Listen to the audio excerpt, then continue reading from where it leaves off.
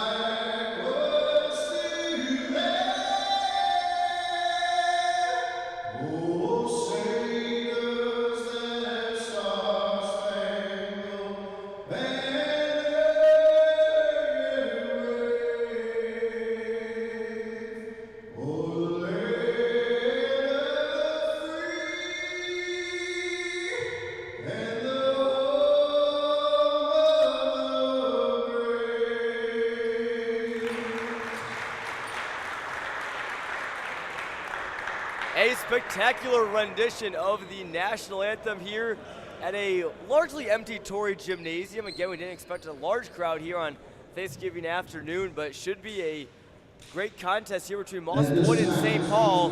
Starting lineups drop on the scoreboard. We'll run them down for you. For Moss Point, the guard position, it'll be number 5, Javaris Johnson, a 5'10 senior guard. Kevin Ford, a 6-foot sophomore guard. And Alejandro Montalvo, number 24.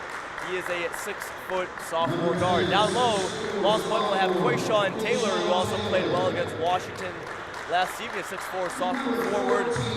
And Jaquez Massey, a 6'4 senior forward as well. No Kendrick Osby in the starting lineup, Gavin. Keep an eye on that as the game goes along. Oh, Osby is in the starting lineup. They just announced. I stand corrected. His number was not up on the scoreboard, so they will get him in the starting lineup, and for good reason. He is one of their best players. Very dynamic. We saw him yesterday, scoring 23 points. He's got obviously potential to kind of hit from outside, but can fly inside and make some things happen under the hoop as well. Osby will be looking for some help today, but for St. Paul, here comes their starting lineup. Derek Simano, number 3, a sophomore guard. Tong Maywen, 6'7 sophomore forward. Osami Maciel, 5'10 sophomore guard, wearing number 2. And Cameron Fontenot, a 6'6 junior forward, wearing number 34. Fontenot also had a good game for the Warriors yesterday in their comeback win against Lincoln Park. They trailed by, I think, about 9, maybe even more in that game, Gavin. Had a big fourth quarter comeback, forced overtime, took advantage of some Lincoln Park mistakes, and were able to notch their first win.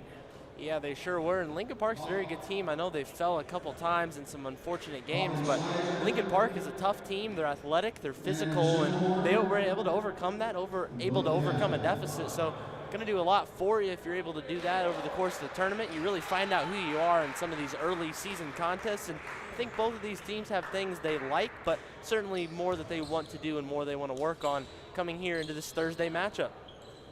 We have 5 games on tap, all coming to you live on ClutchSportsIL.com. Thank you for spending your holiday afternoon with us. Ready for the tip-off here. It will be Quayshawn Taylor and Cameron Fontenot, respectively, and Moss Point takes the tip. Here's Osby, number 21 with it now. He'll get things going with a 3 right away, and it's good. Kendrick Osby picking it right where he left off yesterday with a quick triple. You'll find his number on the scoreboard now. He puts up 3 points. Good turnaround there from Mullane of St. Paul, wearing their white jerseys and white shorts, blue lettering with a red outline. Very sharp uniforms, as is Moss Point have. We talked about this a little bit yesterday. We're in River City, emblazoned in gray with navy blue, the rest of the jerseys and navy blue bottoms. Here's Osby on the perimeter, gives to Quayshawn Taylor. Now over to Javaris Johnson. And it looks like this will be a defensive foul on Fontenot. Looks like we got, I believe that was Osby that fell to the ground. First foul coming within the first minute here. Quick fouls, nothing you want to see. Not even a minute into this one, John. So try to keep it disciplined here early, keep the aggressiveness down.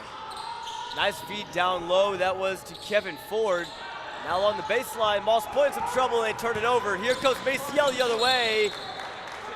And bounce off of defender there from Moss Point. And it will stay with the Swordsmen. I like that mascot name. It is a good mascot. You don't see a lot of swordsman mascots. Tiger's a pretty common mascot. Nothing wrong with it. Deep 3 here from Derek Samino, and that one goes down. The triple for number 3, living up to his number. That's where we're all tied up here in the early going. Couple of threes early to start out. Both teams don't want to go too deep into the post, trying to work it outside. Osby kicks it outside here. Now this is Montalvo with it. Lots of action on the perimeter, not much down low so far. Moss Point trying to get things going on offense, and another foul. Looks like this will go against St. Paul. Their head coach Patrick Roy not too happy with that one. And it looks like there may have been a technical foul assessed, Gavin. How about that? Just a minute and a half into this one, Moss Point will be able to possibly take advantage of that technical foul on the verbiage. It may be a complaint there, maybe of a 5-second, a close guarding call. Maybe they believe there was a bit of a push-off. I'm not exactly sure what the argument is. Perhaps they'll be saying ball don't lie on their sideline, but either way, he'll get another chance at a free throw and an early technical foul. Again, got to stay composed. It's a long tournament. You don't want to hurt your team in any unnecessary ways. They'll get back into it here quickly, but Moss Point able to capitalize with one free throw, and they get the ball back. Early in the going maybe doesn't quite hurt you quite as much, but you never know. Coming down the stretch, could look back at that as a possible turning point. Moss Point leads by just 1 as Osby goes 1 for 2 at the line. He has all 4 of Moss Point's points. And here he is at the top of the key. Guarded by Mullane, the 6'7" forward. Osby himself at 6'6". Feed down low to Montalvo is rejected.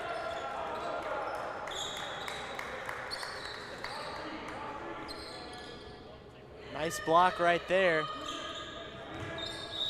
Stuffed him like a turkey, John. Indeed, he did. He said, get out of my kitchen. As the ball goes over into the hallway, referee retrieving that. There he is. You see him there on your screen. Osby will inbound for the Tigers.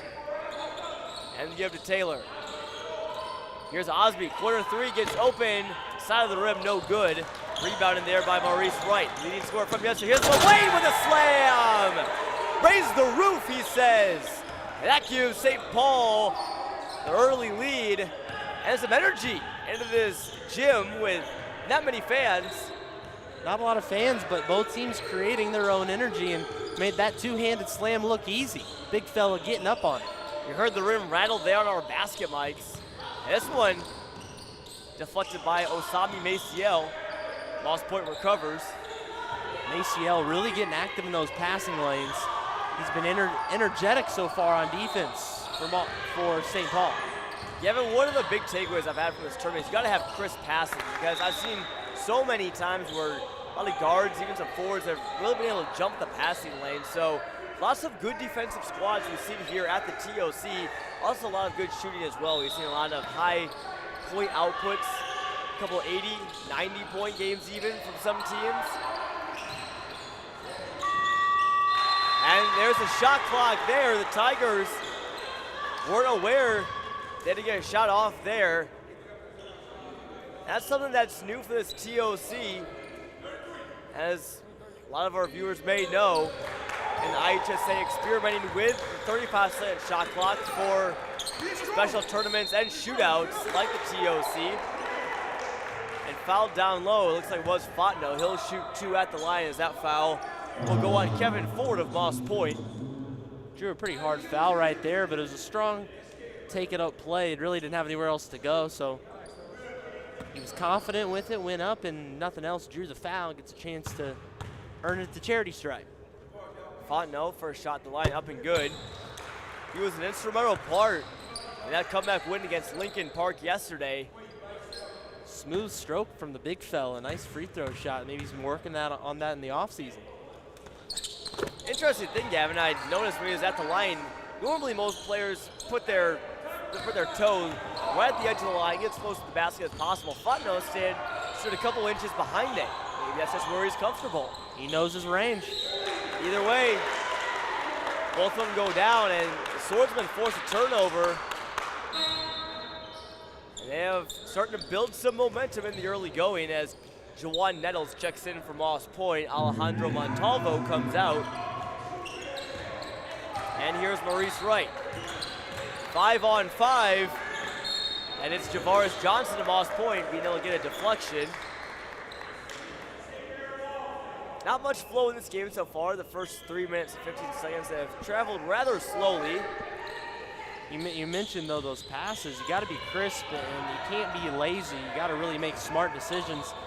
That's where you see, okay, who's got the best IQ on your team? You got to know when to make those passes and when not to. So far, we've seen a few of those lazy chances that have turned into steals. Johnson with it now just across the half-court line. Lots of room to set things up. As Johnson gives to Osby, finds an open lane in the hoop and drives it in, no good. Good defense there by Tong Mullane. And he puts a little bit of an error there, bad pass. We mentioned it, Gavin, got to make him crisp. And turnover there, Moss Point was an opportunity to tie it up. Mullane a little frustrated with himself there. And understandable, but Mullane made a nice defensive play on Osby on the other end just a moment before. Just got to stay locked in up and down the floor.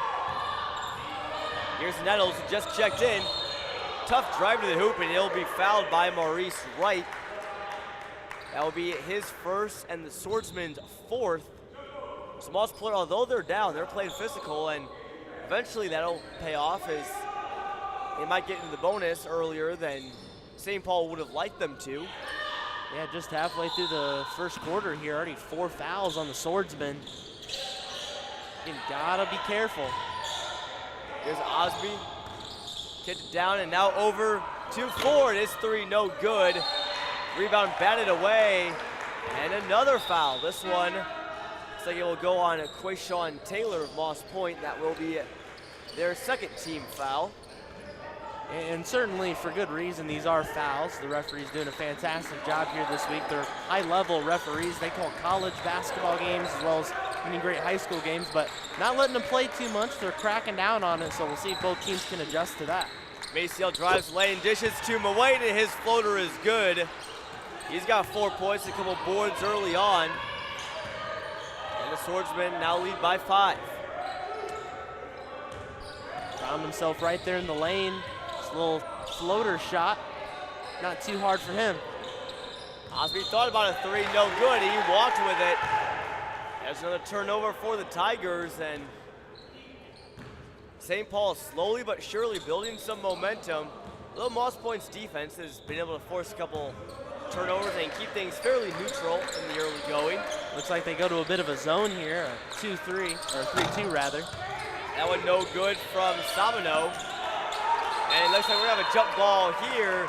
Moss Point head coach Daryl Osby wanted to travel. That one will be a tie-up, and it will favor St. Paul, who's from Santa Fe Springs, California. As Sabino's floater no good, tipped back in by Fontenot. He didn't even touch it, he kind of pushed, I think it may have been Osby's hand up and in there. But Fontenot will get credit for the hoop. Looks like he was setting for a volleyball spike right there. Just kind of pushed it up to the hoop and pushed it off the glass in for 2 points. Moss Point looking to get something going on offense. Kendrick Osby has the only point so far. And he gets the offensive board here, and he'll be fouled by Fontenot. So that's 5 fouls on St. Paul. Great And heads up. that is the second on Fontenot. Go ahead, Gavin. Great heads up play from Osby. He missed the shot, but he was smart enough to follow his own miss. Caught him off guard, stole the ball back, and now Moss Point gets another possession. Really good high IQ play from Osby. Osby throws it in, and it's deflected. Back there's the Swordsman, and then there's Mwade. A little bit more calm lay in there rather than the rim-rattling slam. Moss Point will take a timeout as they trail 13-4 here in the first quarter. We'll take a quick break. Thank our great sponsor, our title sponsor for this tournament, like OSF. The new OSF Healthcare Cancer Institute in Peoria opens in 2024. It will be among fewer than 40 cancer centers in the country with proton beam therapy, and only the second in Illinois. It will be a place of hope, healing, promise, and possibilities. Learn more at osfhealthcare.org/horizon. And also for the KB Strong Foundation as well. The reason for this whole tournament was to help raise money for this great foundation that helps fight the fight against glioblastoma. For more information, go to the website there on your screen, kbstrong-fightingthefight.org. Getting glioblastoma, if you're not familiar with it, rare and aggressive form of brain cancer that took the life of Washington head coach Kevin Brown, for whom this tournament is named just a couple years ago. A great cause, and lots of great people, lots of great volunteers working with that foundation, and also working to help put this tournament together in the first place. It takes a whole lot to put it together, and certainly playing for a great reason. Here's Osby, another offensive board, and that one takes a 360-degree tour around the rim and decides to fall. Osby with all 6 points for the Tigers from Mississippi. Here's Kayum Evans for St. Paul, no good. Tries to get his own board, rip it away from Johnson to no avail. Johnson looks in the corner for Montalvo. And back to him. Osby, the offense has been running through him all day today, and it was all night against Washington. He had 23 of the team's 41. He sizes up Mwade on the perimeter. A lot of slow possessions for Moss Point, Gavin, using a lot of the shot clock. It's down to 6 now with 5. Moss Point has to go, and so we'll stay with them, but they only have 2 seconds left to go, so they're gonna need something creative here on the inbound. Quick catch and shoot. Yeah, the shot clock hasn't been too much of a factor in this tournament. Only a handful of occasions we've seen it come into play. But so far, it's been that St. Paul defense really shutting them down. And a shot goes off. That was Kevin Ford getting one off, and hitting the back rim and falling in. So Moss Point back within 5. Nice little 4-0 run they have going on. Maciel picks up his feet in the backcourt and finds Anthony Castellon. Now down to the hoop, it's Moses Wright, the 6'4" forward. Lays it up and in on a nifty move. And the Swordsmen back up by 7. I'm really impressed. St. Paul getting a lot of people involved. It's not touching the same hands every possession, but he's getting a share. Here's Osby to the hoop, no good. Another offensive board, that's his 3rd. He goes up with it and is fouled. Looks like by Muane. That's the team's 6th. And rather that foul will be on Moses Wright, who just scored for St. Paul. Osby aggressive in the early going. Certainly has been aggressive, and of note, as you mentioned, the foul situation.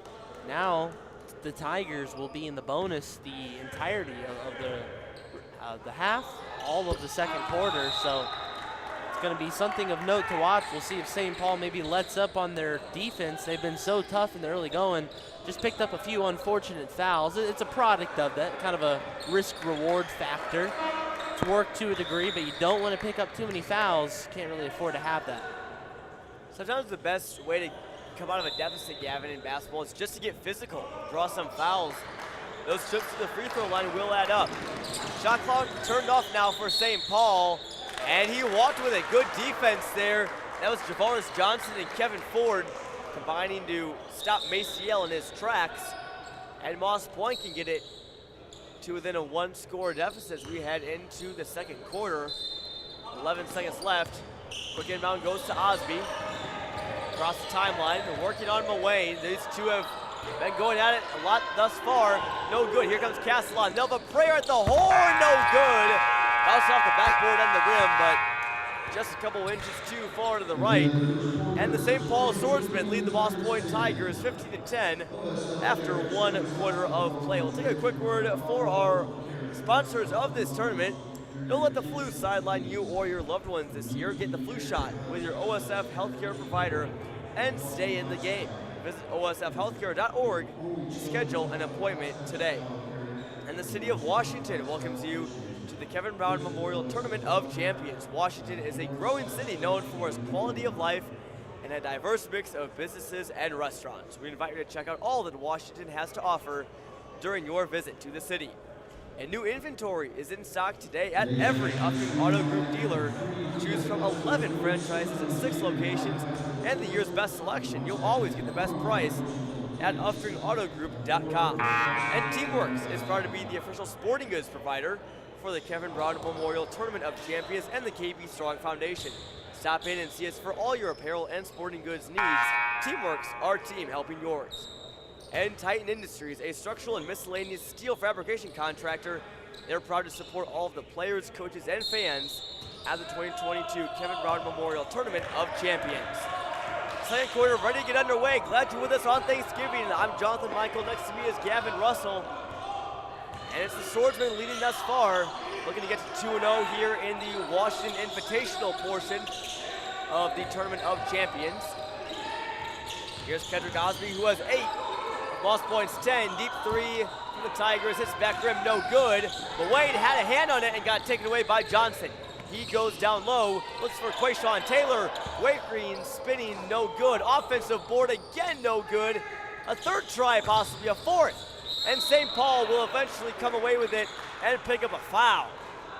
How about the physicality early on? Lots of 50-50 balls. Foot on the gas pedal, pedal to the metal, and both teams scrapping for those loose balls, leaving nothing to chance. That's just good basketball, John.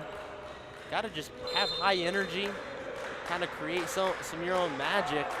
Both teams really getting in the way of the ball, and eventually St. Paul comes out with it. St. Paul beats a little bit of a half-court press there from Moss Point. Maciel on the perimeter calls out the offense.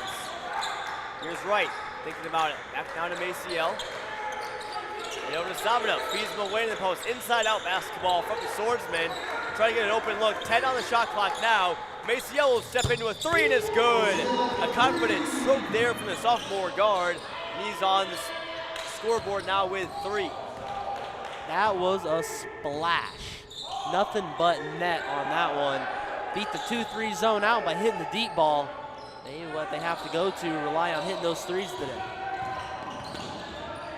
St. Paul leading, as is Montalvo on the wing. And back now to Kendrick Osby. He's gotten some Division I looks. Lost point. Here's Quishawn Taylor, and he walked with it. A couple travels so far in the early going. Good pickups there by our referees. I actually talked to one of the referees in an interview earlier this week, Robert Dowling. See him there on your screen right now. Doing a great job putting this together. Here's Maciello, corner three, back-to-back. Tries for him, no good. He wanted that one back. He saw him kind of clap, jump around like, oh, I thought I had it. Keep shooting, young man. They'll eventually go in. Just off on that one, but practice makes perfect. And you miss 100% of the shots you don't take, John. Right, left open for three, hits nothing. And another whistle. And this one will favor the Tigers. How about the sounds you've been able to pick up from this game, Gavin? I'm loving it. For the first game for the first day, Tournament Champions, we have both of our basket mics working. Again, we had one of them working in the first 2 days, but now they're both all good, ready to go. They really pick up a lot. There's been a few times this week, and the sound really brings extra depth, but it feels like it's coming right into your living room or your kitchen or wherever you may be listening or watching from. Gives you that 3D depth. It's an excellent atmosphere in both teams, high energy. Always being vocal. You love to see that on the basketball court. Certainly is. Kevin Ford makes one of two from the line. Mullane, emphatic rebound. Here's Garcia trying to beat the press. He finds Samino open, and he lays it in with the left hand on a wide open fast break. Nice job there by the Swordsman breaking the Moss Point press, which has helped a little bit. As Maciello, good steal there. Here comes Maurice Wright, and he lays it in. Mullane wanted him to throw it down, but Wright thought twice about it and just lays it in as Swordsman now doubling up Moss Point, 22-11 here in quarter two. He may have dinner rolls on his mind, John, because he went with the finger roll finish to the rim. Maybe some cranberry sauce. Rather than the jelly for Thanksgiving today, it's the cranberry sauce. Bringing the sauce. Yesterday it was the hot sauce, as you mentioned, Gavin. Now it's the cranberry sauce. Lots of hot sauce for the St. Paul team. They turn it over, and Moss Point gets trapped. Not a good place to get trapped here near that corner. Another foul there by the Swordsman, as that will send Javaris Johnson to the line. 5'10" senior guard, still looking for his first points of the afternoon. It looks like Moses Wright picks up his third foul, so he's contributed some this afternoon. Made a few nice plays, but he'll sit down with 3 fouls. Likely gonna be out till the second half. Babacar Gadiaga comes in to relieve Wright. And Maciello is the floor, dishes it to Gadiaga, who fumbles it and loses at Moss Point. Active hands lead to turnover. Osby, 3, no good. Rebound there, and put back up by Jawan Nettles. That's the one thing Moss Point has done much better. It was the offensive boards and the block there from Kevin Ford. He got all ball there, but it will stay with St. Paul. Really great back and forth action. We've seen some great physicality and several blocks. We've seen some dunks. We're getting the treatment here at the first game of day 3 of the Kevin Brown Memorial Tournament of Champions. It's really an exciting game. Glad everybody's joined us. Good cut there from Samino. Gets an open space and gets a bucket. He's got up to 7 points now. That leads all scorers. Actually, rather Osby from Moss Point with 8. He's got the ball now near the Tournament of Champions logo. Tong Mullane has been busy defending him, and he comes away with a block there. Now St. Paul the other way. Gives it to Mullane, and he slaps it again with one hand. He beats his chest. with emphasis. He's fired up. Talking about cranberry sauce, that's some hot sauce right there. Throwing it down, the big fella. Getting up again. Well, Wayne is the Energizer Bunny for the St. Paul Swordsman team, who's looked very strong out of the gate. 2 highlight reel slams as Quayshawn Taylor goes up, and it was defended well by Gadiaga, who himself stands 6'9".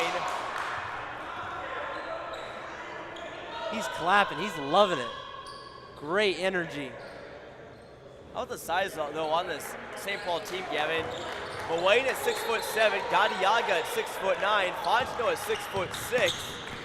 Here's Gadiaga right on cue with a slam. Dunk show here at TOC. St. Paul coming to play. Yeah, I was about to say earlier, the TOC is not for the faint of heart. As we mentioned, the physicality of this game. St. Paul having the upper hand. They've been tougher so far. Lost Point looking for an answer. Here's Javaris Johnson, fadeaway 3, but he traveled, and that will give it back to the Swordsman. St. Paul really doing a nice job. They have been just absolutely soaring here in this second quarter. And Macio's looking for it, but Wayne down low. He could have had another one. He was pretty open down there in the post, although Osby was breathing down his neck. Every time that Togma Wayne has touched the ball, every eye in the gym has been looking his way.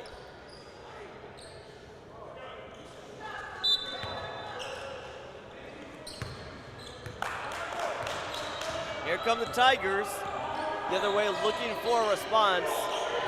They lost to Washington yesterday, so the impetus is on them to really try and pick it up and grab a win. They'll obviously get another opportunity tomorrow and Saturday.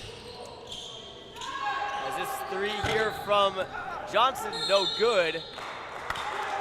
And whistle blows, this one will be on the Tigers. See who the offensive foul is on there. That one is on Quayshawn Taylor, his 3rd. A couple players with 3 fouls on each side now. Loose ball foul right there, and again, just the product of that aggressiveness. Gonna pick up some fouls along the way. St. Paul beats the press again. Here's Gadiaga on the perimeter. Kicks it back out, almost too high for Castellani, fires a 3. Front rim, no good. Here comes Moss Point, but Gavin, back to my other point was, obviously you want to grab at least one win in one of the first couple days of TOC, as a foul there will be on the way, and you can't believe it. Just a little bit too aggressive there. That will be his first foul of the contest, and I'll send Moss Point to the line, but you know, if you lose your first 3 games, Gavin, that usually means you're playing early on Saturday, and the first tip-off on Saturday is at 8 a.m., and trust me, as I had a couple of those 8 a.m. tip-offs before, they're not desirable. So at the very least, you know, obviously, lots of tough competition here, the TOC. Every team here is very good in their own right, and will usually go on to have good seasons, but those 8 a.m. tip-offs, or even 9:30, are kind of tough. They are, and again, you got to just work around it. You got to fight through some adversity, and both of these teams have, as you mentioned, comeback win for St. Paul, and they're no stranger to that adversity. So it makes you a better team, gets you battle tested for along the way. Again, this great competition from across the country, so it's going to help these teams throughout their respective seasons. That's really what's so fun about TOC, Gavin, is you usually get 2 teams. I mean, obviously there's some teams from Illinois who may see each other during the regular season, may not. Usually not too common, but then you got these teams from across the country that would under no other circumstances, most likely would they play each other. Obviously there's other national tournaments out there, as Gadiaga dials up a 3 and hits nothing. And a rebound there by Castellan, no good. 3rd chance from Samano, no good. And Moss Point survives the small St. Paul Storm. Really fun to see all this talent from across the country come together here in Washington. Yeah, I was talking to Jeremy Krieger, Joliet West head coach, and he said that's the reason they want to play in events like this. That's the reason they schedule the way they do. They want all the competition they can get, and the big block right there. That was Gadiaga on Montalvo. Other way is Castellan. Fast break bucket up and good. And St. Paul, the first one to 30. Here just a minute and a half before halftime. Here's Kendrick Osby. He's been quiet in the second quarter.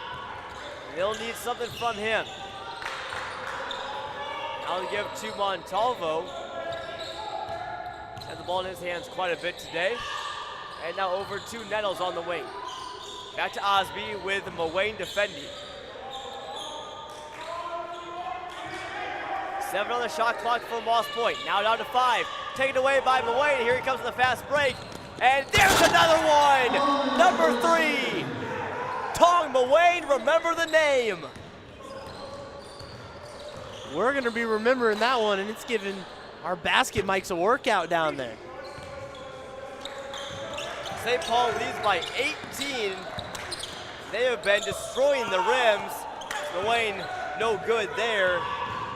And Moss Point the other way. Here comes Osby! Hello! There's an answer, and that will give some energy to Moss Point. Just what they needed. Big slam from the senior forward was offers from Mississippi State and Southern Miss. He came flying straight up the lane. Went at it with 2 hands. Dunk show here in the first game. Love the energy. Under a minute left to play. Shot clock is off for St. Paul. Here's Maciel. Here's the Washington logo. 3 from Samano, up and good. Yeah, but I thought the St. Paul may hold for the last shot, but Samano was confident enough to shoot that 3. And then the lead is now 19. Moss Point needs to get a shot off. 2 seconds left to go. From the wing, 3 from Javaris Johnson is no good. And the St. Paul Swordsman, an outstanding first half. Lots of high-flying slams from Muane. Good shooting from Samano, Maciel and company. And the visitors from California have a 19-point lead heading into the half. Muane, Gadiaga throwing down some big dunks. Osby showing off right there at the end of the half. Electric here at the first half of the first game, the third day of the Kevin Brown Memorial Tournament of Champions. And we'll take a quick word for our sponsors here at the Tournament of Champions, like OSF. The new OSF Healthcare Cancer Institute in Peoria opens in 2024. It will be among fewer than 40 cancer centers in the country with proton beam therapy, and only the second in Illinois. It will be a place of hope, healing, promise, and possibilities. Learn more at osfhealthcare.org/horizon. And the city of Washington welcomes you to the Kevin Brown Memorial Tournament of Champions. Washington is a growing city known for its quality of life and a diverse mix of businesses and restaurants. We invite you to check out all that Washington has to offer during your visit to the city. And new inventory is in stock today at every Upton Auto Group dealer. Choose from 11 franchises, 6 locations, and the year's best selection. You'll always get the best price at UptonAutoGroup.com. And Teamworks is proud to be the official sporting goods provider for the Kevin Brown Memorial Tournament of Champions and the KB Strong Foundation. Stop in and see us for all your apparel and sporting goods needs. Teamworks, our team helping yours. And for Titan Industries, a structural and miscellaneous steel fabrication contractor, is proud to support all of the players, coaches, and fans at the 2022 Kevin Brown Memorial Tournament of Champions. Let's send it down to Upton Auto Group Tournament Central, where our John Camoso will be sitting down with Washington Panthers head coach Eric Schermerhorn. John, take it away. Happy Thanksgiving, everybody. John Camosa of Clutch Sports Media, joined by some special guests today, head coach of the Washington Panthers, Eric Schermerhorn, and Blakely and Anna. This is an exciting day of basketball. Eric, let's start with the tournament in a whole. You guys are on a roll right now. Looking forward to the game tomorrow. You just saw St. Paul play. That's a tough matchup, but how do you feel about your team? We've got an interesting thing that we've been watching since March, just living in the gym nonstop. We're 16 deep. 16 legitimate varsity basketball players that have put a lot of time into their skill level, and now it's just putting the pieces together, figuring out how we're going to play together. We are 2-0, but There's 29 more games to go. We've got a long, long road ahead of us to get a lot better in a lot of different ways. Just tell me real quick about these guys that you've coached. You see some alumni players, Devin Vanderhyde, you saw Isaac Mapson, but some of these new guys filling in some big roles now, and they've really, stepped up to the occasion. Sure. So if you go back to 2018, 2019, when we started multiple freshmen and sophomores, those guys that are all playing college basketball now have moved on to college, and waiting in their wake was a guy like Jamari White, Jake Stewart, Micah Brewer, who put in just so much time, and then our entire junior class. The COVID class is what we call them, had a freshman year taken from them. They didn't get to practice. They played about 10 games, and those guys are making up for lost time. And we're super excited about our sophomore class, and some of you saw that there was a freshman that was out there on the floor for us too. So a lot of different contributions. We just got to figure out how to put all those pieces to the puzzle together. But it's a long game. It's 2-0 means nothing right now in November. Well, the game of basketball appeals to all ages. So, girls, tell me, being a part of this, being on the court, being honorary ball girls, seeing so much talent, how fun is this for you guys? Go ahead and fire away, Anna. It's really fun to just be here and just watch basketball. And Blakely? It's really fun that you get to see all these good players and, they dunk and stuff. It's cool. Well, there's no question we're going to see a lot of dunks this weekend, and there's been some exciting games. Eric, outside of your team, just the tournament as a whole, what it means to this community, such a great, foundation that Kevin Brown left this legacy here. How this has continued to grow, just tell me, through the years, these teams that come in, just so much talent year after year. So Thanksgiving tradition, and I would encourage, if you're out there watching and you want to come watch today, this is what we were just talking about as a coaching staff up in the bleachers in Torrey Gym. We know the St. Rita's, we know the Joliet West, we know those schools. But what we think starts to happen is the kid that comes from a small community in a southern state comes to the TOC, shows up on the first day, and he is very skilled, he is very good, sees a high-level, high-intensity player, and suddenly by Thursday, Friday, and Saturday, he's gone from a 2-star to a 3-star to a 4-star. And we have seen this repetitively in our tournament. And I'm watching it happen right now out on the floor here at a 3 o'clock game. There's a young man that is seriously learning right now the intensity of Illinois basketball. And he's going to change. His trajectory is going to change right here before our eyes. Definitely. I think it's such a cool thing, too. Like last night, so much hype built around St. Rita and Joliet West. Fans are getting here 3 games in advance to watch it. But just being a coach, standing on the floor in your home gym, you got to look around and see, wow, this is really cool. So this is what I think is awesome. Blakely to my left and Anna to my right, and there's 200 other little Washington kids watching this. Our coaching staff, myself, our fans, we are coaching the kids that watch the TOC. When Zion was here and when Anthony Davis was here, when Nerlens Noel was here, and they do, Blakely, they totally remember the dunks. They totally remember those things. And those autograph stands, that's only going to make our program stronger and stronger and stronger. So this is a great opportunity for a lot of kids to partake in this. Yeah, and I think it's such an awesome thing. I mean, you go out after the games, you see how many people are lined up for autographs. And I remember, being a kid myself and thinking, well, these guys are in high school now. You're going to see them down the line. So it's such a cool thing. I got to tell you a quick story here. It's Pekin Holiday Tournament story. It was 1986, and there was a school called St. Francis de Sales. And my buddies and I, as Jason Siratek, Derek Person, and myself, sat behind their bench for 4 straight games. They went to the championship of the Pekin Holiday Tournament, and a guy named Bobby Knight was at that tournament and ended up signing Eric Anderson from St. Francis de Sales.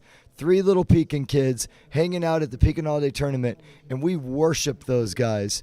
And I can see that here. Like, you can see how these high school athletes are treating these little kids, and they're watching. The kids are watching everything. So it's just a great experience for Washington, but we're growing this thing too. This isn't just Washington anymore.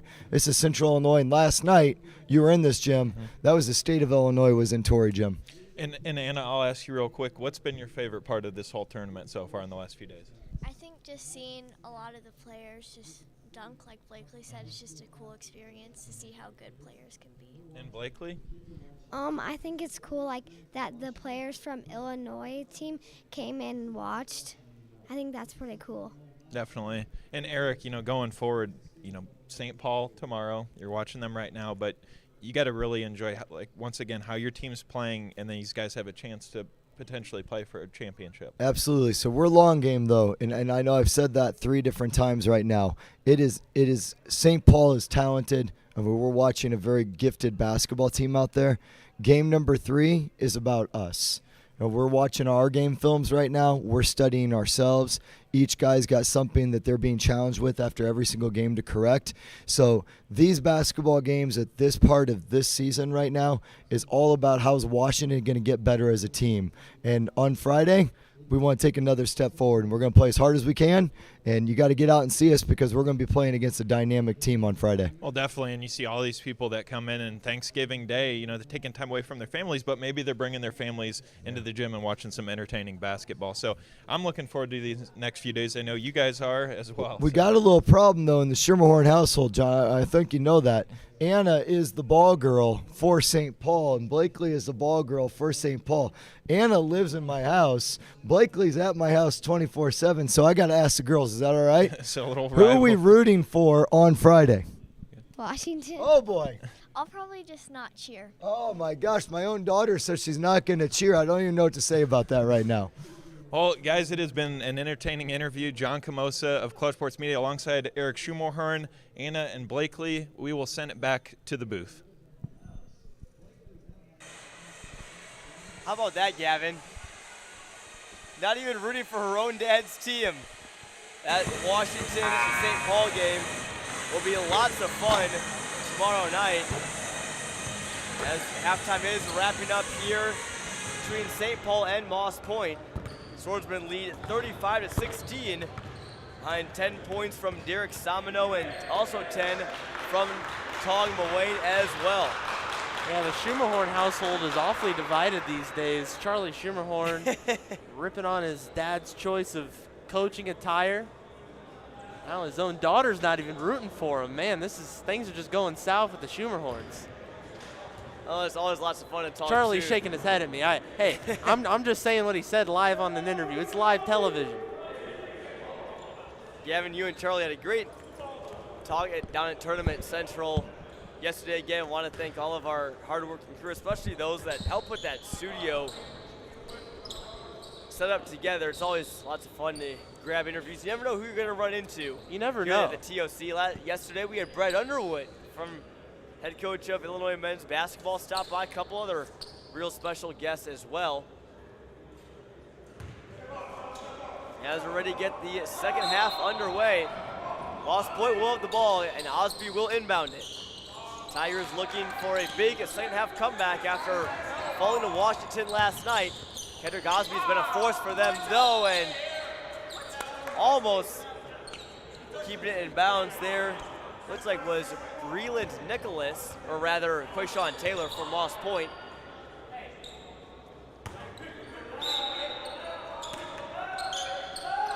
Again, Osby to inbound. Gets it in to Kevin Ford. He's got a couple points from the first half. That one almost taken away by Muane. That he'll pick up a foul. That will be his second. So we watched the first half, Gavin, was St. Paul's fouls. They pick up an early one here as Moss Point was able to get in the bonus pretty early on. Muane was looking for a steal and perhaps another slam dunk on the other end, but got a little eager there, picked up his second foul of the contest.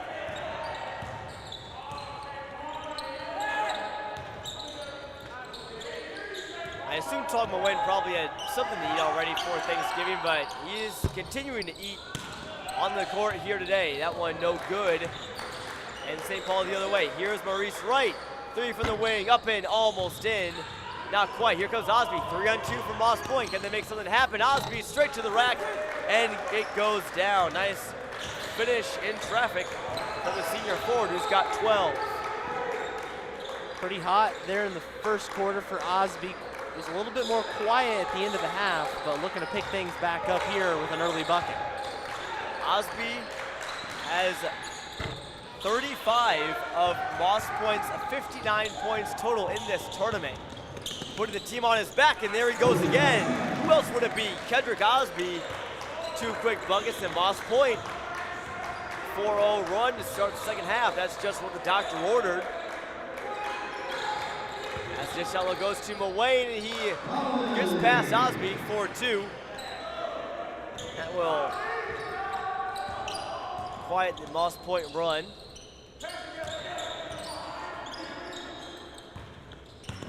Osby on the wing, driving in, and tons of traffic, no good. Here's right the other way, Mullane, the scoop, no good. It picks up his own mess, and that one also no good. It will go down. MB Moss Point ball is there you see in the background. I believe that is Blytheville, the Chickasaws, who beat St. Pius X St. Matthias Academy in the nightcap last night. Chickasaws also know a thing or two about throwing down some dunks. Rashad Marshall. As that one good from Osby, it rattles home, so he's got 6 points early on in the second half. How about that? A little picture-in-picture. You see the Chickasaws walk in. The game there on the top left of your screen. Joey Wright, our producer, queuing that up. That one good for Moss Point. That was Derek Samino, I believe. Now we're back to full screen action here. Swordsmen lead by 16. Osby, and stays hot. Kendrick Osby. Red hot. Coming out scorching from the locker room. He's ready to go and trying to get Moss Point right back into this game. Osby, a player that's very hard to defend, even if you put your best guy on him. Here's a three from Maciel, and it finds the back of the net and flushes home for three. And that's what St. Paul's been able to do. Moss Point has some big buckets, but St. Paul has always had an answer, or at least a bucket, to help stop the run.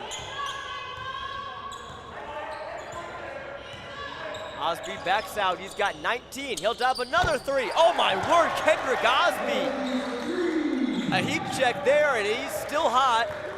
22 now for the senior. After he had 23 in the entire game last night, it looks like he might surpass that in just the third quarter here with just another bucket. Montalvo now for Moss Point. And Osby again. Oh my, almost had it. That would have been 3 in a row. Here comes Maciel, driving the lane, past Osby. Mullane, offensive board, and doesn't get it to go, but it looks like he may have been fouled there in the process.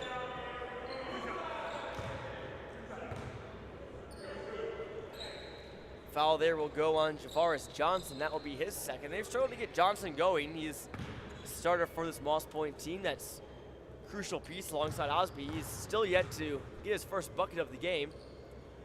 As Mullane's free throw goes down. How about Osby though? Second half star. Only not even halfway into the third quarter, and he's just been putting on a show. Second one no good for Mullane. So Moss Point, if they continue to ride Osby, you can get back into this game if he can continue this hot shooting streak. Gets Mullane off balance, and he falls to the floor. Now it'll be called a travel. It's really no secret what Moss Point's game plan is. That's just give it to Kendrick Osby. He's doing a lot for this team. Just got to see if some other players can get involved. So far, he's really been the only key player making things happen on offense. He's got 22, Gavin, and oh my word, Maurice Wright almost came soaring in. There's Maciel, another three. How about some shooting touch from St. Paul? They can throw it down. They can also hurt you from behind the arc. Maciel and Derek Samino, both guards, really supplementing all the scoring that the Swordsmen have had to the post. Osby, another three, no good. He's cooled down a bit. And right now down to Fontenot, lays it up and in. Fundamentals still alive and well. Quickly back out to a 20-point lead. St. Paul is really showing why they're one of the best teams in this tournament. And if they can hold on, they'll be 2-0, as this will be a backcourt violation there as Montalvo lost control of it.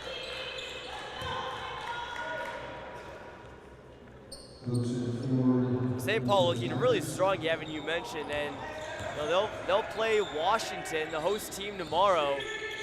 And Washington so far, they're undefeated.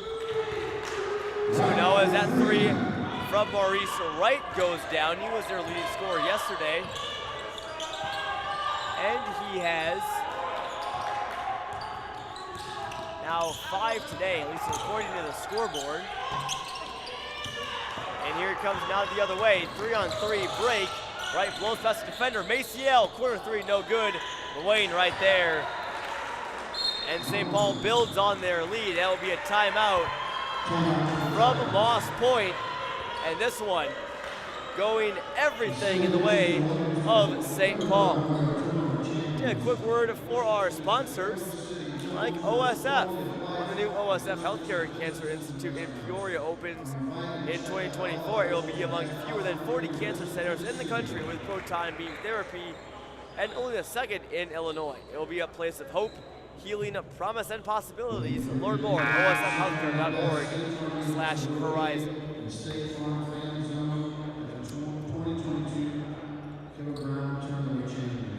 St. Paul leading Moss Point 53-28 here in the third quarter. Again, glad you're spending your Thanksgiving week here with Clutch Sports Media. Alongside Gavin Russell, I'm Jonathan Michael. What a game it's been for St. Paul, Gavin. They have been the turkey, the main dish here on this Thanksgiving. Sure have. They've been very impressive. Of course, Washington getting a little scouting. That's going to be an excellent matchup tomorrow. Looking forward to that one for sure. Here goes Moss Point down the other way. And that three from Tavares Johnson, no good. And the shooting woes continue for the Tigers. Maciel, quick ball moving over to Sabino.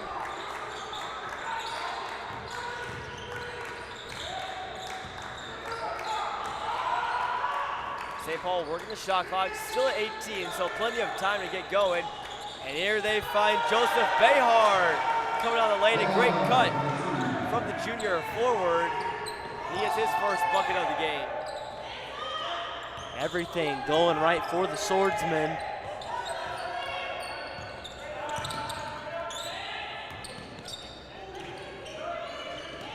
They're leading now 27. Deep three is no good from Tavares Johnson. Trying to get something going to maybe spark this Moss Point team, who will play Lincoln Park at 9 a.m. tomorrow.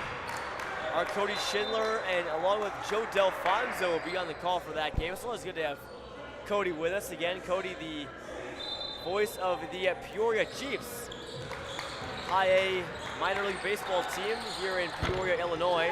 That three rattles home. That was Samno again. He's up to 15 on the afternoon. That matches Tog Mullane for team high for St. Paul. Balanced attack, I think that's the biggest takeaway. It's not just been Mullane, it's been everybody. There's three-point shooting, there's steals, there's great defense. It's just been up and down this Swordsman lineup, taking care of business. That's a team that's really good. When you don't even just feature one player, when everybody can get involved, that's a scary sight for an opposing team. Osby goes down low for Quayshawn Taylor, working, trying to find a path for the bucket and gets fouled there by Behar.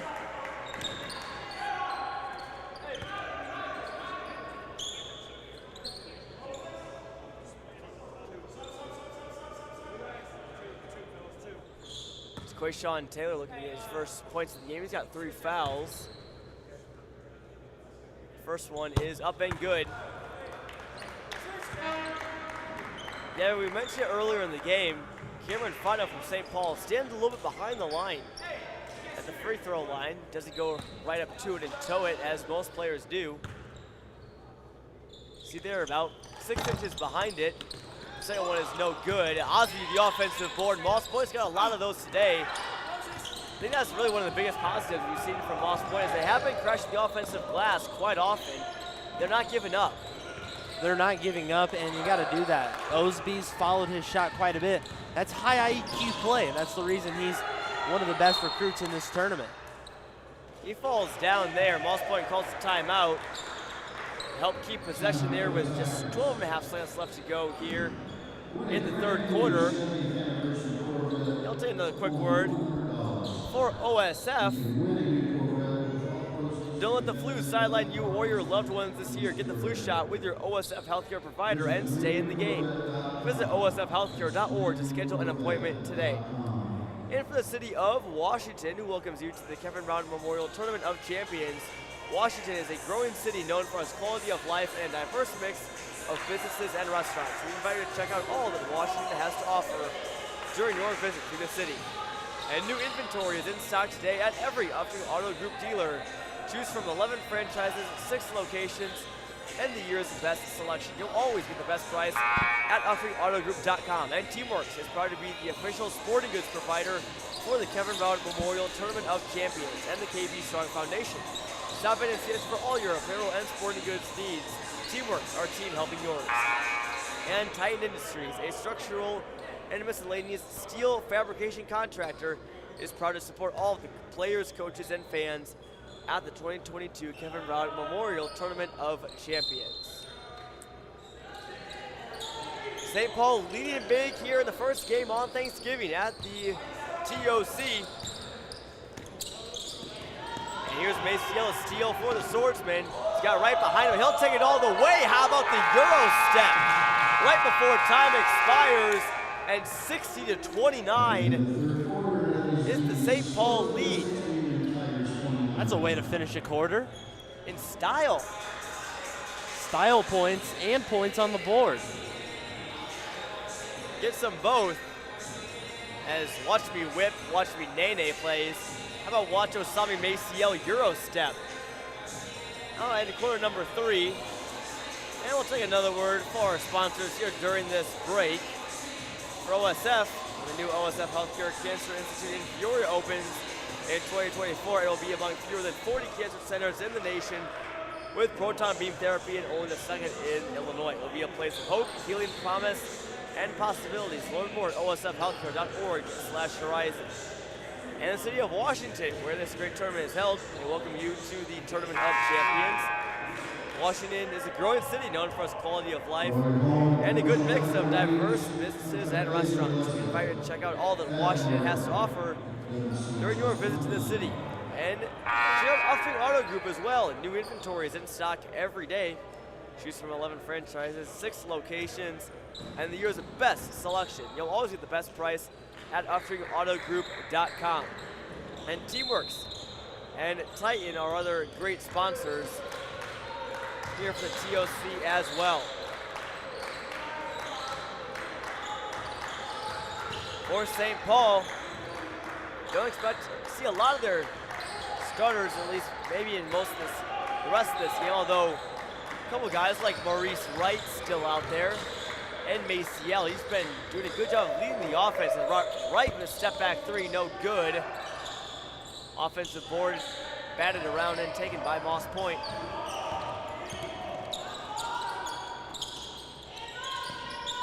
Here's Montalvo on the wing. Kendrick Osby has been the force for the Tigers, scoring 22 of their 29 points. That one turns over Moses Wright, looking the other way. He's got Behar, and he loses it near the bucket. And right back down the floor goes Moss Point, and they turn it over. So a little fast-paced, sloppy start to this game, or to this quarter rather. We've been well underway in this one. Sure have been, and getting a little bit sloppy. Both teams trying to maybe get a little fancy since some of those style plays come up, but got to stay locked in. Coming up after this one, stay tuned. It's a couple minutes after the conclusion of this game. Coral Blades from Florida will be taking on a Blytheville. Both teams won their first game yesterday. Osby, another 3 is good. He's up to 25 now on the afternoon, surpassing his mark from yesterday. Maciel's flow to the lane is the answer. Maciel has been quietly one of the best players today for St. Paul. He's making threes. He's really one of the most sneaky players on that court. He can do a lot of the little things, high energy. Osby thought about passing after the perimeter, and the bank shot is good. Making a deposit on Thanksgiving. 27 for Osby now. Right down the other way is no good. Here comes Moss Point. They didn't play at a quick pace here. Osby a good feed down low to Ford, who shot fake and drew the foul. We're in a clean ball game here in the second half. Just third foul on St. Paul and just one on Moss Point. Coral Glades and Blytheville, both teams won their first games of the tournament yesterday. Got to see a chance both those teams play yesterday. It's on the call for them. Me and you had the call of that Blytheville St. Pius x St. Matthias game, Gavin. That was a fun one. Rashad Marshall brought down the house a couple times, and Blytheville looked like a really complete team. I was really impressed with them. St. Pius, a very strong opponent who has a chance to rebound today. Coral Glades, they took on Urbana and won in a big way. Finish off a bucket for two right there. Coral Glades, though, they're a younger team that may not know a whole lot about, but they're emerging. They've had some really successful practices and things early on in the season, is what their coach was telling us. And they're excited to get going. They picked up, they're 1-0 here in the tournament. So they take on a tough Chickasaws team, but a chance to go 2-0, and definitely going to be one of the more exciting games of the day coming up next. Coral Glades beat Urbana yesterday. The Tigers will take on St. Matthias. St. Pius x St. Matthias. It's kind of a tongue twister. We just called them St. Pius yesterday just for brevity's sake, as they sweep up the floor here. It looks like maybe a spill of some sort, maybe some perspiration. And either way, that Panthers logo is getting a good sweep down by the crew here at the tournament champions. You see Skip Schermerhorn out there. Skip Schermerhorn, that guy does everything. The Swiss Army knife of the Washington TOC, I'll tell you. Skip won't do an interview with me, though. He's too busy sweeping up the floor. Servant's heart in Skip Schermerhorn. St. Paul leads by 30. Here's Osby. Here's the logo. I was wondering if he'd pull a three. He's shown limitless range. Nothing really that he can't do. And travel there from Moss Point. A couple mental mistakes they've had. A couple travels. Well, the rest of the games on the docket today, we mentioned Urbana St. Matthias will be your nightcap at 9 p.m. And then Coral Glades and Blytheville after this. St. Rita, who played easily the game of the tournament so far against Joliet West, suffered a heartbreaking defeat to the Tigers yesterday. They'll take on Lanier from Sugar Hill, Georgia. That will be coming at 6 p.m. And at 7:30, perhaps the best game of the day, at least on paper, Winter Haven plays Booker T. Washington. And if you didn't tune in yesterday, the tournament scoring record for a game was broken. It was previously held by Zion Williamson. Osby's fouled there with 50 points.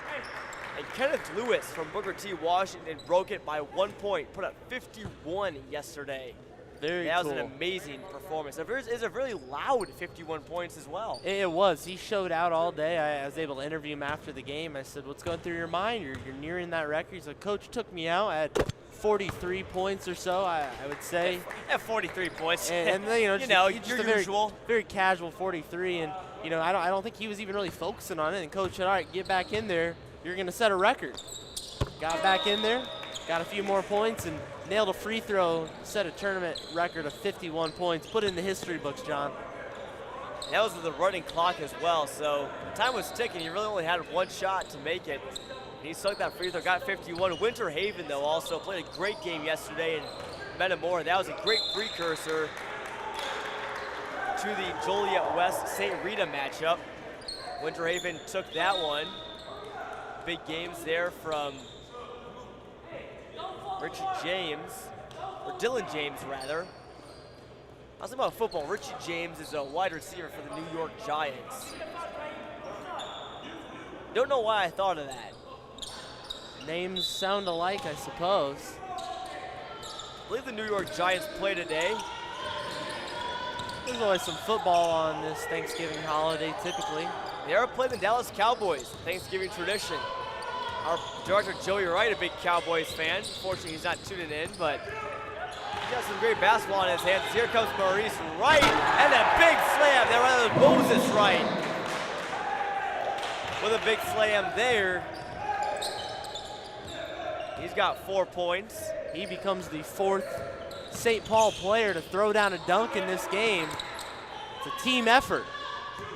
Cue up a dunk tracker. I wonder if, oh, and here's Maurice Wright, who almost tore down the rim. Almost with that. That would have been a huge alley-oop. They're putting my taping skills to the limit. We'll see how much this duct tape can endure today. Between St. Paul and Rashad Marshall, I'm hoping that duct tape keeps our equipment up there on the hoop so you can keep hearing these thunderous dunks. There's been lots of them. St. Paul got it done inside and got it done on the perimeter as well. Sami Maciel, Derek Sabino have played very good games. Really, it's been a whole team effort for the Swordsmen today. They play good defense as well as they hound Jawan Nettles. And shot clock violation there from Moss Point again. Just a little lapse, weren't paying attention.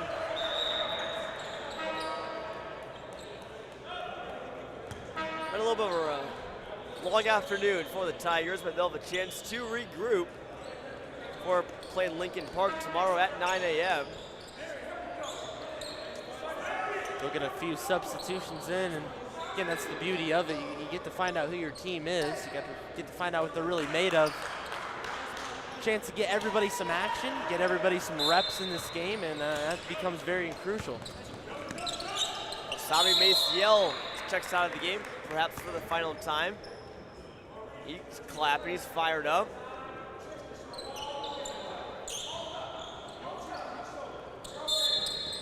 Following the inbound there on Javaris Johnson. Moss Point still battling. That's just the 4th foul there on St. Paul.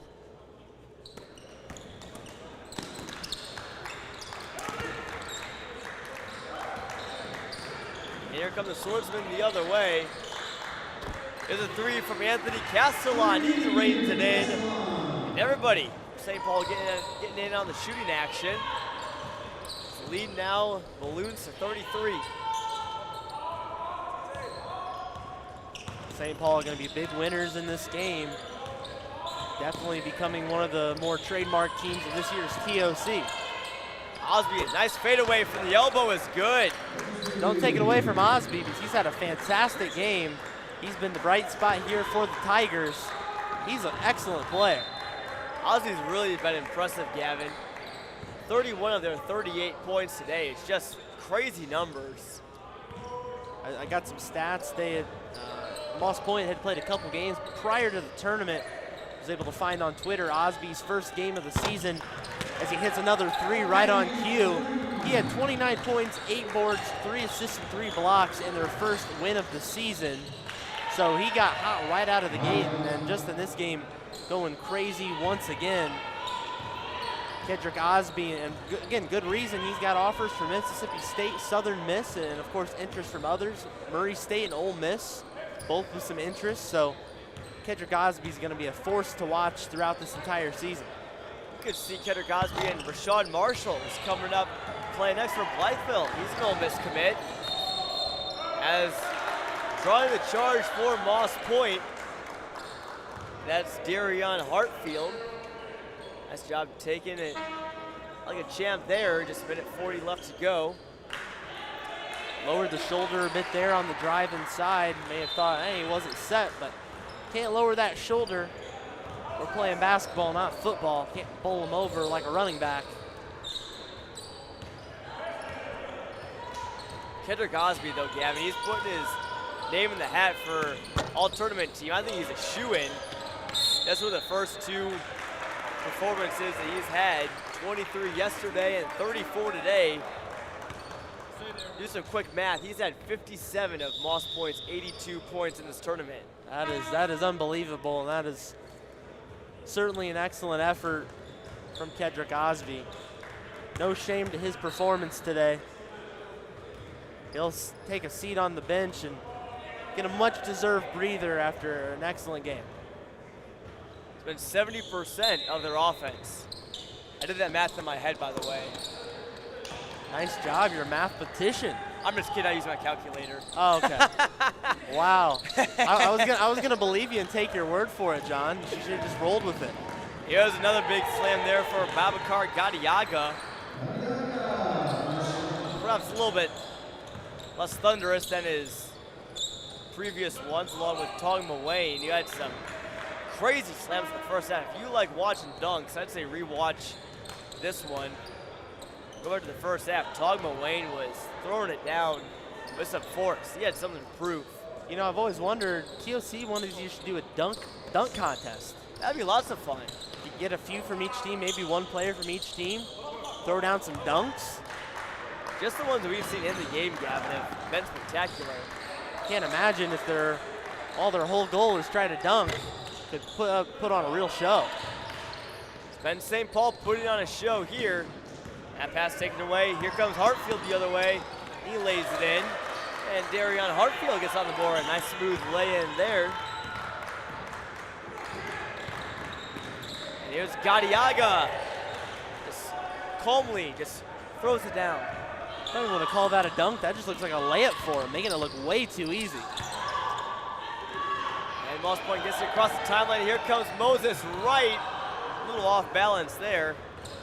Another bucket.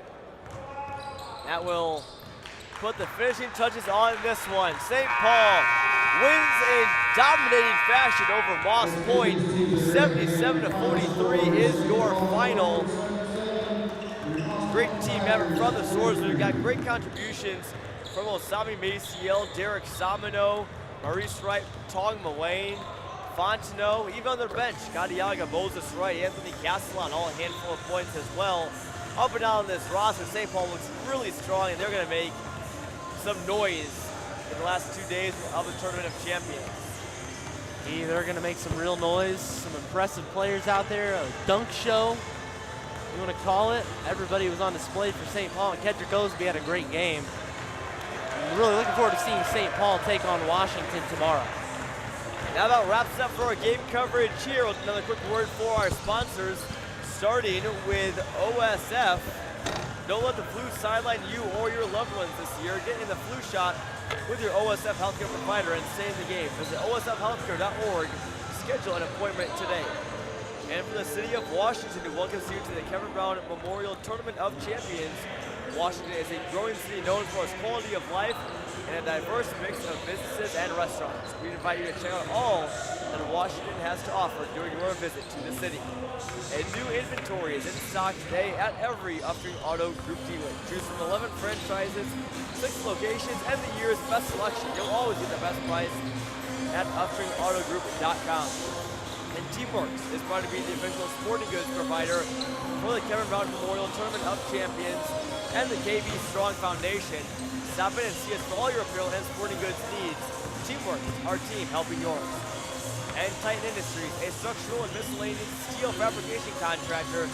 They're proud to support all players, coaches, and fans at the 2022 Kevin Brown Memorial Tournament of Champions. And we'll also shout out KB Strong as well. More information on how you can fight the fight against glioblastoma and brain cancer. Visit kbstrong-fightingthefightorg. We'll toss it down to our Upstream Auto Group Tournament Central, where Joey Wright is sitting down with John Camosa. Should be a great one, guys. Take it away.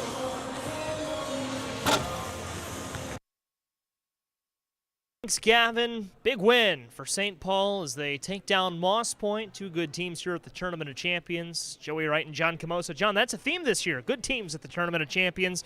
You've got a good one coming up, so we'll make it brief with you before we bring in Cody Roskins. But Blytheville, Arkansas, Coral Glades, Florida. Let's dive right into it and preview it. Going to be a good one. Well, let's look at the standout player for Blytheville, Rashard Marshall, attending Ole Miss next year. This is a guy to watch. He's 6'8", had a lot of dunks yesterday, so it's going to be an exciting game. Coral Glades on the opposite side, they beat Urbana yesterday, so really talented team there with Ahmad Rahim. Ahmad, yeah, he's looking good. Ahmad Zayed looked good too for Coral Glades. So we've got a number of great players in the next game. My beloved Urbana Tigers are back in action tonight at 9. But Rashad Marshall, one of the best players in this tournament. Let's zero in on him. As you said, he's playing at Ole Miss. What does he bring to the table, and what are the Chickasaws going to get from him against a Coral Glades team that, as you said, looked pretty good yesterday? Well, it's a player that likes to obviously own the paint down low, so I think they're going to work the ball inside to him with his size and his frame. You know, playing a Coral Glades team that might not have as much size as them, they're going to look to go to him down low. Got to ask you, John, it is Thanksgiving. Before we let you get up to the booth, favorite Thanksgiving food? What's your go-to at the Camosa family Thanksgiving dinner table? I always like the stuffing. I would say second choice is sweet potatoes, so. Big sweet potato guy. Yep. I like it. I got to go for the mashed potatoes and gravy myself. Definitely. Appreciate your time, John. I know you got a big one coming up, so we'll let you exit stage left, and we'll bring in Cody Roskins. Sounds Appreciate good. your time, and call a good one. Thank you. John Camosa, as Skip Schermerhorn in the background gives a little cheer to Cody Roskins as he steps in. Cody, you just got here a little bit ago. Good to see you. Appreciate your time. Yeah, thanks for bringing me on, Joey. It's good to be back with Clutch Sports.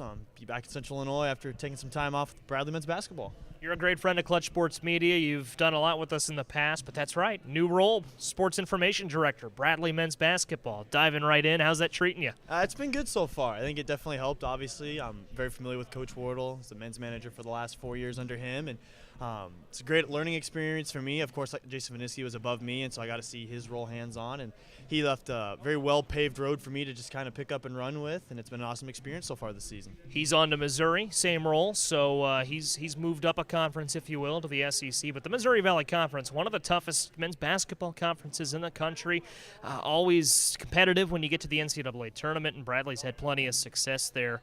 Coming off your first big road trip with the Braves, just got back from Cancun at, 5 o'clock this morning is when you finally went to bed? Yeah, we were talking before we came on. I finally got to my bed around 5 a.m. this morning, so I apologize for the little disheveled look I'm pulling off. But, yeah, just got back around 5 a.m. We were in Cancun playing 2 games down there in the Cancun Challenge. Unbelievable tournament. Truly blessed to have gone on that trip. But obviously not the result we wanted with the 2 games we had played. Obviously we're shorthanded, but it was still a great experience. Auburn and Liberty, the opponents for the Braves down there. And you learn a lot about your team, your program, playing teams like that early on. You mentioned your time with the program thus far. 4 years as manager, head manager for a couple of those years.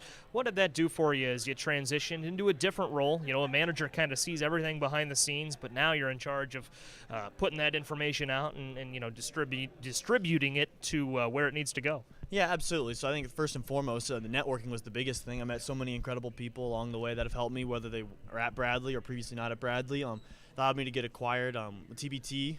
You were an intern with me during the 2020 TBT tournament, and I built those relationships, and they were a big part of also my interview process here at Bradley. Obviously, Peoria was a host site the year you were an intern with me, and just more of the same, I guess. I guess speaking more on the front foot now with how I've gone about being the sports information director itself. It's again, you build all that trust up with Coach Wardle. He trusts you down with the information and the look of the program from the outside looking in, and everybody's eyes are on you, kind of in the Valley, of course, and in the Peoria area, and I don't take that responsibility lightly. For sure. And I know Coach Wardle's been a great friend of Clutch Sports Media in the past, so we certainly appreciate that. Looking forward to big things from you in your new role, but kind of focusing back in on this tournament here, the Kevin Brown Memorial Tournament of Champions. You hopped on the mic and called a number of games with us last year, also some time here in Uftring Tournament Central, and this tournament just so much fun to be a part of. Yeah, I mean, it's one of the premier basketball tournaments in the state of Illinois, period. I think especially over the Thanksgiving holiday, there's not many basketball tournaments, really, I would say, have the guts to go up against a big holiday like this, but this one pulls it off. I was just topping with some of the people behind. It's 3,000, almost 4,000 people here last night for Joliet West and St. Rita, and so, I mean, I don't know how else you kind of pull that off over a holiday weekend, but, these guys managed to get it done, and for a great cause, no less. And we're expecting big crowds later this week, too. Washington and Metamora back in action last night. I'm glad I was in the studio for some of those games last night because it gets pretty hot in that gym when everyone's packed in, but hot in the best way possible. And still a pretty good crowd here on Thanksgiving. A little less than what you'd see on Wednesday night with St. Rita and Joliet West going at it, but Thanksgiving, there's still a steady stream of people, milling about, and it's a lot of fun to spend the holiday here in Washington. Absolutely, and again, we said it earlier, it's a nationwide tournament. You get, schools and families from all over the country, California, Missouri. I remember last year we had schools from North Carolina. It's everybody makes the trip here, and the people that show up, they're dedicated to their, to their families showing up, and obviously it's not a, light thing to just get up and move over the holiday weekend, but the families that make it and schools that do it are very invested. Moss Point from Mississippi, for example, playing earlier. Blytheville from Arkansas. So many teams from all over the country. They had a nice Thanksgiving meal this morning. I know the Clutch team was present for that. Thanksgiving, mashed potatoes. I asked John Camosa the same question, but what's your go-to Thanksgiving food?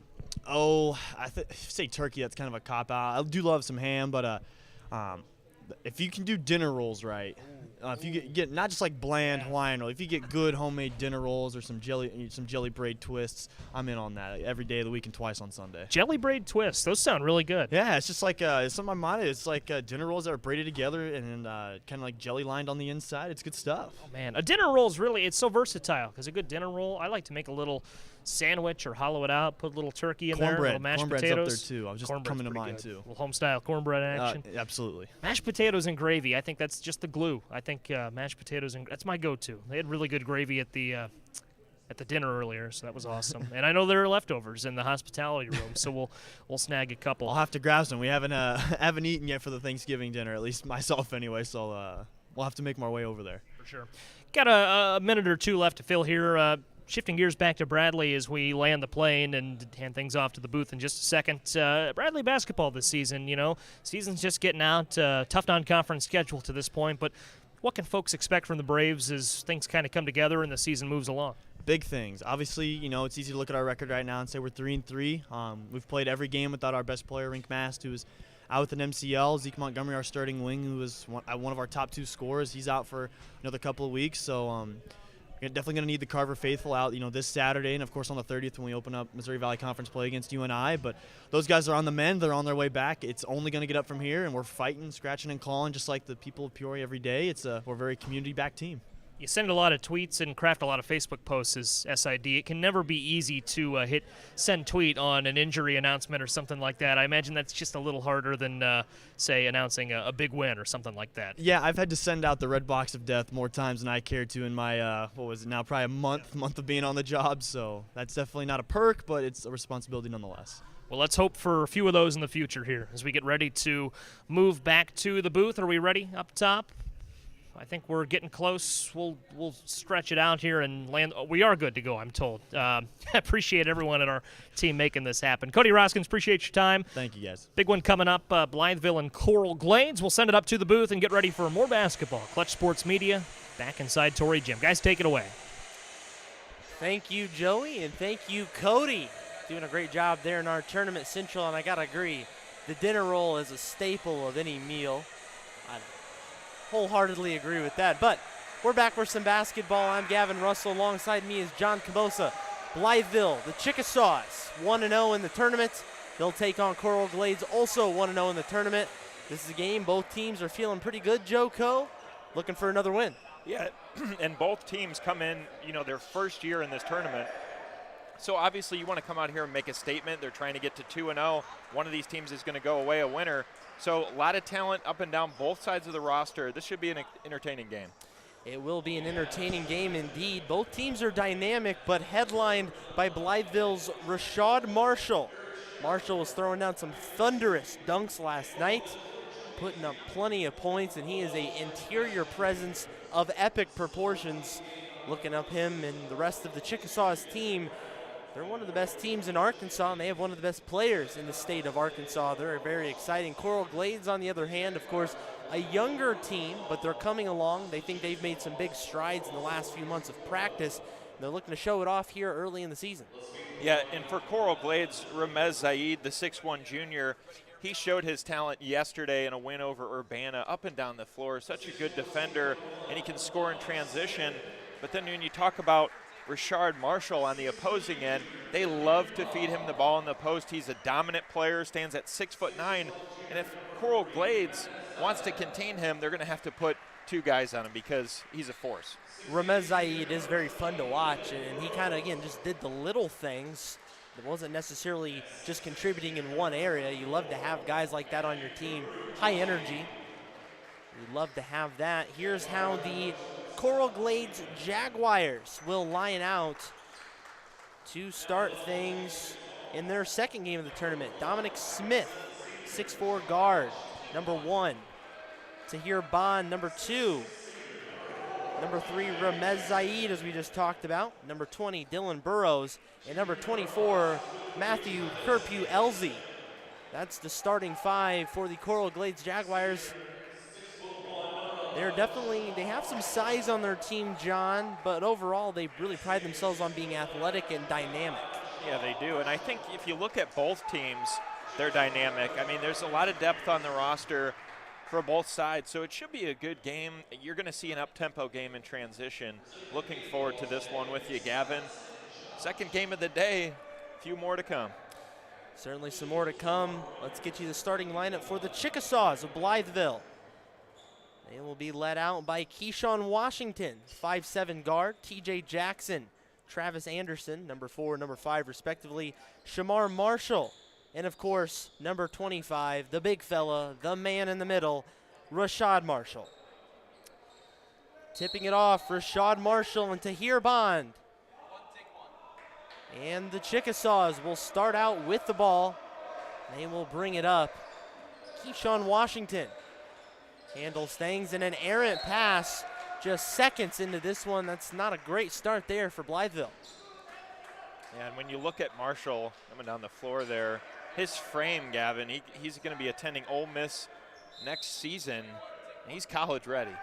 He is college ready. Saw a thunderous dunk from him last night, a couple of them in fact. Interior presence though, easiest way to describe him.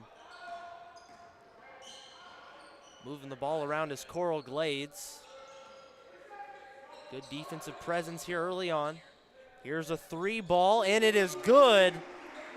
Dylan Burrows buries the 3, and the Coral Glades Jaguars on the board first. And Burrows, who stands at 6'8", he's a big guy that can get out and shoot it as well. Great ball movement early on from the Jaguars. How about a bit of a 1-3-1, a 2-3 zone hybrid here? Moving it around, the Chickasaws try to answer, no good. Shots off the mark from TJ Jackson. And Coral Glades showing that earlier. They're a team that likes to get out and run. Did that a lot against Urbana in yesterday's win. Driving inside again to Tahir Bond, it's off. Recovered though by the Jaguars, but he's gonna step on the baseline. It'll be heading back in the way of Blytheville.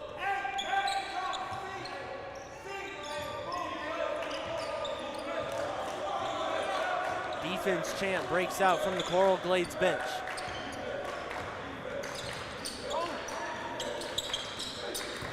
Stolen away by the Jaguars. Here comes Bond racing up the floor, up, and he is fouled. High energy plays and one of a few turnovers Coral Glades is forced here in the early going. Looking good, getting out in transition. As we heard a minute ago, chanting defense from the bench. That's something that they're showing early in this game.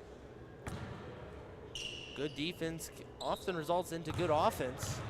Tahir Bond will try to add some free throws. No good on the first attempt. Me and Joey Wright talked with Stephen Whittingham, the head coach of Coral Glades, yesterday before their game against Urbana, and he's just excited to be here, as every coach is. Second free throw is good. But again, mentioning how far his team has come in the last few months. They've had some great exhibition matches, some great practices. You love to see that if you're a coach. Yeah, you do, and I think with any team, especially Coral Glades, it's such a fun thing being your first time in this tournament. It's a tournament that's grown through the years. So many national ranked teams across all different states. It's a fun experience if you're a player. Up, no good. Marshall, the imposing presence in the paint, has the defense. Chickasaws yet to score. Into the post, up, stuffed by the rim, but there is a foul. It's gonna go on to Tahir Bond. And 2 shots coming up here for the Chickasaws. TJ Jackson Rather, that's going to be Travis Anderson at the line shooting 2.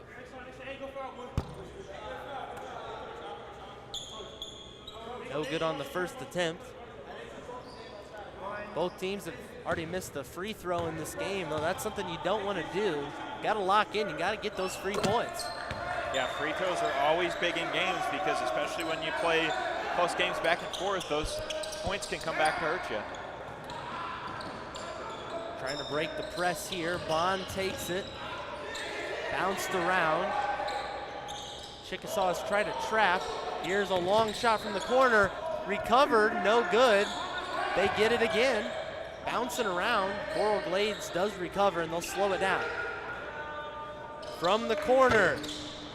No good. Marshall gets another board.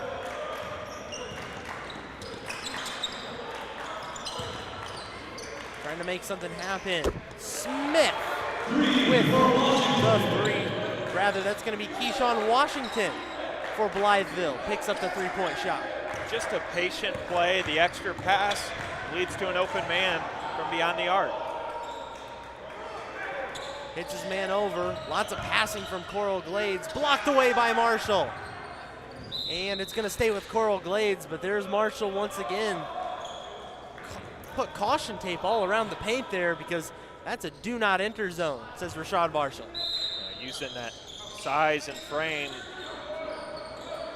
Not a player you want to go up against when he's jumping. Matthew Kerpew-Elzy is handling the ball there. Gives it off, up and in.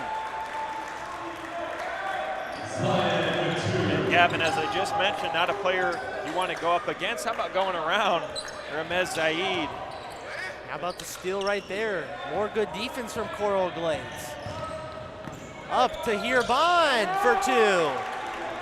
8-4 lead. The Jaguars extend. Tahir Bond and company doing well. They'll move back into the zone.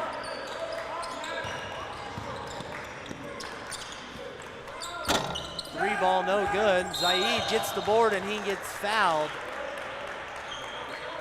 And 2 Blytheville players going up for that one, but Zaid in such a scrappy presence.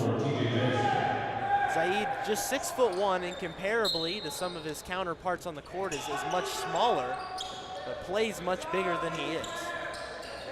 And you took the words out of my mouth, Gavin. He's a player that definitely plays up to his size, even then some. 3 ball on the other end, no good. Tipped by Marshall, it's gonna be taken by Washington. Tries to drive up the lane and it'll be a foul on the floor. 14. Tahir Bond picks up the foul. Couple substitutions coming here. Billy Davis into the game for Blytheville. And Zaid will pick up a foul. 2 quick fouls there for Coral Glades. We saw quite a few fouls in the first half of the last game that kind of tapered off.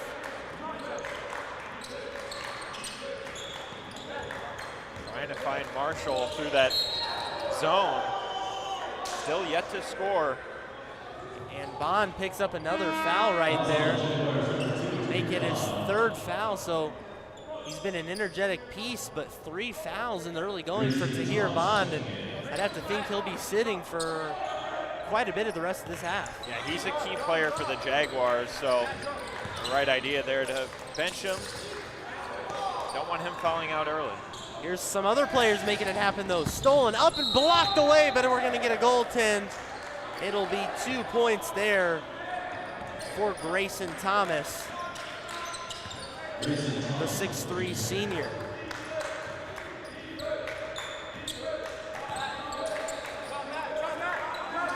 Coral Glades can get out and run. They can match with just about anybody. This is a very quick team. Driving inside, nothing going on. Pulls up from the wing, it's blocked away right there. Looked like Kerpew-Elzy got a hand on it. Defense has been huge so far from the Jaguars. Up, tried to get it to Marshall. neutralizing them on the offensive side.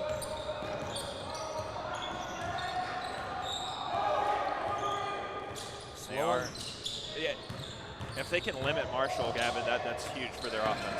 Curfew Elsie up for 2. And a timeout taken by Blytheville.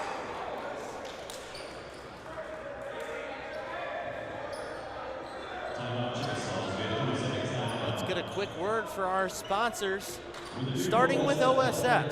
When the new OSF Healthcare and Cancer Institute in Peoria opens in 2024, it'll be among fewer than 40 cancer centers in the country with proton beam therapy, and only the second in Illinois. It'll be a place of hope, healing, promise, and possibilities. Learn more by going to osfhealthcare.org/horizon. Thanks to OSF for being the title sponsor of this year's KBM TOC. Doing a great job supporting the tournament and KB Strong Foundation to fight against glioblastoma. Get a good look at Torrey Gymnasium right there. Blytheville will inbound after the timeout. Pretty stagnant on offense so far, John. Yeah, that defense for Coral Glades in the zone, it's all about coming out early, making that statement, and right now their defense has led to points on the offensive end. Trying to work it inside, nothing going on. Too many black jerseys around in the area. 12 on the shot clock, nothing to do here. Tries to back it into the post, up, no good, taken away by the Jaguars. Another good stand. Curfew Elsie for 3, no good. Rebounded by the Jaguars. Another second chance opportunity.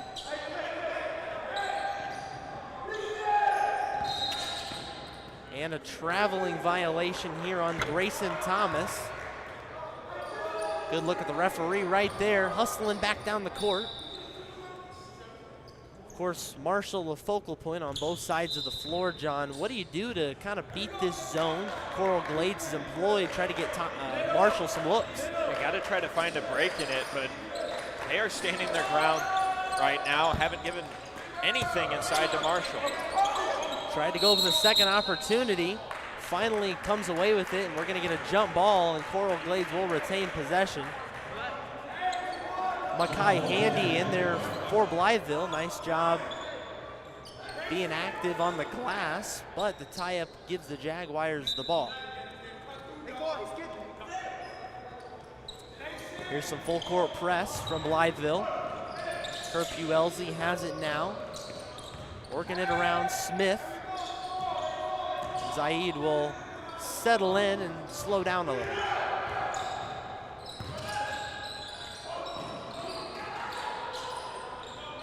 Just a very unselfish team. They take their time on the possessions. And nearing the end of the shot clock there. It's under 10 seconds, but a foul will be picked up on Makai Handy.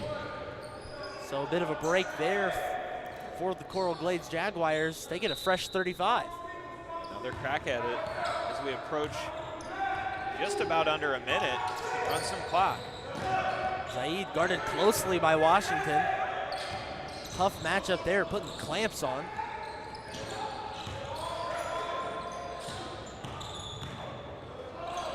Zaid drives inside. He will take a block. And he'll get a chance for some free throws. It's 2 quick fouls on Makai Handy on the same possession. So both teams with a couple players in foul trouble. Tahir Bond maybe wondering where he's been at. 3 fouls on the bench. Not even done with the first quarter. First free throw's in, good for Zaid. Chance right here to go by 10, and you got to feel like that'd be a huge momentum shift with a 10-point lead on a very good Chickasaw team. Yeah, it gives you a lot of momentum going forward to the second quarter as he knocks down another one. But how about that take to the basket, being physical, and even without Bond in the lineup right now, the Jaguars haven't missed a beat. Defense has been the name of the game so far. Moving it around, everybody touching it. Lost away there by Blytheville. Tries to pass it down, but Washington intercepts it. flying back down the court in transition. Up, can't finish the layup. Here comes Zaid. Spinning, spin cycles into the corner, recovered, and a foul. Rather, he's gonna have stepped out of bounds. It'll go back to Blytheville. That looked like their best opportunity we've seen all quarter. Washington with the steal, going coast to coast. Just couldn't finish off the layup. Yeah, great take inside. Just couldn't get the layup to go, and you saw Marshall up there. He wanted to put back dunk. But again, well contested from Coral Glades. Clock winding down. Final shot. Can't get it to go. And that's where we'll end the first quarter. 14-4. Quick takeaway. Yeah, that's great defense in the first quarter for Coral Glades. They knew matched up with a player like Marshall inside, they were going to have to defend. They did just that, Gavin. 14-4. Let's take a quick look for our sponsors here at the TOC. First, starting with OSF Healthcare. When the new OSF Healthcare Institute in Peoria opens in 2024, it'll be among fewer than 40 cancer centers in the country with proton beam therapy, and only the second in Illinois. It'll be a place of hope, healing, and promise, as well as possibilities. Learn more at osfhealthcare.org. The City of Washington welcomes you to the Kevin Brown Memorial Tournament of Champions. It's a growing city known for its quality of life and diverse mix of businesses and restaurants. We invite you to visit all that Washington has to offer during your visit to the city. New inventory is in stock today and at every Upstring Auto Group dealer. 11 franchises, 6 locations, and the year's best selection. You'll get the best price at UpstringAutoGroup.com.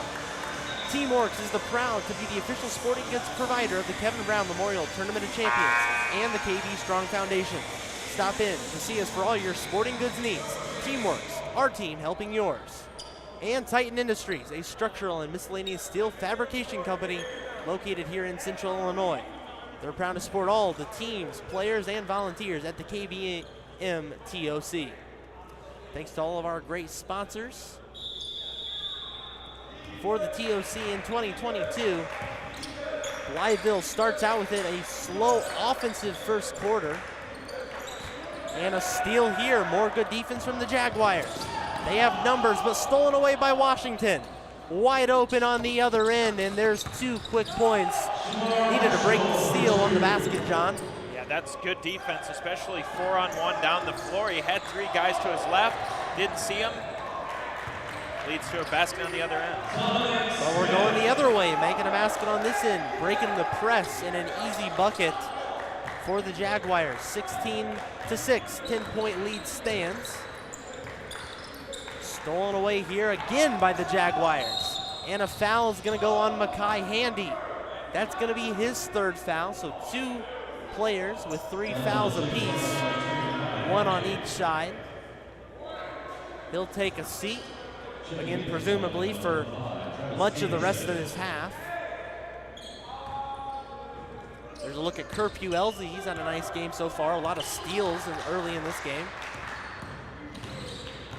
Zaid does the ball handling. And I think that's a thing too, Gavin, if you look at some of these other games. We saw Jeremy Fears for Joliet West foul out against Cardinal Ritter. We saw James Brown foul out last night for St. Rita. I think when you match up really talented teams, the defense intensity turns up. You know, fouls are kind of natural at that point. It does depend on how they call the game as well. The officials have done a fantastic job here at the TOC. Washington will shoot a 3, way off on that one. Zaid running down the floor, getting up, trying to pass it away, but he'll have stepped out of bounds. Right idea though, trying to move fast. Just no dice on that one. All gas, no brakes. This is a team, once they get a rebound, they will go. Gotta do that. Fast-paced environment. Kerpue Elsie tried to steal it, nothing going. Down to Marshall. There he is, blocked away, gets his own miss, and he is fouled in a big way. Do a little talking after the play. That was a hard foul, John. Yeah, it was. They didn't want him to have it. Got a little bit too physical on that one. Really the first play we've seen Rashad Marshall get a chance in the paint on offense. Haven't been able to find him. He's just been blanketed by that zone.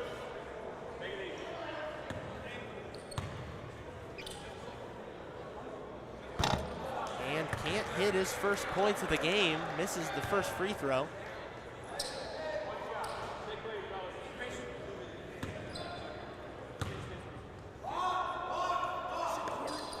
He'll hit the second one. His first point of the day. He's really had to work to get inside.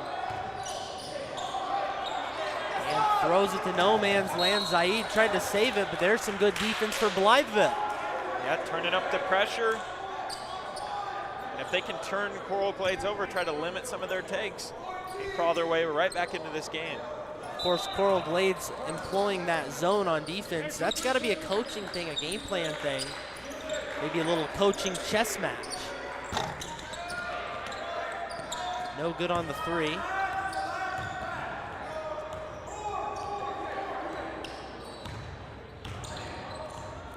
Zaid trying to make something happen. Somehow escapes acrobatic move. Spins again. Trying to find an open man, but it's stolen away by the Chickasaws. Great look from Zaid to Burrows, but Marshall, the awareness. Another steal, Curfew Elsie. Thief in this game. Feasting on Thanksgiving. Feasting on some steals. Marshall will collect the rebound. Jumping up, hop step on the back of the rim, no good. Taken in again, it's a dogfight down there in the paint and a foul is called. Officials will confer and we will get a foul.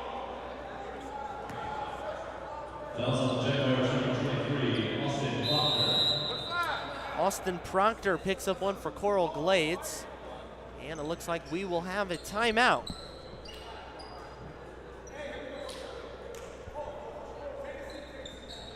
Let's get a quick word for our sponsor, OSF Healthcare, the title sponsor here at the Kevin Brown Memorial Tournament of Champions.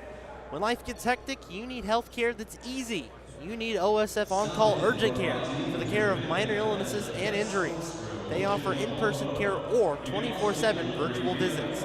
Clinics are conveniently located in Washington, Morton, East Peoria, Pekin, and Peoria. To learn more, visit osfoncall.org/urgent care. Get a quick timeout to think things over.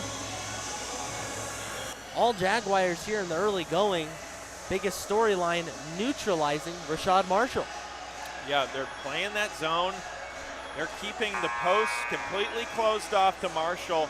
And Gavin, even when they've looked to him inside or he's got a chance at a second chance point on a rebound, they're not letting him have it.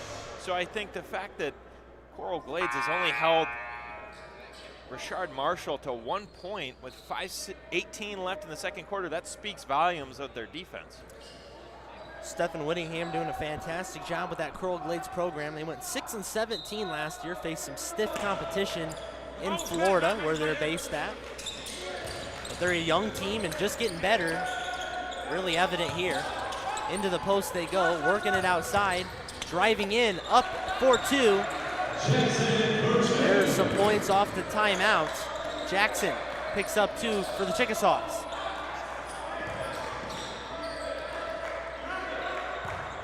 Zaid with the floater.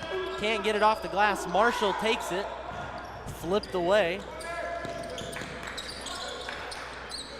Washington thought about a 3. Resets. Drives inside, and 2 is good, so 4 quick points for Blytheville. Starting a bit of a run. Another great take from Washington at only 5'7". He gets to the post. And a foul here. Marshall bumped him.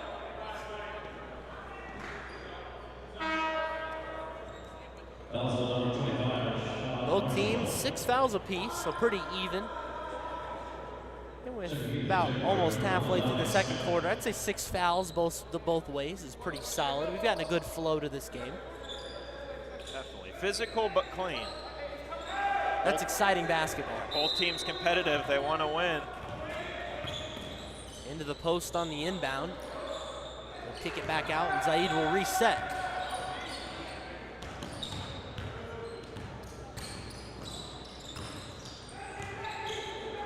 stolen away here. Jackson up, slammed home with 2 hands. Shook the rim on that one. What a dunk. Rim rattler, TJ Jackson. 3-pointer, good from Coral Glades, Dylan Burrows. His second 3 of the game, not a guy you can leave open. Don't let Burrows' 6'8" frame fool you. He can hit from distance, stretch 4 of sorts.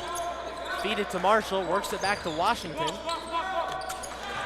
Washington hits the mid-range J. Washington doing a nice job helping his team put some points on the board. And Burrows travels.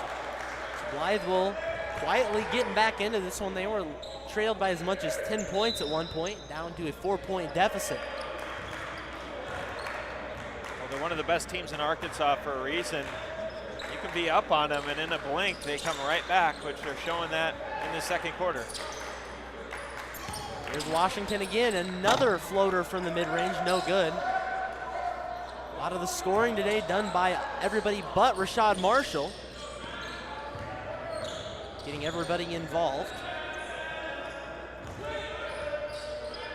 I'd venture to say Zaid has one of the best handles in this tournament. He's a fun guard to watch. Saw a lot of spin moves from him. Crossover, he can slash right through defenders, get to the lane. He'll kick it off to Curfew Elsie. Loses the handle. Save, 3 seconds on the shot clock. Pulls up from the corner, no good. A nice defensive possession from the Chickasaws. Washington quickly going the other way. And an offensive foul here on TJ Jackson. A moving screen. And Coral Glades takes back over. See what the Jaguars can get going on this possession.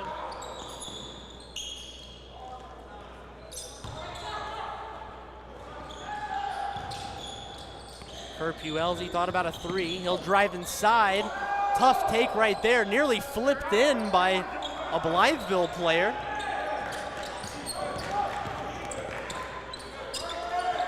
And up for 2. Washington been the best player so far in this game for Blytheville. He's up to 10 points. Only player in double figures for them.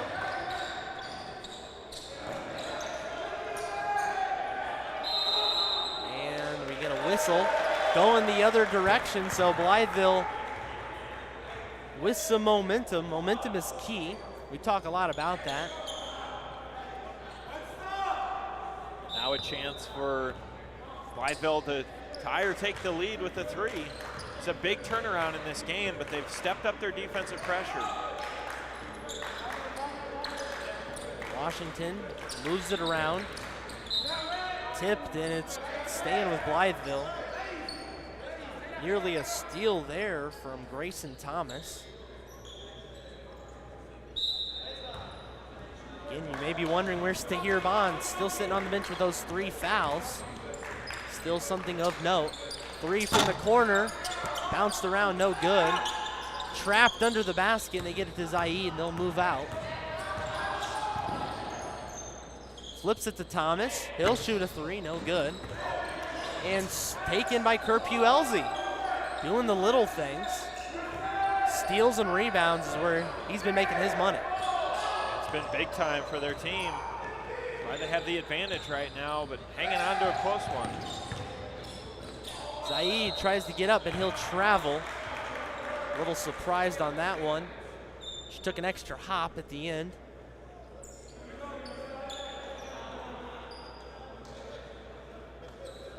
What's the message to a young team? Again, you're been holding a good lead. It's slipped away a little bit, but still playing very tough as Coral Glades. What do you say to your team to keep them rallied? Yeah, you just got to battle through the adversity. I mean, when they throw a punch, you got to throw a punch back. And right now it's been a physical battle. They just got to stay composed and try to keep their offense going and get back to that defense that they were playing in the first opening minutes. Still doing a good job on Marshall, but Marshall weaves through the zone up for his first field goal of the day. Couldn't stay quiet forever. Shot clock is off now. Will they hold for the last possession? We will see. What do you say, John? Do you hold? I would hold for the last shot here. They won't hold, though, because Washington will get the steal. And up. No, he can't get the basket to go. Here's Zaid. They have numbers, 3-on-1. Flips it down, up and in. 5 seconds left to go. Gotta go. Heave at the horn, and it'll be short. Coral Glades finishes it off. A nice first half. 21-19 lead. Really got to like the way you've played if you're the Jaguars. Yeah, and what could have given Blytheville the lead there on that Washington layup, once again, well contested from Coral Glades on the other end. Zaid, great pass inside, leads to a basket. We got a good one, Gavin, and the Jaguars have the halftime advantage. Blytheville will try to make some adjustments. Coral Glades will try to keep it going on the defensive side of the floor. But let's quick get a message from our great sponsors at this year's KVM TOC. First, starting with OSF Healthcare. They're opening a new cancer institute in Peoria. That'll be opening in 2024, and it'll be among fewer than 40 cancer centers in the country with proton beam therapy, and only the second in Illinois. It'll be a place of hope, healing, promise, and possibilities. Learn more at osfhealthcare.org/horizon. The City of Washington welcomes you to the Kevin Brown Memorial Tournament of Champions. Washington is a growing city known for its quality of life and diverse mix of businesses and restaurants. We invite you to check out all that Washington has to offer during your visit to the city. New inventory is in stock today at every Uftring Auto Group dealer. Choose from 11 franchises, 6 locations, and the year's best selection. You'll always get the best price at UftringAutoGroup.com. Not to mention, that's where Joey Wright gets his cars at, Uftring Auto Group. Teamworks is proud to be the official sporting goods provider of the Kevin Brown Memorial Tournament of Champions and the KB Strong Foundation. Stop in and see us for all your apparel and sporting goods needs. Teamworks, our team helping yours. Titan Industries, a steel and miscellaneous fabrication company located in Central Illinois. They are proud to support all the players, coaches, and fans at the 2022 Kevin Brown Memorial Tournament of Champions. We'll send it down to the Uftring Auto Group studio. Joey Wright and Herb Noblock standing by. Take it away, fellas. Thanks, Gavin. Thanks, John. Welcome to Uftring Tournament Central. I'm Joey Wright with Washington Community High School Athletic Director Herb Noblock. Herb, I know you're busy, but today a little slower than the days prior, so appreciate your time. Right. Happy Thanksgiving. Thanks for You joining too. us. Thank you. So much goes into this tournament every year. Now about 15 years at Washington since 2008, if I have that correct, Yes, right? yes, yep. So many directions we can go, but first of all, how's this tournament grown in the last, what would that be, 14 years it's been here at Washington? Yep, since I've been here, I got here in 2010. It was always fairly a large tournament with the prep schools and big crowds, but nothing like we've had in the last couple of years. And actually, up to the COVID years, we were having trouble kind of getting teams and the crowds and things like that to sustain it in sponsorships. Well, COVID happened, and then especially with Coach Brown's passing and we making it a charitable now, it has kind of taken it to another zone because it's just not about basketball. It's about the charity and so many other things. And you can see right now with the crowds and everything we got going here that that's where it's taken this tournament to the next level. You know, once you get doing something over many years, you kind of have to reinvent yourself to keep it popular. And that's what Sean and the committee, Eric Schimmelhorn, myself, we've all done that. We've got to reinvent the tournament a little bit to keep it going. And we got lucky, and it's working. Kind of, if you're not moving forward, you're falling behind kind of thing, right? Right. So many NBA players have played in this tournament. We've talked about it all week. The list is expansive, and big-time NBA players, too. Anthony Davis, Zion Williamson, Andrew Wiggins, to name a few, all coming through these hallways. But I want to shift gears a little bit and talk about Coach Brown. Just shy of a decade you guys worked together. Yep. Such a important figure in this community, longtime head coach, Washington boys basketball. Just stories of Kevin Brown and what he meant to this program. You know, in your decade or so working alongside him, I imagine you've got more than a couple. Yeah, working with Kevin was great. I always feel like we were like brothers. Yeah. No one else gets to say anything about him, but when we're deciding things, you fight just like a brother. You discuss it. There's been a lot of heated discussions in my office about doing certain things, but on the other turn, that's why I say like a brother. No one else was going to talk about me, or no one else was going to talk about him. Just doing things like that. Now with the tournament, things like that, not many people probably knew this, but we were having trouble. Sean was having troubles getting teams here, mainly because of the money and the sponsorships. So we were kind of winding down to the end, even maybe not having the tournament champions nationally wide, maybe going to a 18 tournament that's 3 days. We were a year away from that.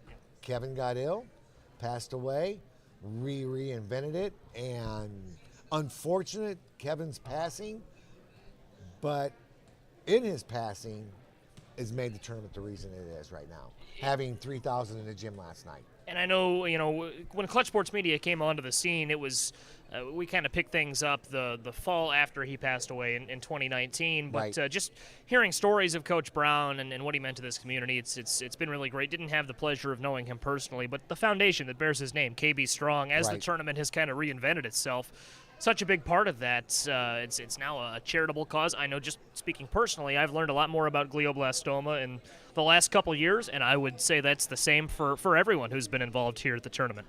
Exactly, and it's a great cause. It's a great charity.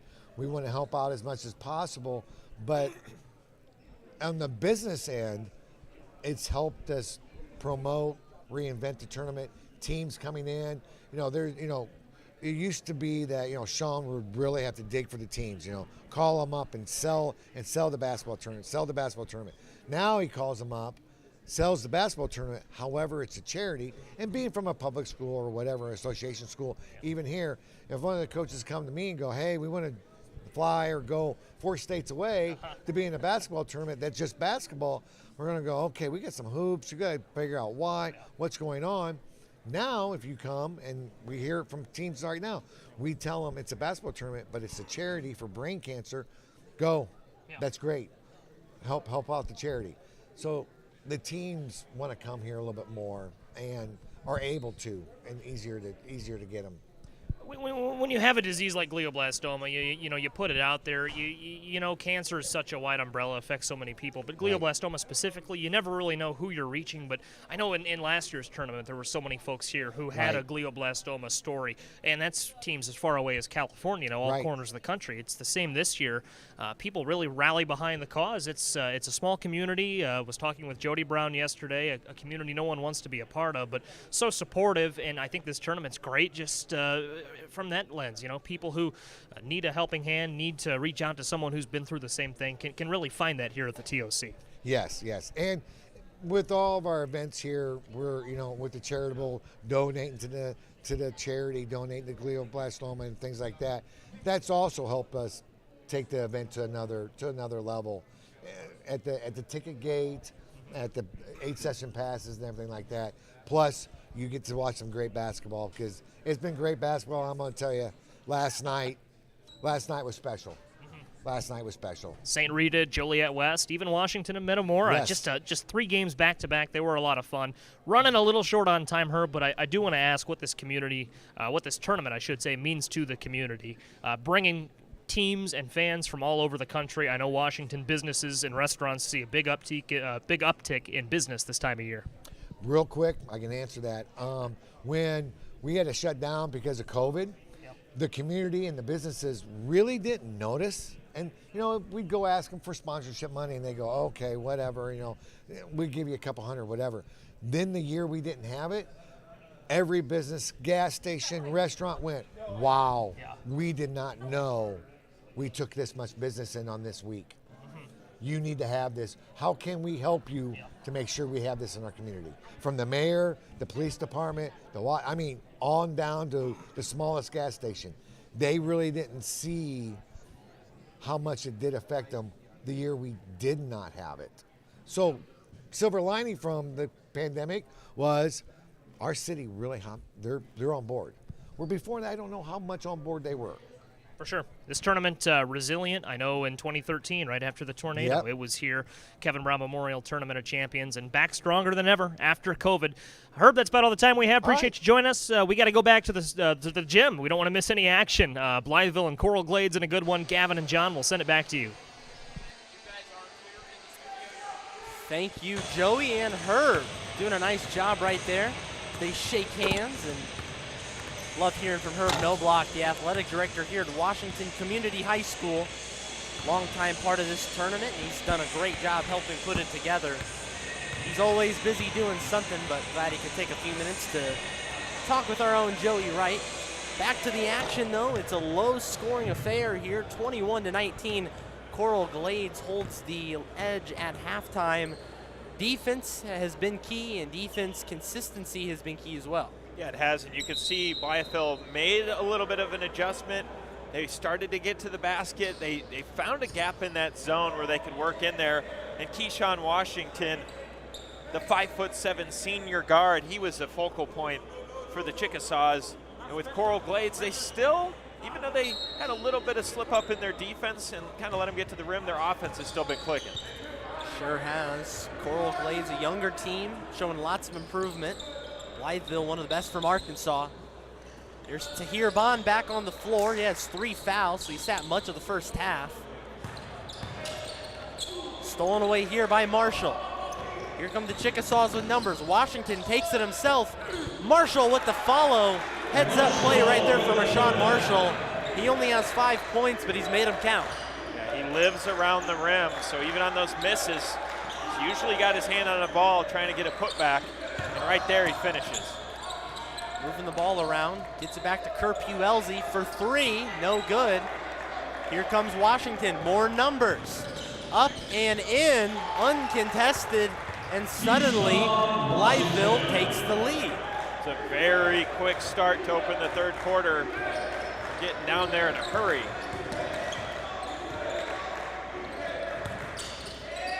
Marshall picks up the foul here.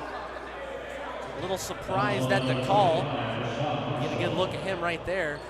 Switching gears here a little bit, John. I love talking about the jerseys. There's been so many fantastic jerseys here at TOC. I'm a big fan of both of these teams as well. I agree, and I think I heard this comparison. I don't know if it was on air or just people talking amongst themselves. With Coral Glades, it's like a Coastal Carolina. Yes. You know, the black and the green, the lightish, let's call it like a aqua. Yeah, got a very a tealish color. Yeah. But yeah, and then same with Blytheville. It's almost like a resemblance of Arkansas in college. Saw that with Lanier as well. Of course, Lanier's not from Texas, but they do remind me quite a bit of the University of Texas colors and logo. Here's Washington, a 3-pointer, no good. Throws it down. Kerr-Puelzi up and in. Response here from the Jaguars. Marshall driving in. He is fouled hard once again. They are not making anything easy for him. No, and you can see that throughout this game, Gavin. If they're going to try to give him points and then send him to the line, they are not letting him get easy baskets. The last couple times he went up, they are hammering him down low. 2 defenders on him, but they know that his presence is so big down there at 6'9", they're not going to give him easy ones. There's a missed free throw. He's missed a couple of those in this game. He shakes his head for good reason. Sometimes you just have those off days, but it's a low-scoring affair if you're just joining us. But it's been one of the most exciting games of the tournament so far. And both free throws no good. Recovered by Blytheville, and they'll take a quick timeout. Really heads-up play to grab that offensive board. It was, and back to my point with them wanting to foul, but you don't want to go into foul trouble. And right there, those 2 misses, that's going to help Coral Glades. Let's take a quick break to hear from our sponsors. OSF Healthcare.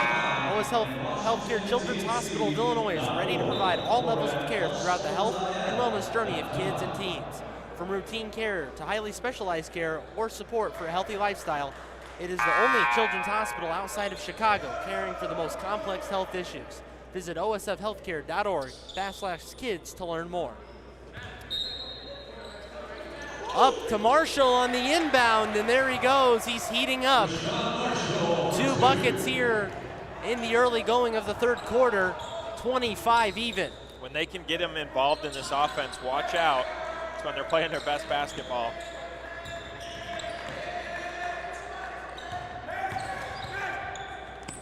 Bond with an alley-oop layup. Bond back into the lineup now. You see that court vision from him, something they were missing there in that first quarter.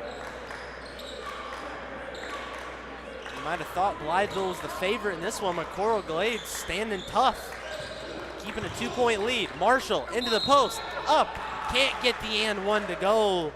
But he's starting to get his own, starting to find some seams in that zone. It's been working so well.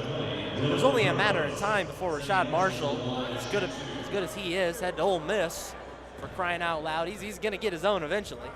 And he's slipping under that zone, getting under the basket. Like you said, Gavin, a huge player that Ole Miss is getting, potentially a future NBA player. You see he's already got the build. He is a force. No, he's not going to Ole Miss to play football. He's going to play basketball.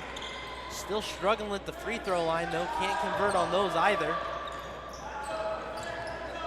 So Coral Glades catches a break. Here's Zaid. They'll try to extend the lead. 3-pointer on the way, no good. Zaid gets the rebound. Washington all over. Those free throws are so important, especially in these back and forth games. Got to hit those gimmies at the line. Something he'll be working on in the gym in practice. Marshall heads to the bench for a quick breather. If I stand corrected, Gavin, I think that's the first time we've seen him check out of the game. He's played pretty much every minute. Could this be a chance for the Jaguars to capitalize? They trap Washington. He hops out of it. Working it around. Up, Jackson can't get it to go. Recovered. And now taken by Tahir Bond. Saeed up, no good. Will settle down and hand it back off to Washington. They're trapping him back there near the timeline. Escapes. And poked around. Zaid will pick up the foul.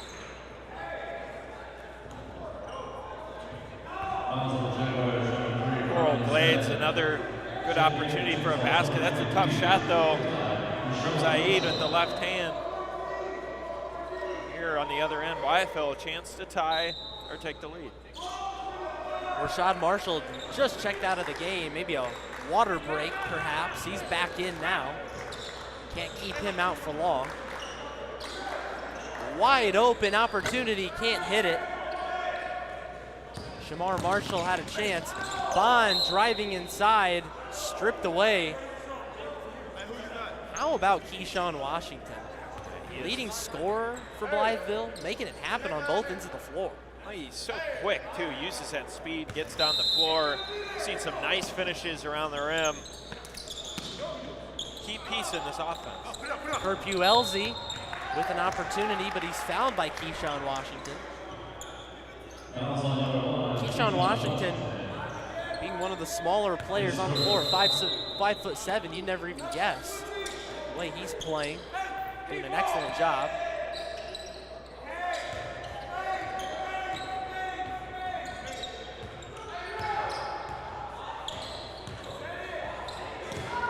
Look at that defense from Washington. Right up on Zaid. In his face, putting clamps on.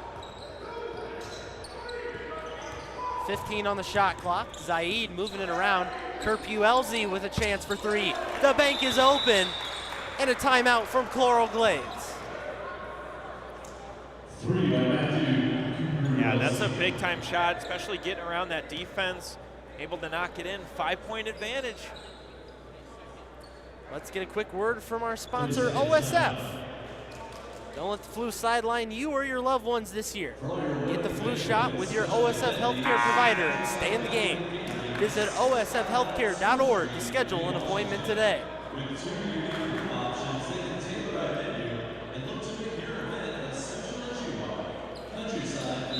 Herb Elsie, or Jonathan Michael would say, making a deposit right into the hoop. Extends the Jaguars' lead to 5. Got a question here for you, John. I see a lot of the players on this court, I would say vast majority, wearing the undershirts under the jersey. Well, what's your thoughts on the undershirt under the jersey? You know, personally myself, I always liked that style. I like playing in it myself. It's kind of either way, but look at Washington too. He likes the long sleeves, you know. It's kind of, I guess it's personal preference. Personal preference. Looking good though. Marshall, tough finish on the other end. Here's Zaid. Kicked it back out. Burrows, 3 points in the corner, no good. Washington with those long sleeves grabs the rebound, flying up the court. Up, can't get it to go.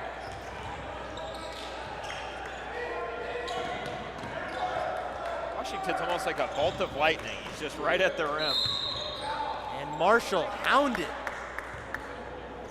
They'll draw another foul, but Washington, electric is the way I'd describe him. Great look at him right there. Well, usually people have the day off work, but Marshall's had to work on Thanksgiving. He's getting plenty of it and making his money today. Getting overtime.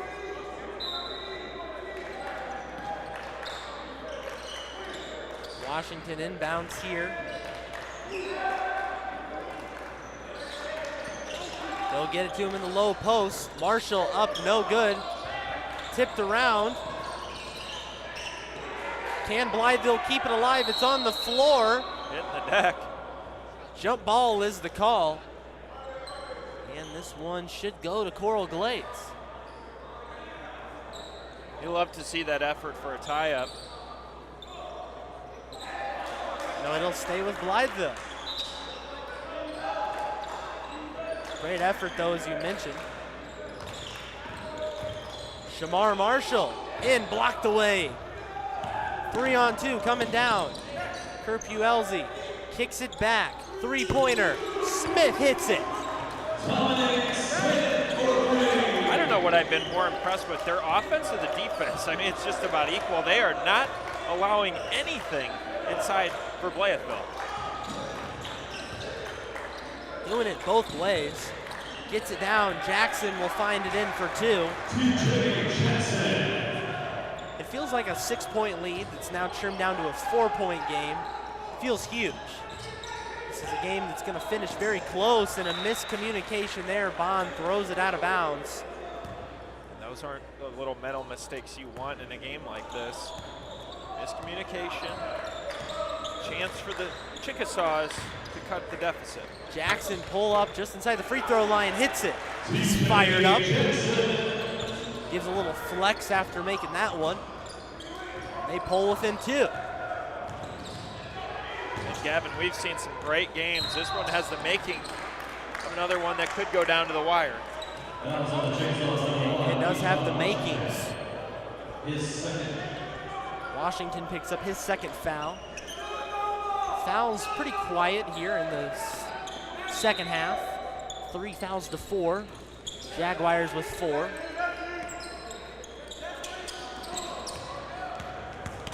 Zaid behind the back pass is stolen away by Shamar Marshall. He's guarded by Kerpuelzi and fouled on the way up. Shamar Marshall will shoot 2 shots.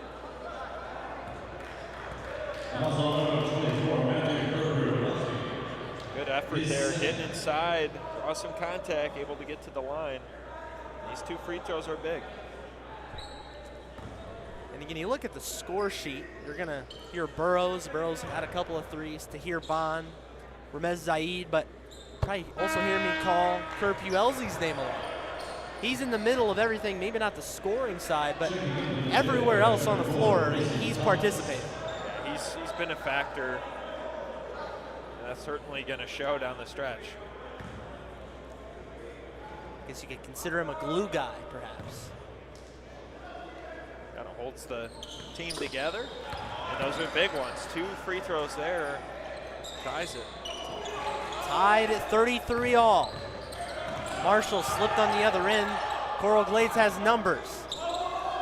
But Blytheville recovers.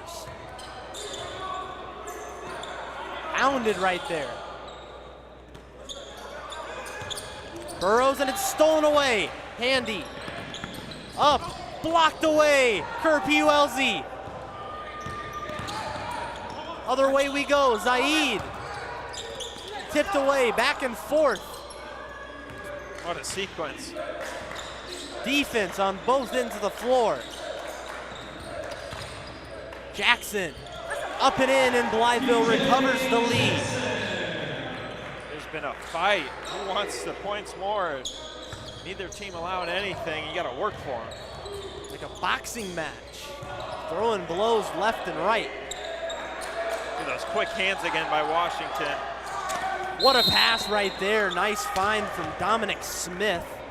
Finds Grayson Thomas and ends up getting fouled, so he'll shoot 2. And the thing that makes Keyshawn Washington so dynamic, Gavin, we touched on that, at 5'7", he'll go guard Dominic Smith and Ramez Zaid, who stand at 6'4" and 6'1", and he'll be right up on you. He has no fear whatsoever. Highly impressed with the effort from Keyshawn Washington.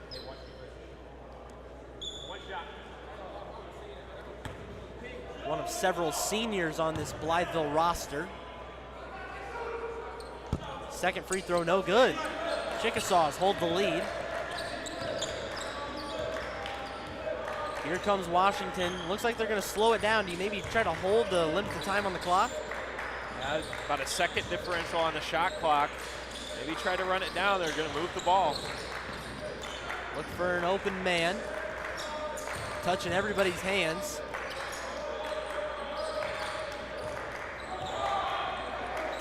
Eight on the shot clock. Time winding down. Washington pulls up from the free throw line. Got it! And that's where we will end the third quarter. Blytheville recovers the lead 37-34. Your thoughts? Yeah, huge turnaround there. Blytheville, can't say enough about Keyshawn Washington, the senior. Huge shot there at the end of the third quarter, and they are starting to find their rhythm. We'll see if they can keep that rhythm going into the fourth, but let's get a quick word from our sponsors. When the new OSF Healthcare Cancer Institute Peoria opens in 2024, it'll be among fewer than 40 cancer centers in the country with proton beam therapy, and only the second in Illinois. To learn more, visit osfhealthcare.org/horizon. The City of Washington welcomes you to the Kevin Brown Memorial Tournament of Champions. Washington is a growing city known for its quality of life and diverse mix of businesses and restaurants. We invite you to check out all that Washington has to offer during your visit to the city. New inventory is in stock today at every Upstring Auto Group dealer. 11 franchises, 6 locations, and the year's best selection. You'll always get the best price at UpstringAutoGroup.com. Teamworks is proud to be the official sporting goods provider of the Kevin Brown Memorial Tournament of Champions. Stop in and see us for all your apparel and sporting goods needs. Teamworks, our team helping yours. Titan Industries, a structural and miscellaneous steel fabrication company, proud to support the Kevin Brown Memorial Tournament of Champions. Back to the action here, fourth quarter, and again, Coral Glades surrendered the lead. What do you say in that huddle, Joko? Got to get your young guys rallied. Yeah, you got to get them back on track here. And I think it starts on this possession. Try to get a basket. Tahir Bond is one of their go-to guys. He's got to pick it up, though. He'll get it back to the electric point guard, Ramez Zaid. He finds Kerr-Puelzi in the corner for 3, no good.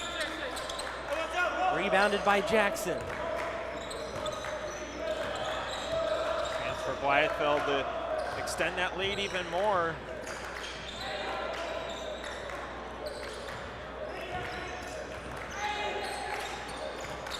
Moving it around, taking their time. Washington for 3, no good. Put back try by Marshall is good. Can't pass it to him, but he'll just clean up the glass. He's got, I would say, a quiet 11 points Very for Marshall. He's doing all the little things, though, around the rim. Zaid hounded by Washington. Tahir Bond up, throws it up and in. That's a tough take from Dylan Burrows. A little bit of a hook right there. Yeah, it was. Coral Glades not going away. They're gonna stick around for the remainder of this one. Moves it to the free throw line. Now Washington blocked away. Burrows with the block, they recover. Washington, another try. Oh, in and out. My reaction exactly. Thought he had it right there, no dice. I mean, that looked like that was in. Unlucky break. Touched every part of the rim. Bond, foul. Shamar and Rashad Marshall, neither of them can believe it.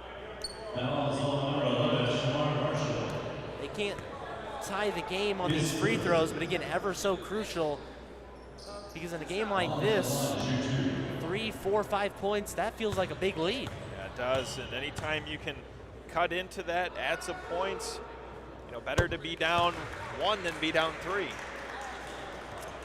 Tahir Bond nails in the first free throw.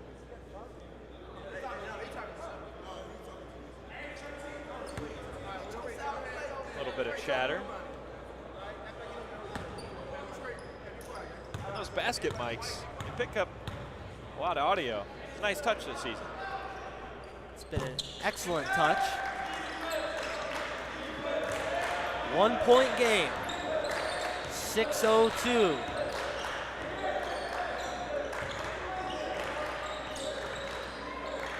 Got Washington over there again. He's just waiting. He'll get the ball now. Here comes Marshall. He'll get it.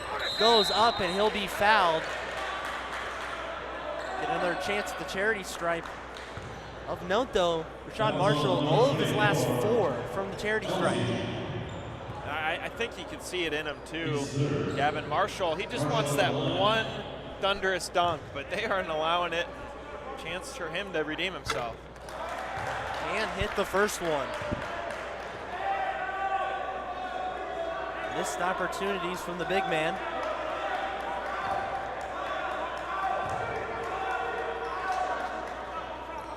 Can't hit either. And a foul is going to come on the rebound attempt. TJ Jackson picks it up. He's in disbelief also. So Coral Glades comes away unscathed. More just good fouls. Yeah. I was going to help them, and chance for them to come down and get a bucket.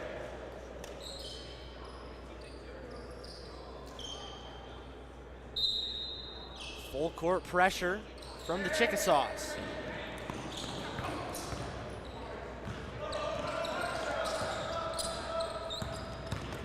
Zaid, Euro steps in. Oh, just can't get it to go. He picks up his own miss and he's fouled. A chance for Coral Glades to regain their lead. Such a heads-up play there from Zaid, because he could have just grabbed the ball, dribbled out.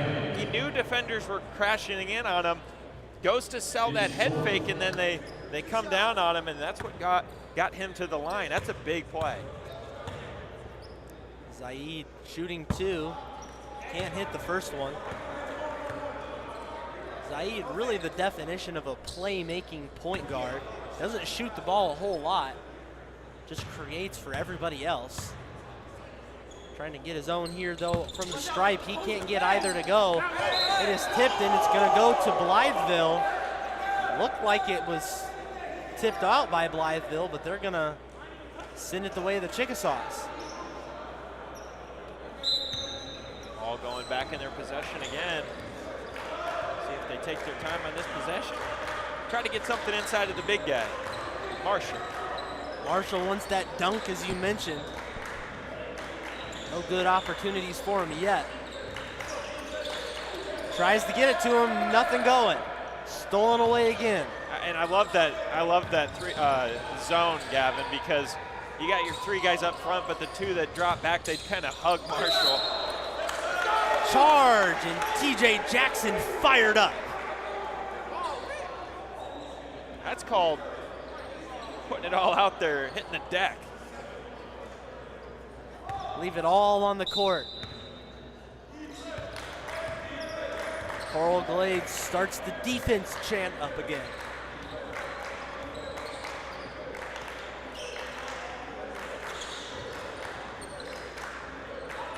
Gets it to the big man, but he can't get it. And we'll get a foul on the alley-oop try.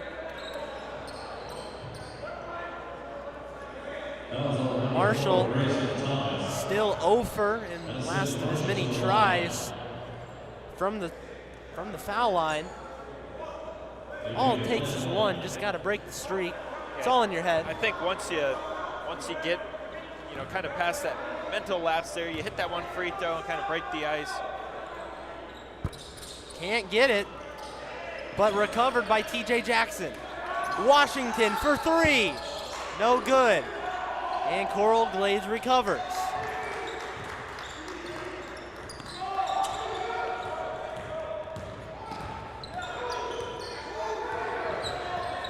Nice behind the back move from Zaid. Cross court pass. Andy, no foul call, up and in. Dylan Burrows gives the Jaguars a 1-point edge. Yeah, TJ Jackson got his one charge, kind of tried to sell that one. Referee wasn't buying. Leads to a basket for the Jaguars, and what a ball game. Back to Washington, goes inside, tries to hit Jackson. Body's hitting the deck. Taken in though. Marshall blocked away by Burrows.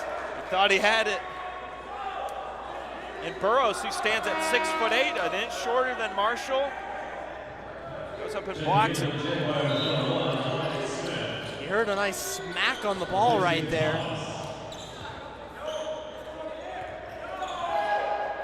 Shot clock not reset, no change of possession. Although Coral Glades nearly had a fast break opportunity. 10 seconds on the shot clock. Marshall up, under and in, sweet move. What a take for 2 defenders. A little up and under. Those are the big time plays you're gonna have to make in a close ball game. Clutching up in the right moment. Bond guarded closely, gets it back to Zaid. Andy guarding closely.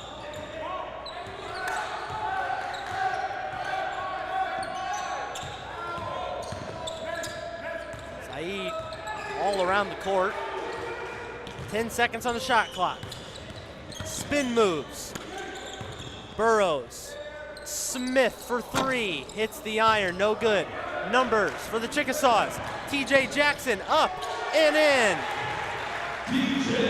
Great move by Jackson, kind of lost the handle on the pass, recovers, finishes with the right hand.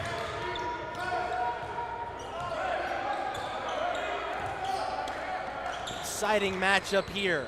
Coral Glades and Blytheville. Here's Zaid, down the lane, out of bounds, turns it over. He wants a foul call. I think Coach Whittingham looking for that as well. He's going to stay with Blytheville, and Gavin, a bucket here, they can really make things difficult on Coral Glades. I feel like a 5 or 6 point lead could really open things up. Strong pressure. Here comes Marshall to Marshall. Tipped away and saved the near dunk. Dylan Burrows. Because you mentioned that earlier, Gavin, you have a 4 or 5 point lead in a game like this, feels like double figures.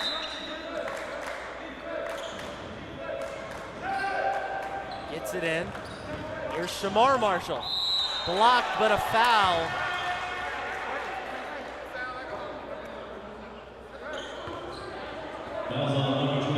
Number 24, Kerp Elsie will pick up the foul, and he's in a little bit of discomfort.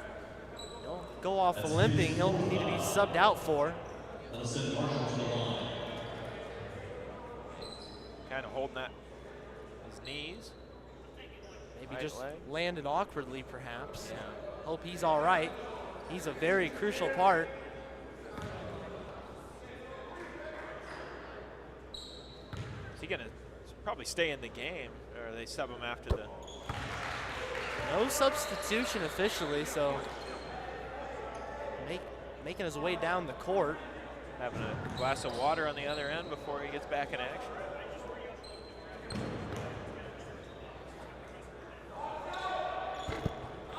Free throw no good, so it's a 4-point game. Feels big though, for as close as this one has been.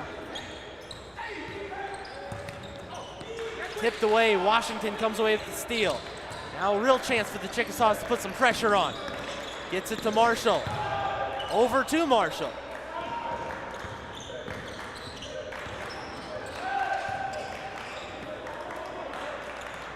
Marshall for three. Got it! Could that be the dagger? Under 2 minutes to go. Poked away, but a foul on Shamar Marshall. But how about that three-point shot right there?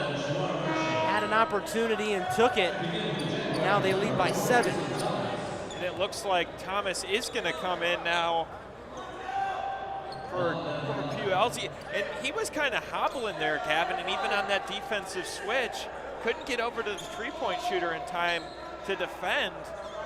Now he's going to be helped to the training room.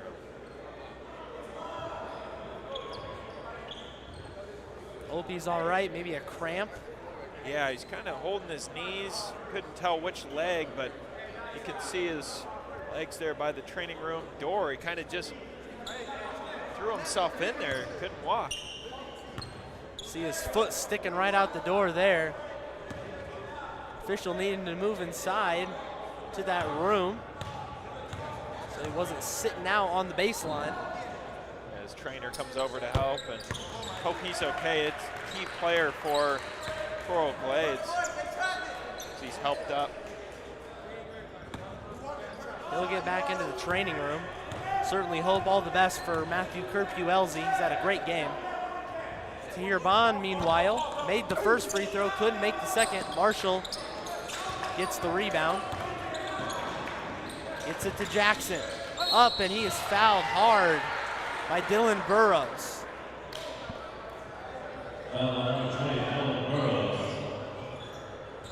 His third. That sends Jackson to the line.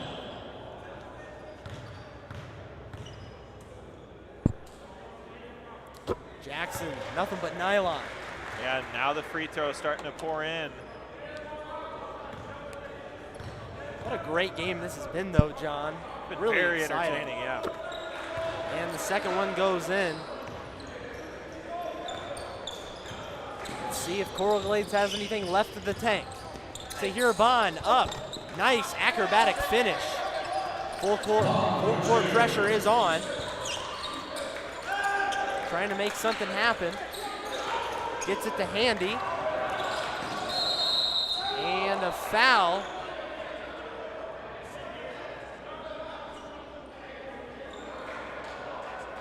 We're actually going to get a timeout. No foul. We're going to get a timeout taken by Blytheville. 1:10 left to play here in this contest.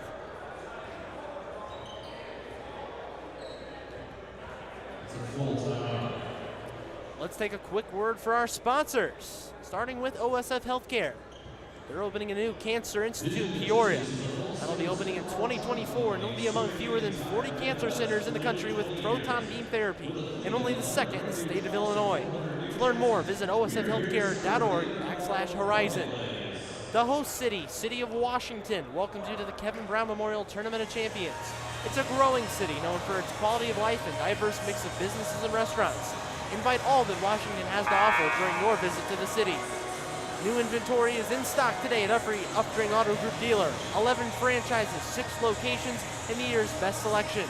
You always get the best price at updringautogroup.com. Teamworks is proud to be the official sporting goods provider of the Kevin Brown Memorial Tournament of Champions. Stop in for all your needs and apparel. Teamworks, our team helping yours, and Titan Industries. We appreciate all of their support of the KBM TOC. Marshall fouled immediately on the inbound, and I would say that's probably the right guy to foul in this situation. Definitely, but can he go back and try to get those missed ones back? It's a big spot. Can put them all behind if he can make it happen now. Can he clutch up in this moment?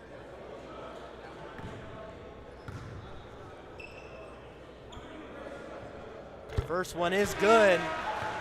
Shook it off like it never happened. I think you can officially say he clutched up on that, Gavin. He is pulling his clutch gene out for that one. And he makes 2 of 2, erasing that from his memory. Coral Glades, just over a minute to go. Hounded by Washington. Bond making it happen. Burrows up, nearly an and one opportunity. 56.3 to go. After those free throws, Marshall up to 13 points. I think with how hard he's worked today, he deserves a nice turkey dinner after the game. Plenty of that in the hospitality room. There'll be plenty of turkey waiting for him. Both of these teams deserve a nice dinner. Some chips out there as well, some sandwiches. They treat us very well here in Washington. Incredibly grateful for all they've done for us.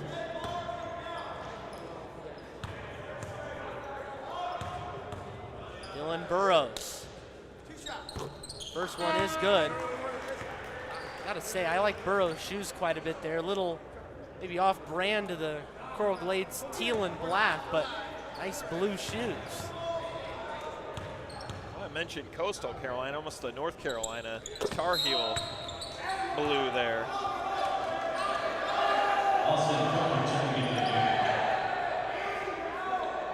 Got to put that press on. 56 seconds. Blytheville wants to try to put this one away. They got a nice lead. Took Burrows out after the free throw, so a small ball lineup kicked away there by Bond.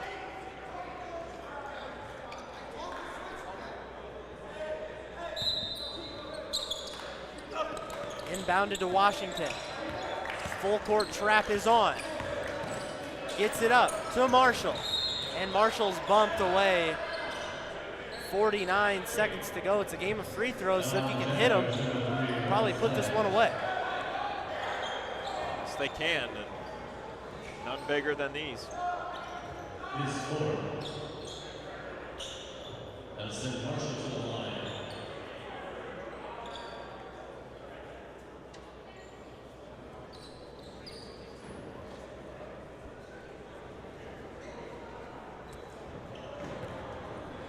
Skip Schumerhorn back out there again. Doing a great job sweeping up the floor there. It's a full team effort. All hands on deck. First free throw is good.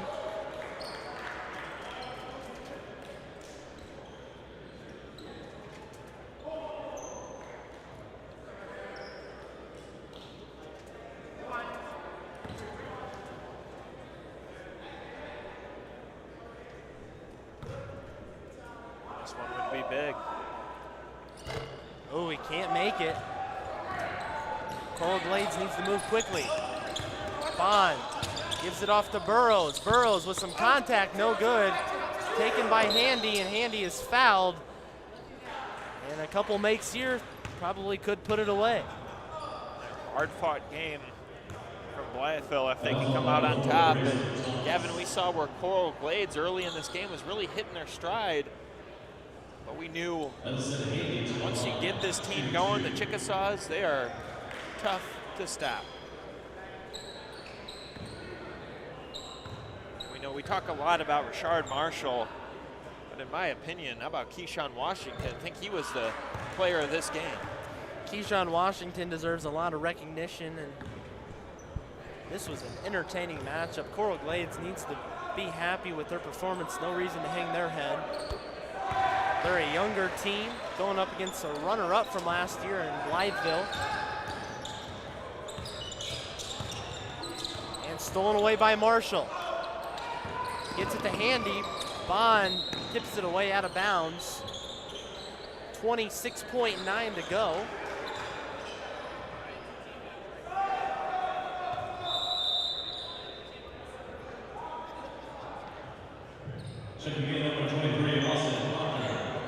Mentioned this in the yesterday game for Coral Glades. I'd really be excited to see them next year if they do return to the tournament because of how much they will bring back. How about Tahir Bond, a junior, Ramez Zaid, a junior, Dylan Burrows, a junior, Matthew Kerpue-Elzy, a junior. That's 4 really key players, all of the junior variety. Yeah, one thing's safe to say, they are going to be a really loaded senior class when they play again next year. I'd look forward to them coming back. This team has developed, like you said, what Stephon Whittingham has done with this team after 6-17 last year. They've turned it around. Let's get a quick word for our sponsor, OSF. OSF On-Call Urgent Care understands there are times when you don't know where to turn, like when you're traveling or for a sports injury. Their 24/7 virtual assists are a unique option for treating minor illnesses and injuries anytime, day or night. Visit osfoncall.org/urgent care. Also the KB Strong Foundation. You can visit the website there on your screen. KB Strong, fighting the fight against glioblastoma, rare and aggressive form of brain cancer, in memory of late Washington boys basketball coach Kevin Brown. No foul call. Marshall kicks it around Washington. Tries to get trapped and he'll be fouled there. Austin Proctor picks up the foul.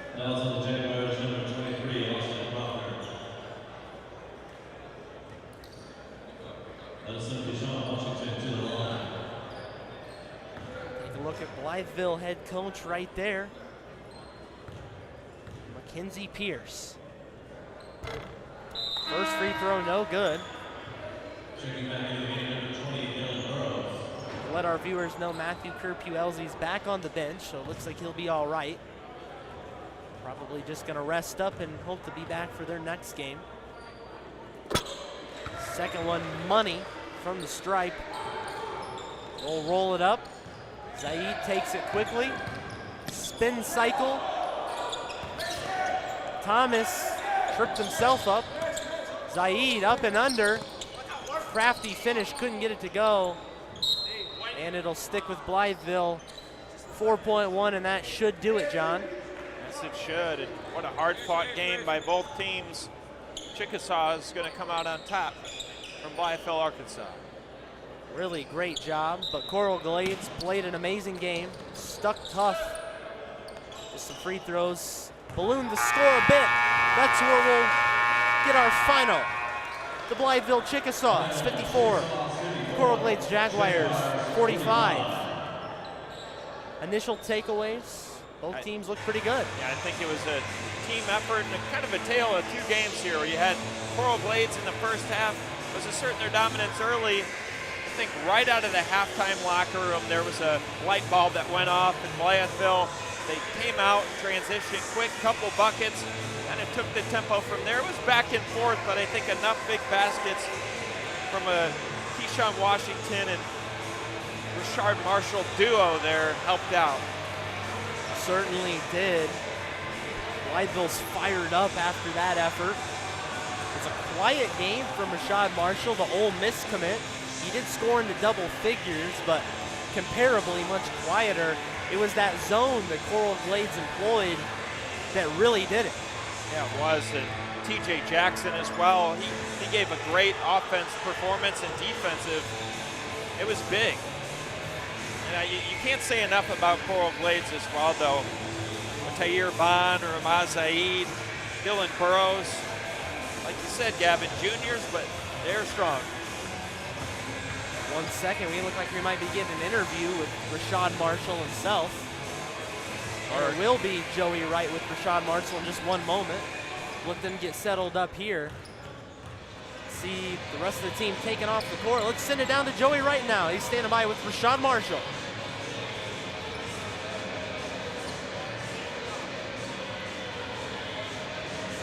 Marshall, Rashad, big win for Blytheville today. You guys take down Coral Glades, 17 points for you. How'd you get it done? Yes, sir. You know, we ain't done yet, man. We just got to keep on going fast, pushing ourselves, you know, being coachable and everything.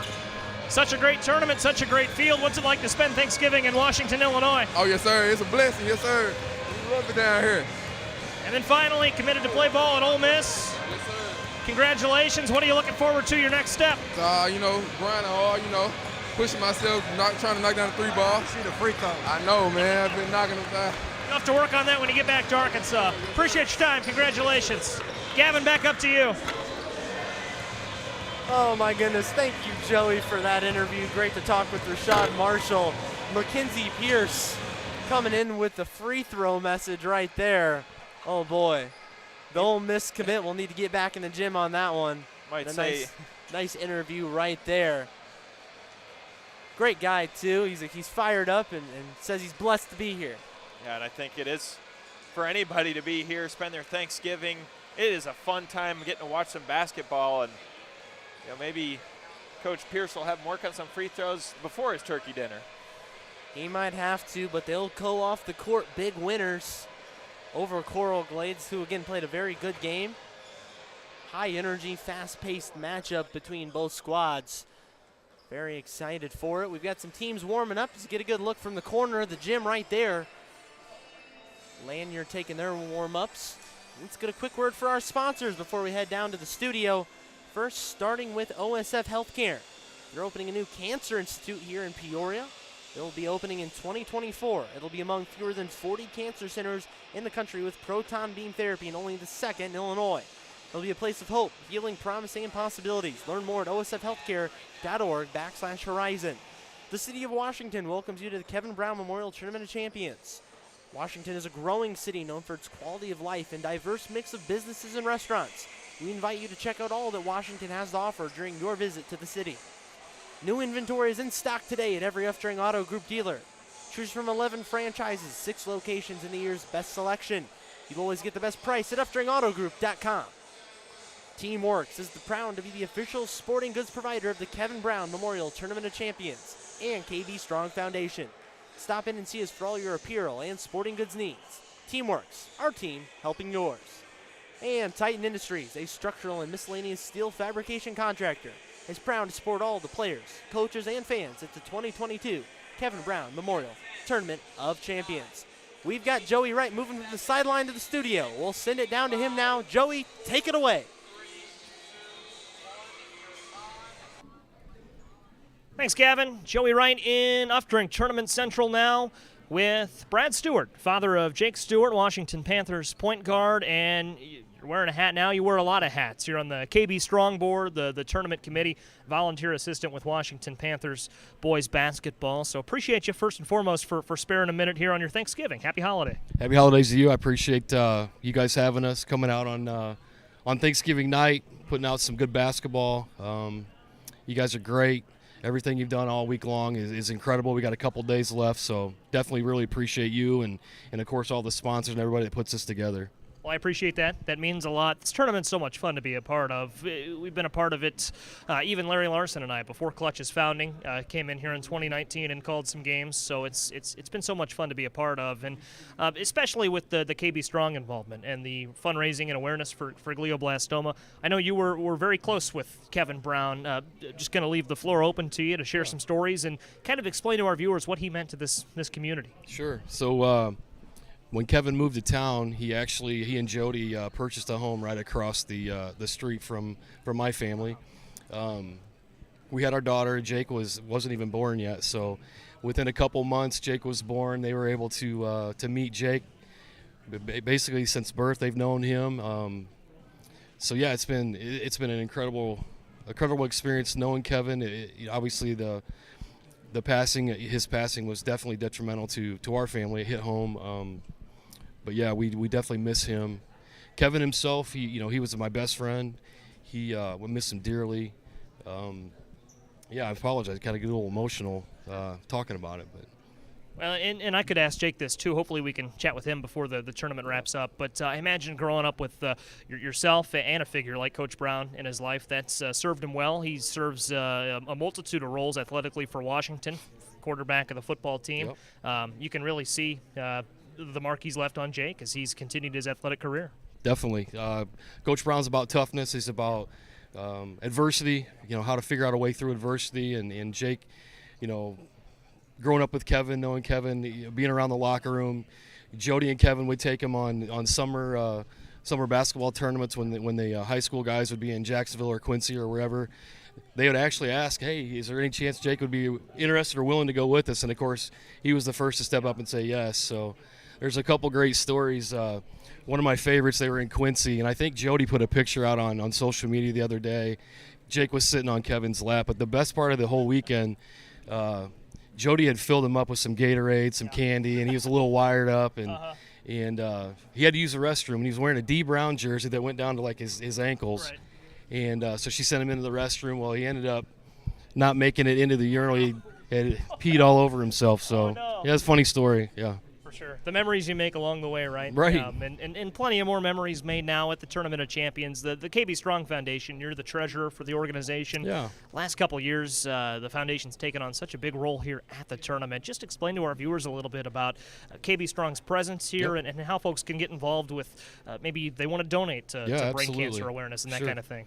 So obviously KB Strong has a few events, this being I would say our marquee event. Things that we do with money that comes in, we're in a great relationship with the University of Illinois College of Medicine. We're also in talks and in a relationship with, obviously, OSF, and I thought you talked to Ryan Liggenbaugh the other day. He's been incredible. He's been super insightful. He's got a lot of ideas. So you can rest assured that any money that comes to us is going to extremely good causes. The research being done at UECOM has been incredible. The students, the doctors over there, what Ryan's plans are for us, we're looking forward to continuing to cultivate that relationship and seeing what they have to offer. Ideally, I don't know if Ryan's watching. I'm looking forward to our next time that we get to meet and talk. I want a KB Strong wing. I want a Kevin Brown wing, kind of like when you go to Malnati Brain Institute up in Northwestern. I want to see it here in Peoria. Sure.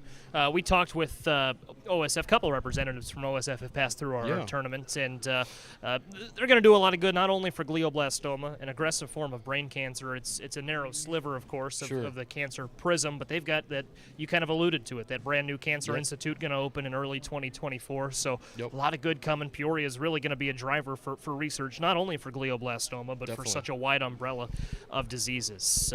To shift gears a little bit, Tournament of Champions, such a great field, and we've got St. Rita coming up. One of the main draws at this tournament. Morez Johnson's already committed to Illinois, and they've got a few more Illinois targets. And, of course, if you're getting looked at by Illinois, you got a lot of big schools in on you. So a lot of good talent coming up. They're taking on Lanier. What does this tournament mean to the community to have so many great teams? It's not only St. Rita and Lanier this year come through and bring their fans and families to Washington for a week of basketball over a holiday. Yeah, definitely. So the local teams, the teams from Illinois, obviously brings a local presence and fan base.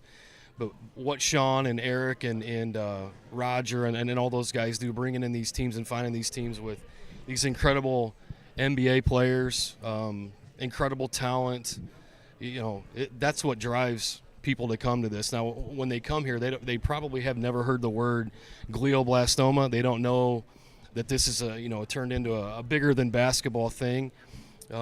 That's raising awareness is KB Strong's number one thing, and that's Eric's mission for this tournament, Coach E. So, getting those fans here, the St. Rita's, the Joliet West, the guys that are the next stars, obviously bring in those crowds, which help us raise awareness, and that's what we're all about. For sure. And then one more for you, Brad. Appreciate the time. We're running out of time. We'll have to go back to the booth soon, but you're an assistant coach in the Washington program. Jake's had a lot of success. What can we expect from Washington Panthers boys basketball this season? 2-0 start. You guys are looking good early on. We'll take 2-0. I'll tell you that. We didn't really know where we were at. We know we got great kids. I'm blessed to be part of an incredible staff. Thankful Eric's willing to keep me around, honestly. I don't give much. I don't offer much. It's a different dynamic having a son playing. There's good and there's bad. There's been some great moments at home, and there's been some rough dinners at home. But ultimately, we're going to take our 2-0. We're preparing right now for our game tomorrow night, and we're taking it one game at a time. For sure. Appreciate your time, Brad. Thanks for appreciate all having you do me. for KB Strong. Absolutely. Appreciate it. Hopefully we can talk to Jake before the week wraps up. Yeah, definitely. But, we'll have to go back to the gym now. Larry Larson standing by. St. Rita and Lanier coming up. Going to be a good one. Guys, have a good call. Hey, appreciate you, Joey. Thanks to Brad for taking some time. And happy Thanksgiving, everybody. Larry Larson, John Camosa in with you. After a quick snack break, it's time for basketball again inside the Torrey Gym. St. Rita and Lanier, Illinois versus Georgia. Should be a fun one. Joko, in the meantime, what are you snacking on?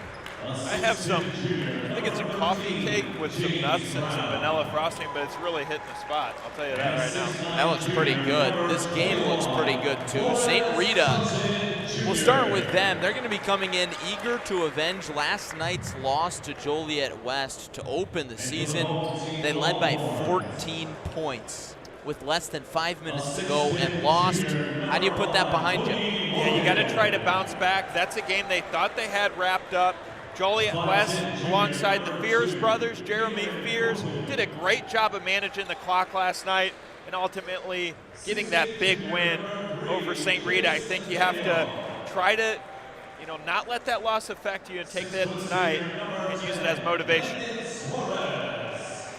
As for Lanier, they took on Cardinal Ritter and won 72-63, led by 19 points from Osmar Garcia.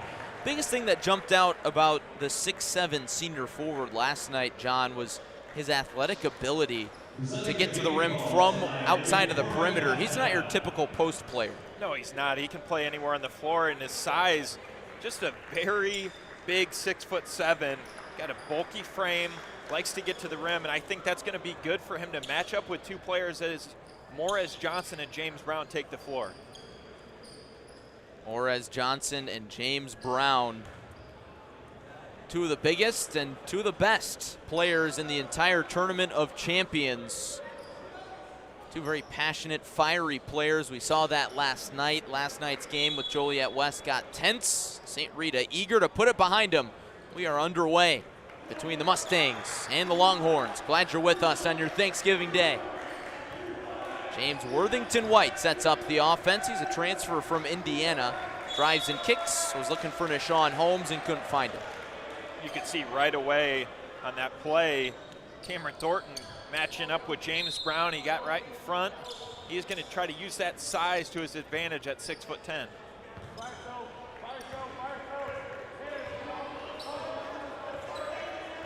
Lanier with a chance to take an early lead. Cameron Thornton takes it up. Worked around the horn to Garcia. Feeds Jace Nathaniel, the biggest name on this ball club. Turnaround baseline J, that's tough. Doesn't go. Three ball comes up short from Noeus Indrasitis. Johnson the rebound. He had an incredible poster dunk yesterday and an and one on the same play. Indrasitis nearly turned over, tipped away from Landon Suarez. 24 on the shot clock. Yeah, I'm sure nothing feels better than throwing down a ferocious dunk in front of a sellout crowd, in front of Brad Underwood and his team, where he'll be in 2 years, the Fighting Illini. Early turnover there. Lid on the bucket here early between Lanier and St. Rita. St. Rita, a consensus top 3 team in the state of Illinois. Lanier, a historic program in Georgia. Three ball in and out from Suarez. Offensive board from Nathaniel over Johnson. Couldn't go, and it's out, going the other way. St. Rita with their size, making Lanier work down low. Not going to give him anything easy tonight. And if there's any team that could really match up with St. Rita's size in this National Classic bracket outside of Joliet West, you could argue it's Lanier. There's Johnson, strong to the rack. No, Brown cleans up the mess and gets to the line. It pays to your advantage when you have great guards, but then you have 6'9" and 6'10" down low in James Brown and Morris Johnson. James Brown One of the best recruits in the state of Illinois, a 4-star according to Rivals and 24/7. His first free throw is too strong. He's uncommitted, whereas Morez Johnson, he's already committed. He committed last year to Illinois. He's staying home, and he's probably in James' ear saying, hey, why don't you come down to Champaign with me? Brown goes 0 for 2, long rebound, and that's a foul as Cameron Thornton tried to reach over too much. I'll tell you, that would be exciting to see those two play in the orange and blue. They're exciting to watch now, two of the top players. Illinois head coach Brad Underwood was in the house to watch them both last night, along with current members of the Illini squad. Thornton lost it on the cut. Good find from Garcia, but it wasn't meant to be, and we're still scoreless.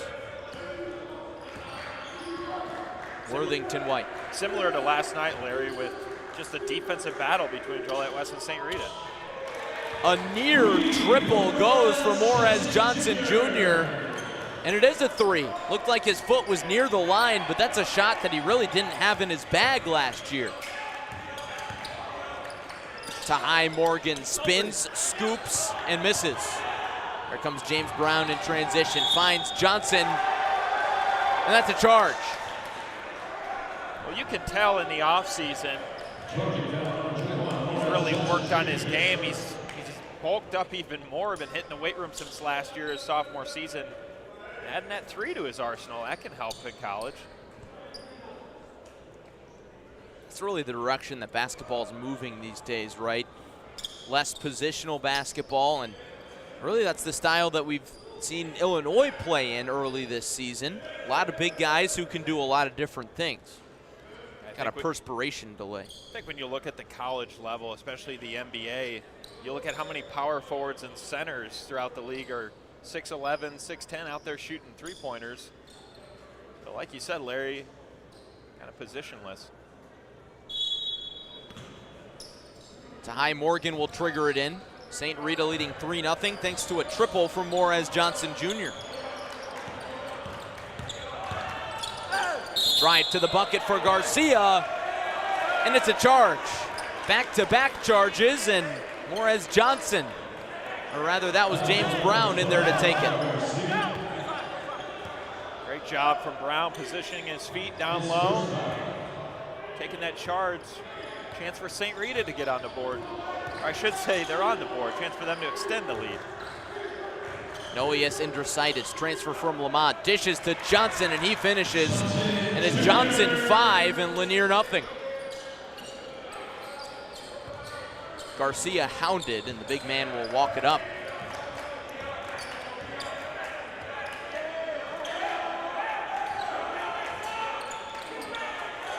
Suarez with room on the perimeter, drives against Johnson, bounce pass inside to Morgan.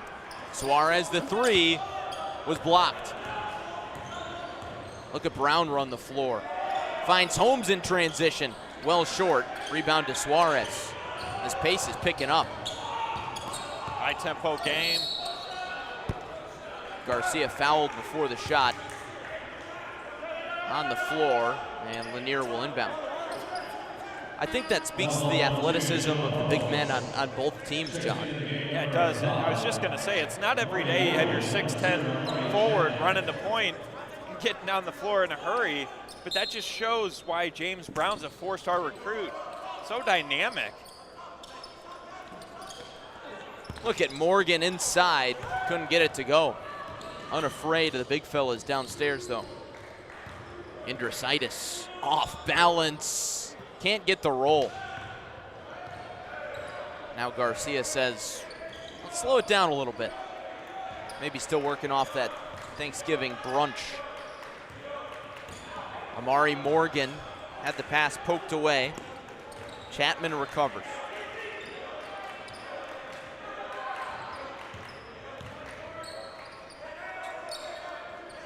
Garcia against Johnson.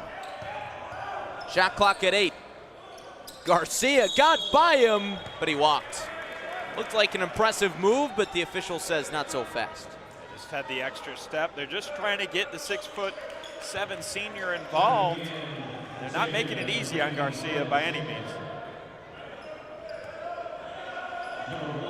Still, the only points in this one belong to Morez Johnson Jr. And the Illinois fans tuning in say, it's fine by us. Johnson lost it. Suarez ahead, beat everybody down the floor, but then couldn't get a grip. You just try to slow that tempo down a little bit, play more in the half court. Lanier going with the full court defense. Mari Edwards in. And that's a 10-second violation. It's a good stop for Lanier. And now with James Brown on the bench for the Mustangs, chance for Lanier to try to work the ball inside. In case you're just joining us, Lanier with a lid on the bucket early. Morgan downhill over Andrositis. No, Nathaniel will go to the stripe. Chase Nathaniel earlier today at the tournament Thanksgiving banquet was pressed a little bit by tournament director Sean Powell. He came up to him and said, "Who are you getting recruited by now?" And he said, Georgia and Georgia State. So that's what it sounds like it's down to for the 6'8" senior forward, or rather junior forward with guard skills, but of course that could really change. Still a lot of time left for Nathaniel, just a junior. He gets Lanier on the board and makes it 5-2. Talented player Nathaniel at 6'8". Can do it all out there. Andrositis forced to dribble backwards. Great defense. Amari Edwards has passed it. Andrositis inside, up, under, not enough. Nathaniel the strong board.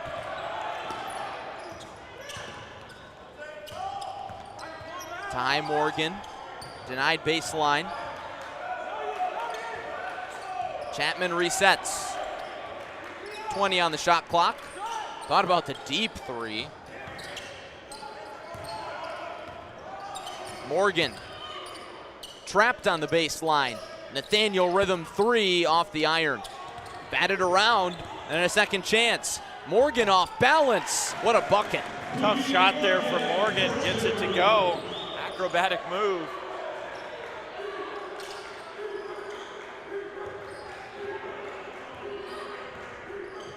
One-point ball game. Low scoring early. Great defense. Andrositis, the response on the other end. Noeus Andrositis kind of had a slow game last night. Took a lot of shots. Kind of got battered around, especially in the second half, but he's a very talented player. Air ball on the other end from Amari Morgan. And just a great addition to their team. Was at Lamont last year, transferred to St. Rita, and they love having him, the 6'6" sharpshooter. Missed that one. Chapman on the other end. How about a putback from Nathaniel?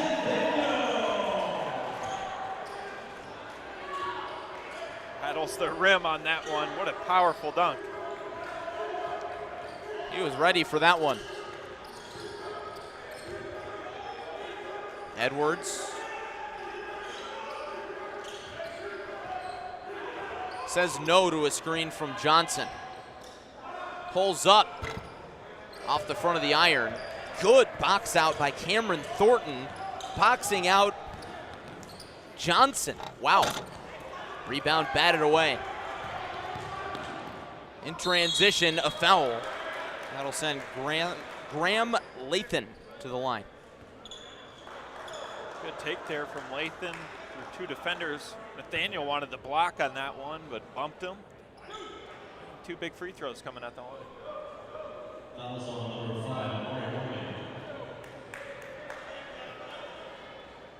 Foul on Amari Morgan. That's his first and the team's third. St. Rita with 4 fouls early.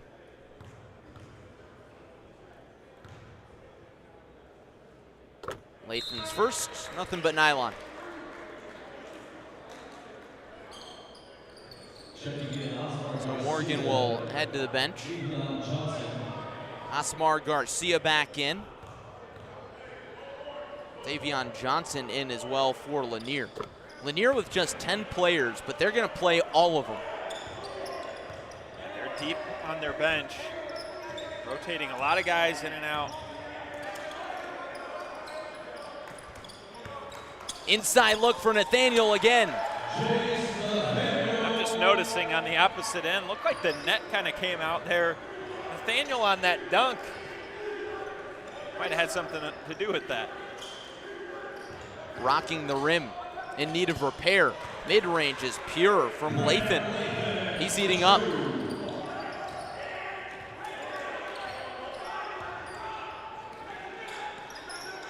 Thornton, the corner for Chapman.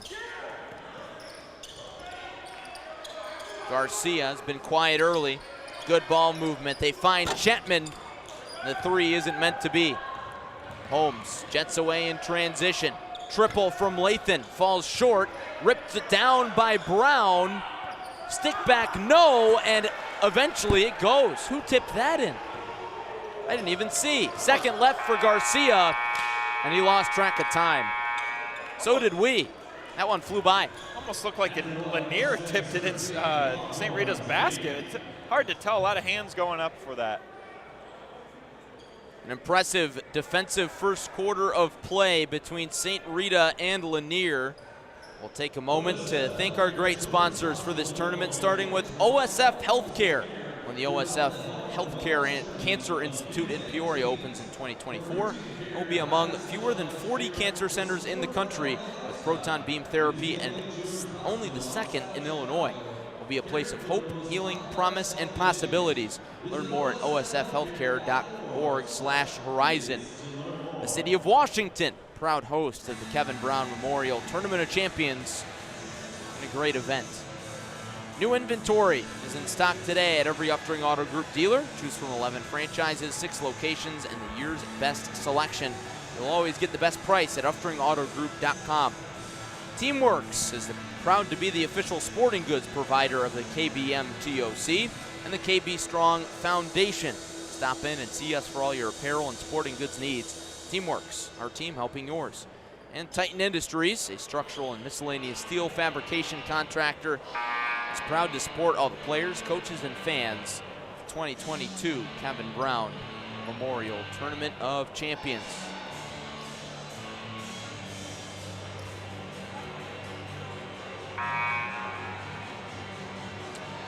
Heading to the second quarter, it's St. Rita 13 and Lanier 8.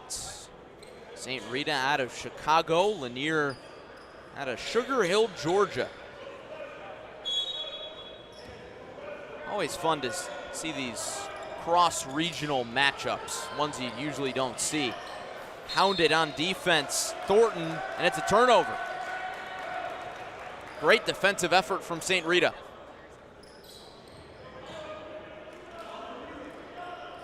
Yes, it was. And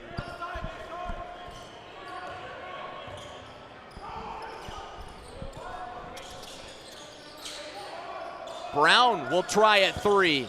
Too strong. Morez Johnson hit one in the first quarter. Nathaniel blocked by Brown. Oh my. what a deflection. Brown going up there. You know how talented Nathaniel is, tries to put it in, but Brown says no. A swat on the other end from Asmar Garcia. Defense headlining the early action. Garcia flings it out. Suarez for three. Garcia hobbles up off the floor. Looks to be in some pain. Took a hard fall there, but great job by Garcia to get that pass off to Suarez for a nice three. 2-point ball game in favor of St. Rita. Worthington White to Brown. Found some space, and he's fouled. So often, we've seen James Brown last year and now this year underneath It's very hard for him to blend in at 6'10", but he almost does blend in, sandwiched between two defenders there. And with his size, like we mentioned, more of a guard out there. Saw him take that three, runs the point in transition. Holmes from deep, off the mark. Nathaniel, the one-handed rebound, and they're going to get Brown there for a foul.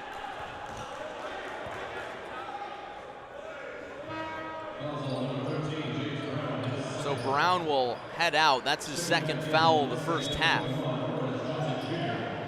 Morez Johnson, the Illinois commit, back in. Longhorns could tie it with a 2, take the lead with a 3. Chapman down low to Morgan. He's in trouble, needs some help. And he couldn't get out of the lane. Lead holds for St. Rita. Another big defensive stand there for the Mustangs. Trying to turn it into points on the other end. Jordan Chandler has it poked away. It'll stay with the Mustangs. So St. Rita really going with a small ball lineup of sorts, and that's hard to say with the 6'9" Morez Johnson in there, but Indrasitis is out. And Johnson is the only forward, really. So they play 4 out, 1 in. Worthington White directs traffic. Jets inside, the floater drops. Nice play there, and Lanier trying to respond. Suarez, the open man, the response is canned. His second of the night, another big 3 from Suarez. Holmes is pickpocketed. Pass ahead to Chapman, falling out of bounds, and that's a turnover. Worthington White in transition, dish down low for an easy 2 for Graham Lathan. Lathan having a big game off the bench. He's got 6.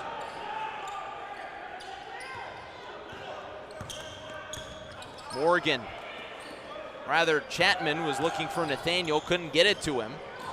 Loose ball again, good recovery and a finish. What a play that was from Jordan Chandler. Chandler, the 6-foot junior, getting through defenders, almost loses the handle, but pretty layup with the right hand. My goodness. A lot of talented guards on the St. Rita roster. A lot of them that get lost in the buzz. Morgan against Johnson. Fouled. Morgan says, all right, I'll help myself up. He's looking for some teammates.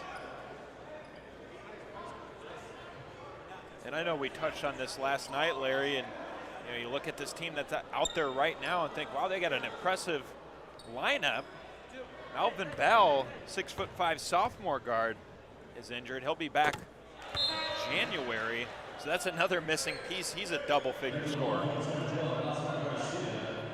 But the silver lining in that is, if there is any silver lining to having one of your best players out with a knee injury, is that so many others get opportunities. Tahai Morgan goes 2 for 2 at the stripe. 3-point ball game again. The guys like Jordan Chandler, Mari Edwards getting increased time.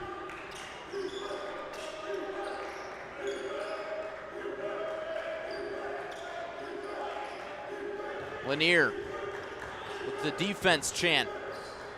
Worthington White dances and dishes. Pull-up jumper from Lathan. Too strong. Nathaniel pulls it down. Thornton ahead to Suarez. He thought about the 3.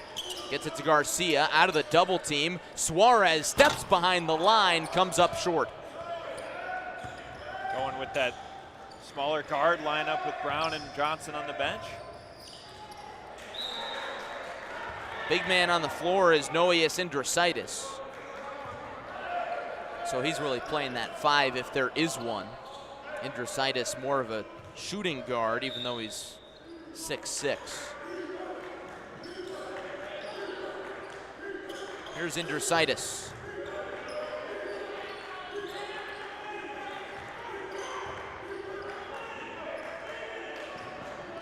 Around the horn to Chandler. Spin inside, and Nathaniel says no.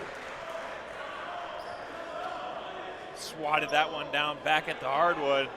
Not in my house. A volleyball swing there.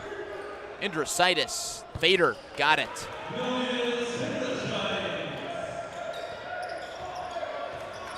Indrasitis so smooth in the mid-range. 6'6", tough to block. He's got that really nice soft touch. Suarez couldn't decide between pass or shot. He goes pass, but then the Longhorns turn it over.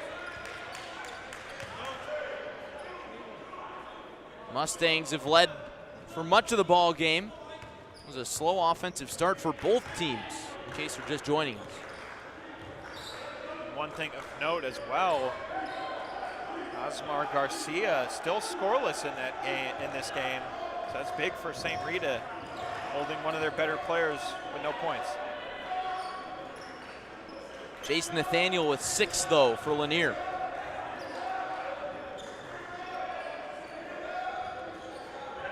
St. Rita taking its time. They got 5. Indrasitis couldn't get that mid-range, and it's going the other way.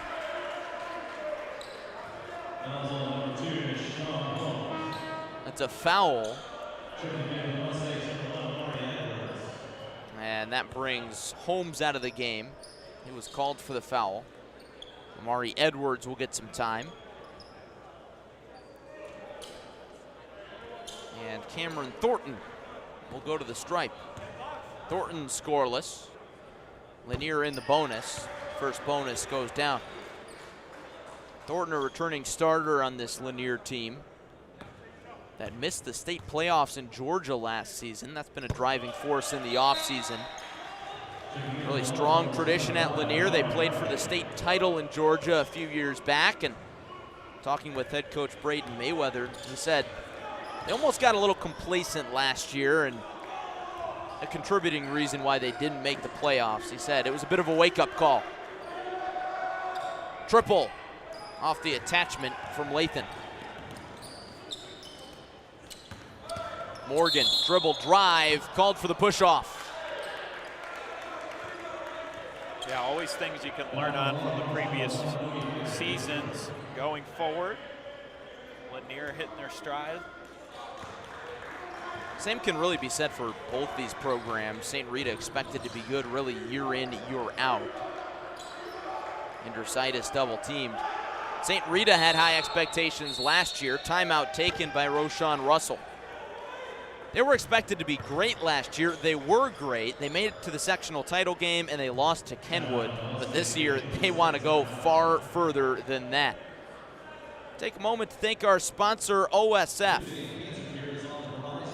OSF, the title sponsor for the Kevin Brown Memorial Tournament of Champions this season. When life gets hectic, you need urgent care. That's easy. Maybe you had an accident in the kitchen today. You need OSF On-Call Urgent Care for the care of minor illnesses and injuries. They offer in-person care or 24/7 virtual visits.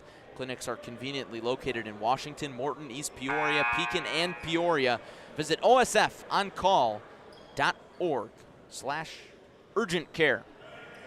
Hope everybody stayed safe in the kitchen today. No deep frying turkeys or anything like that. You always see those videos online every Thanksgiving.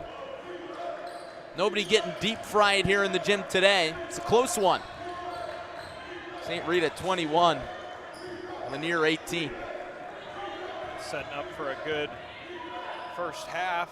Amari Edwards, how did he get that shot off?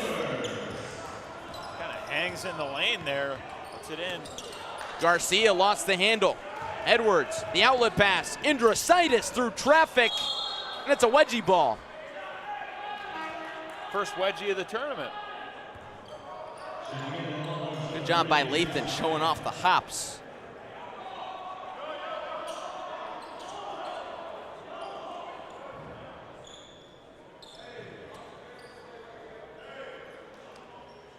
When that happens, it's a jump ball call, and possession arrow favors the Mustangs. So they get it back. Under 2 minutes to go to the half.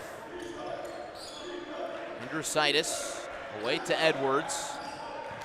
Chandler open up top, drives and kicks. Edwards from downtown, well short. Garcia lost his balance. He's struggled today, still scoreless. Foul on the steal attempt. It was poked away from Thornton. That'll send him to the line. First foul on Worthington White.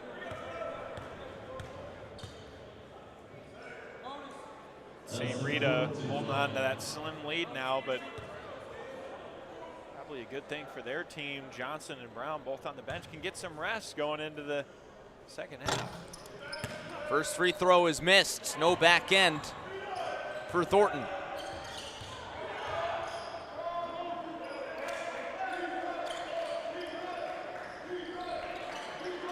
Chandler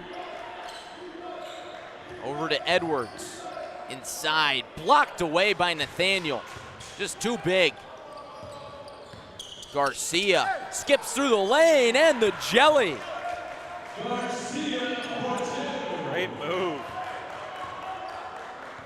from the senior. If not jelly, maybe cranberry sauce on Thanksgiving. That was saucy.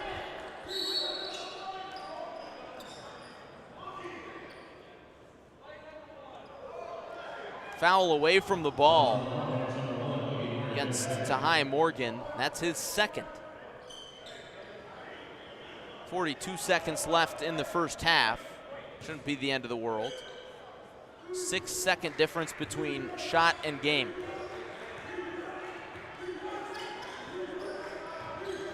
Again, the shot clock experimental this season in the IHSA, can be used for tournaments and shootouts.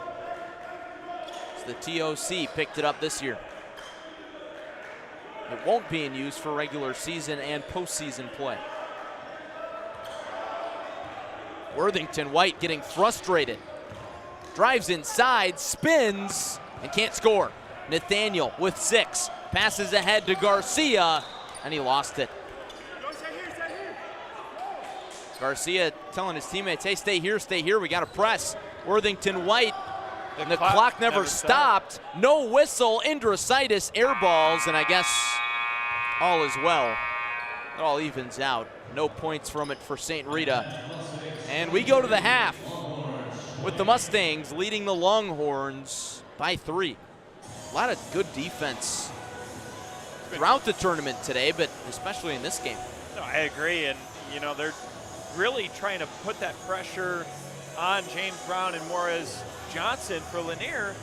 They find themselves in a 3-point game right now, trailing 23-20, but done a good job inside on the big guys. Looking forward to this second half after halftime. We'll take a moment to thank our sponsors, starting with OSF, title sponsor of the KBM TOC. And the new OSF Healthcare Cancer Institute opens in Peoria in 2024. It will be among fewer than 40 cancer centers in the country with proton beam therapy, and only the second in Illinois. It will be a place of hope, healing, promise, and possibilities. Learn more at osfhealthcare.org/horizon. The City of Washington, proud to host the Kevin Brown Memorial Tournament of Champions, known for its quality of life and a diverse mix of businesses and restaurants. Check out all that Washington has to offer in your visit to the city. New inventory is in stock at every Uftring Auto Group dealer. Choose from 11 franchises, 6 locations, and the year's best selection. You'll always get the best price at UftingAutoGroup.com. Teamworks, proud to be the official sporting goods provider of the Kevin Brown Memorial Tournament of Champions and the KB Strong Foundation. Stop in and see us for all your apparel and sporting goods needs. Teamworks, our team helping yours. And Titan Industries, a structural and miscellaneous steel fabrication contractor, is proud to support all the players, coaches, and fans at the 2022 OSF Kevin Brown Memorial Tournament of Champions. It's almost time to send it down to Uftring Tournament Central, where our Gavin Russell is standing by with Mackenzie Pierce, Blytheville head coach, fresh off of a win. Gavin, take it away. Welcome to the Uftring Auto Group Tournament Central. I'm here with a winning head coach, 2-0 in the tournament from Blytheville. Is it Blytheville? Blytheville? We've been talking about this. However you say it. We're from Arkansas, so it comes out different. Perfect. It comes out different. So however you want to say it, we won't be mad at Well, you. he's the Chickasaws head coach. However you want to shake it up. But winners today, again, appreciate you sitting down with me for a couple minutes here at halftime. 2-0, you got to be feeling pretty good coming up from Arkansas, making the trip count. Yeah, well, we are. I'm excited about this group and this season. Obviously, it's still early. It's just our third game. Sure. And, I was recapped yesterday. We were on a bus for 6 hours. Right. You never know how that's going to go. But the guys came out, played with a lot of energy. And then probably the latest I've ever finished a game, it was midnight last night. We got done. Like I told you, we got back to the hotel room about 1 o'clock when we got up. So we were a little bit sluggish today. And, we were playing down a starter. Sure. But I thought the guys really rallied in the second half, played with a lot of grit and toughness. And even though it wasn't a great shooting night for us, we found a way to win the game. And you need that to kind of overcome that adversity. How much does an early season game where you're playing high-level talent, not maybe talent in your conference or in your region, that you're able to just kind of see a different variety, how much does that help improve your team? Well, that's what we came here for. We've pretty much, when we sat and made this schedule, I think we've got 1 or 2 non-conference games with an opponent that is our size or smaller. Okay. Every school that we've played is going to be a bigger school, and schools that we feel like also have state championship aspirations. We lost by 3 in the state finals last year, and as a coach, that's a lonely feeling when you walk out of there and you try to sit and think about what could I have done differently. And I just thought we need to be tested more and early and often. And so far through 3 tests, we've passed them all, and hopefully we can continue to do that two more times this week. Yeah, absolutely perfect. And going back to your last season, you guys runnered up very good teams down there in Arkansas for sure. Kind of in that region, we know we have probably some viewers from Arkansas. What are you guys expecting just from your own area down there? Well, Arkansas is a basketball state. Yeah. It just is, and especially in our corner of the state, from Little Rock to Northeast, is big-time basketball, and everybody plays it year-round. It's extremely well coached. Yeah. The teams are extremely well disciplined. Probably the biggest difference when we're back home as to up here, we can run all our sets and stuff here, and it's kind of a surprise. Back home, and even kind of how we did. We already knew all these guys' plays. We've been watching film and doing everything for 2 or 3 weeks, their calls and stuff like that. In Arkansas, you run it once on film, and 365 days, everybody's got it. Yeah. So, that's kind of the a big difference. I'm sure it's like that when people are in conference play in different states and stuff as well. But we're looking forward to it. And when we get there, we're not going to be here. Probably people are like Blytheville, Arkansas. Where's that? But when we go back home, everybody knows exactly who we are, and we're not going to creep up on nobody. So we got to be ready to play every night. No, as I was looking into the tournament several weeks ago, there's a lot of teams here, so you got to kind of prep for each one of them. But I noticed first thing that stood out to me is you guys made it to that state championship game. Now, I'm not familiar how the class system works in Arkansas. Where do you guys fall with that in terms of your size? So we're 4A. I can't give you the exact number of what our enrollment is. I know we graduated about 100, but last year I think in school right now, I want to say we're at 475-ish. I could be off. There is 7 classifications in Arkansas. There's way too many. We have way too many high schools in the state of Arkansas. There's a high school every 5 minutes down the road, it seems like. But 4A, so we're I guess middle of the road in Arkansas as far as size. Sure. And that's a little bit different here in Illinois. There's less high schools, I'd say. So some have even closed and things, which is unfortunate. And really 1 through 4A really is really small schools, really. It is, And 5 and 6 and up are kind of the bigger ones. So you're right there in the middle, which, as you mentioned, it's important to play a variety, a variety of bigger schools and smaller schools. Now, you face Coral Glades in this game. They're out of Florida. They're a younger team.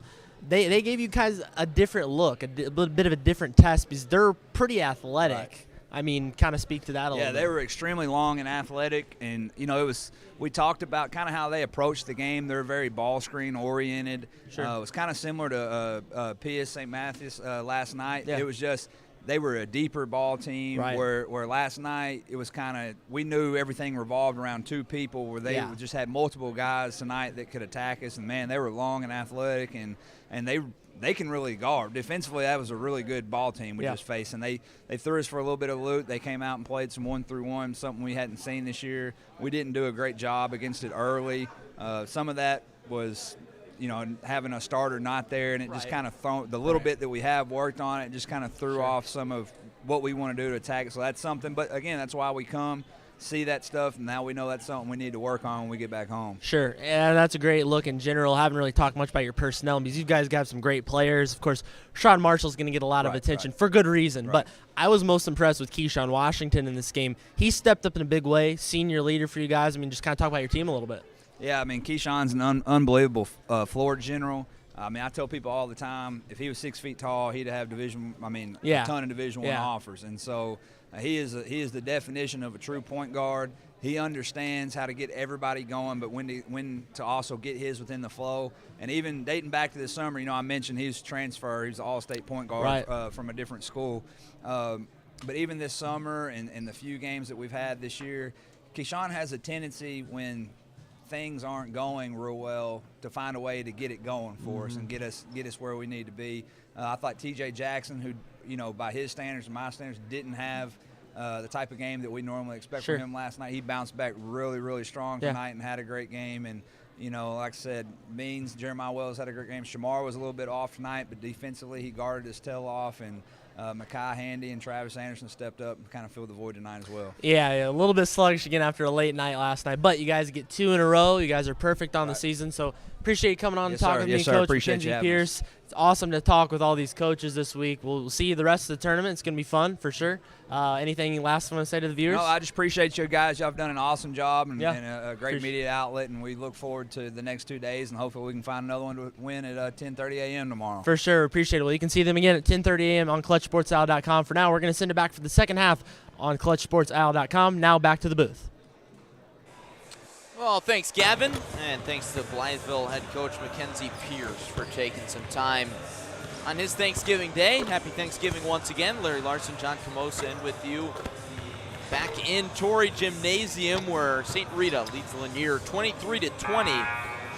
Defense is really the name of the game in that first half. Yeah, it certainly was, and for Lanier did a good job inside against Morris Johnson and James Brown. On the flip side, St. Rita did a really good job of containing Osmar Garcia at 6'7" down there. So it's kind of a battle of the defense in the post, but some other players have stepped up and shined. We got a 3-point ball game. Should be an exciting second half. St. Rita looking for win number 1 on the season after dropping a tough season opening loss to Joliet West last night in comeback fashion. Lanier defeated Cardinal Ritter. They're 1-1 and 1-0 here in the tournament. Two teams are very talented. St. Rita, we talked about that before this game. That was a tough loss against Joliet West. I'm sure they'll meet each other again down the road in March. But this is going to be a big win for them if they can get it. Lanier says, we want to win too. So two teams going to go to battle here.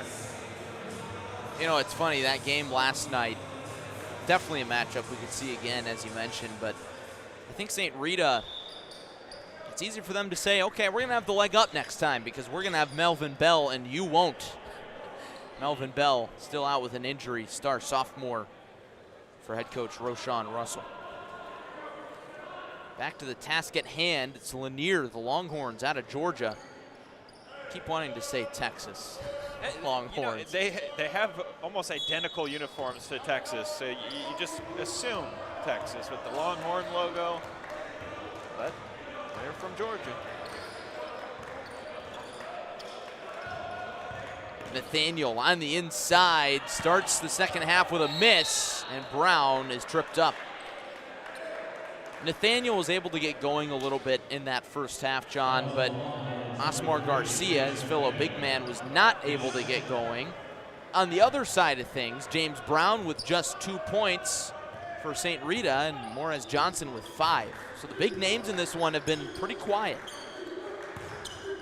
Indrasitis, pickpocketed by Garcia. In transition, what a move for 2. Great move, gets his hands in there to disrupt it with the steal. Johnson can't get to the rack. Frenetic pace of play early in the second half. Garcia, Nathaniel, step back. Oh, that was pretty. Nathaniel, the swoosh right in front of James Brown. It's a tough defender to shoot over at 6'10", but he has no problem.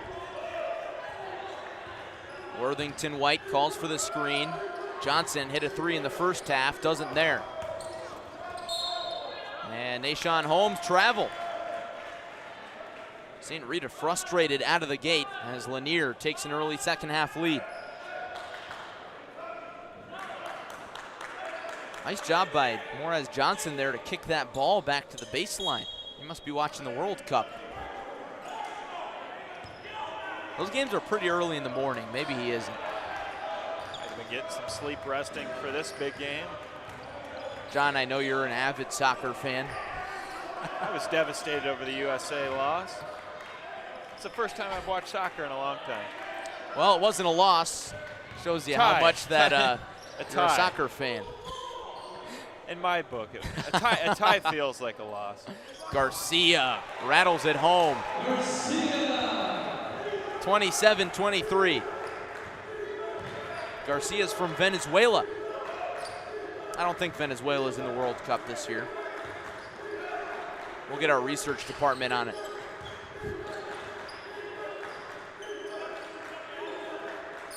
Johnson will try the 3, too strong. Brown the board, back to the rack, and a block. You know, that's something we didn't see yesterday where they both had a chance at it. Well, James Brown and Morez Johnson both step back and try to shoot a 3 in this game. Second attempt for Morez Johnson, but maybe that's because they're getting limited inside with how strong of defense Lanier's playing. Brown has not been able to find that rhythm. So often it's said, though, maybe you can't find that rhythm from the field, you can find it from the stripe. Nothing but nylon on the first free throw from James Brown.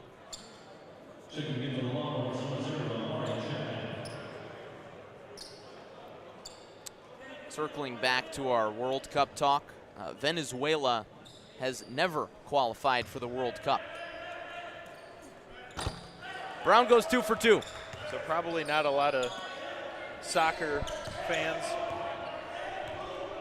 or maybe some avid soccer fans in Venezuela, but they just haven't had that. It's like a Cubs drought. Maybe. Nathaniel inside, and that's a block on Brown. He can't believe it. How good has Nathaniel been getting to the rack? Draws contact there, able to get back to the line. Doing a little bit of everything today, outside, inside. Big part of the reason why he's going to be heavily recruited in his junior year. Free throw too strong. On the receiving end there, Brown, that's his 3rd foul. He heads to the bench.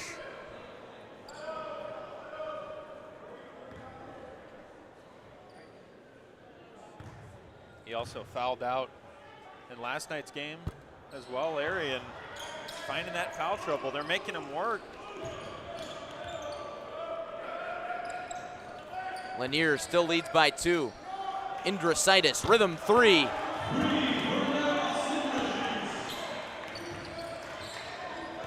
Mustangs back in front. That's a kick ball. Nashawn Holmes staying with the soccer theme.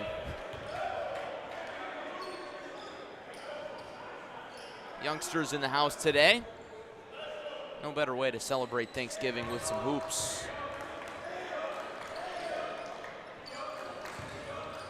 Longhorns break the press. Nathaniel from the mid-range, and he is hot right now. Another great shot from Nathaniel. He can go inside. He shows his range outside as well. Indrasitis, he's the hot hand, and he finishes. What a soft touch there, just lays it in through the defender. Easy to see why Noeas Indrasitis played for the Lithuanian national team. That won gold, U16. On the other end, Tahai Morgan pours in a bucket, and back and forth we go.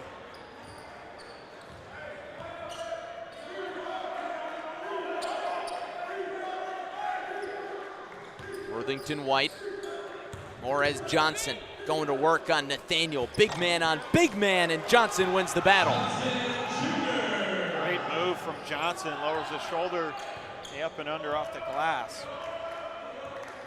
Johnson's first bucket of the second half.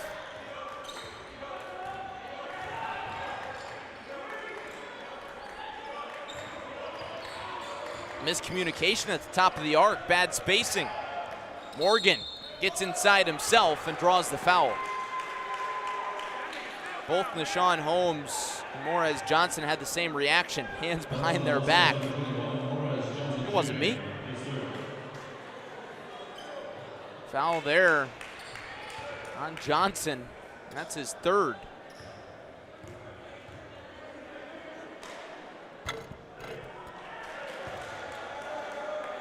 Morgan makes the first to tie it.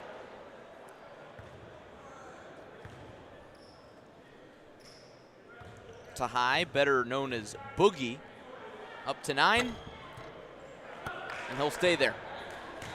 All knotted up at 32. What a game this has been.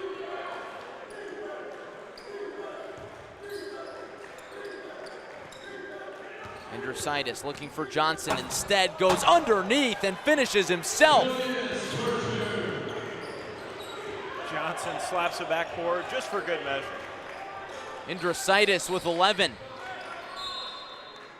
Chapman lost it. He'll stay with the Longhorns. Pretty good Thanksgiving crowd on hand for this one. I'm sure a lot of folks watching down in Georgia, maybe up in Chicago.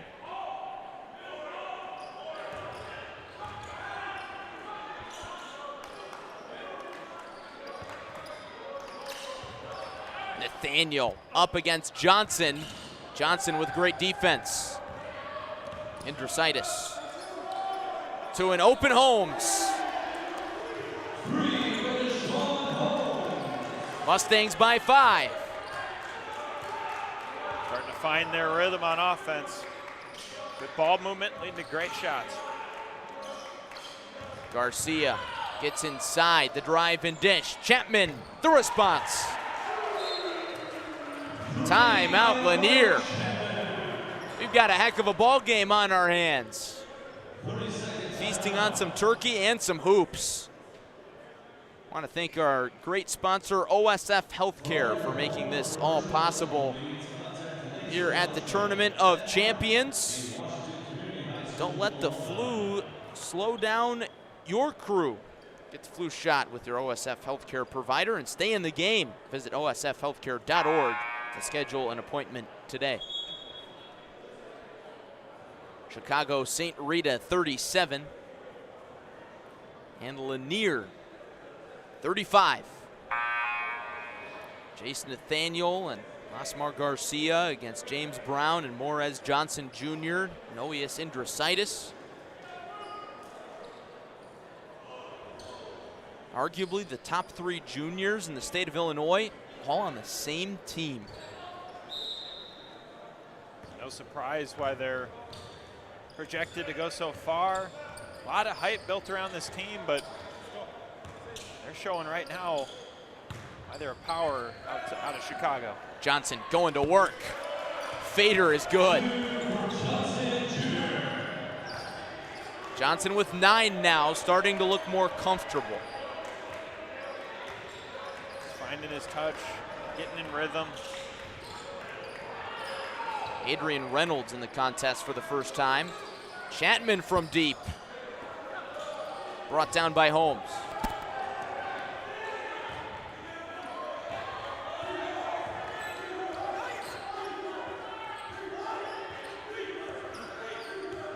Worthington White in a slow pace. Johnson again, double teamed and fouled.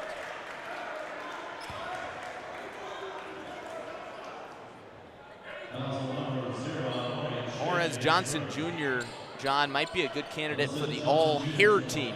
And yes, that's a thing here at the Tournament of Champions. Unique hairstyle. First free throw goes. He could be a top 10, top 5 contender, maybe top 2. A lot of good hair in the event. a very competitive field, more ways than one. Ethan Kaiser, I mean, I put him in the conversation from Metamora. Without a doubt. Garcia doesn't even get it. Chandler slows it down.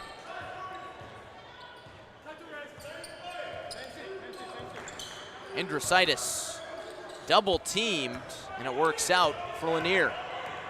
Garcia wants to push it. Inside against Johnson. Got by him for the easy bucket. Indrasitis pulls up on the other end. Off the front iron. Lanier, a big opportunity here. Garcia, drive and kick. Suarez triple. All kinds of dominoes on the floor underneath the basket. Lob to Indrasitis, and he didn't even get his footing. Well, you've got the all-hair team and then the no-hair team.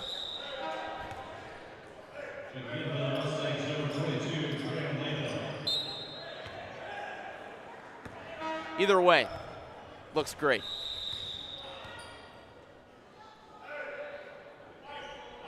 Johnson to the sideline. So St. Rita again, John, going with this lineup that we saw in the first half just a little bit, with no Brown or Johnson. More of a guard dominant lineup.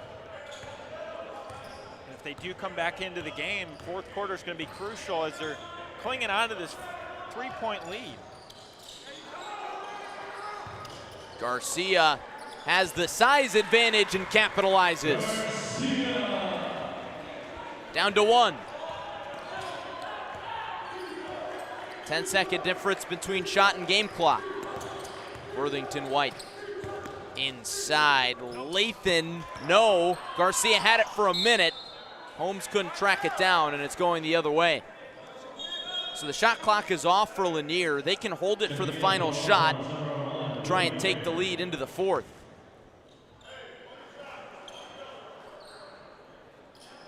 Here, their head coach, Brandon Mayweather, say one shot, one shot. They can do just that.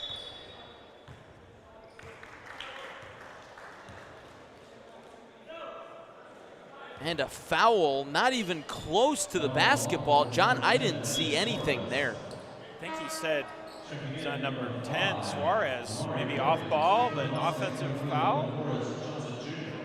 If there's a push, but that is a big opportunity lost. Now St. Rita can hold for the last shot, because they already hold the lead. I didn't really catch what happened. Neither did I. You folks at home can rewind the YouTube and maybe find out. Let us know. Instead, St. Rita will hold for the final shot. Morez Johnson back in. Worthington White, a little confusion. Johnson from steps behind the line, short, the follow-up, he's fouled. I think he might have been out of bounds before the shot. Either way. Johnson a little confused, as are we. Yeah, one point advantage going into the fourth quarter. Setting up for a good one, that's for sure. St. Rita by 1. I want to thank our great sponsors here this week, starting with OSF. When the OSF Healthcare Cancer Institute in Peoria opens in 2024, it will be among fewer than 40 cancer centers in the country with proton beam therapy, and only the second in Illinois. It will be a place of hope, healing, promise, and possibilities. Learn more at osfhealthcare.org/horizon. And brought to you by the City of Washington, who welcomes you into the Kevin Brown Memorial Tournament of Champions, virtually or in person. Give Washington a look next time you're in Central Illinois.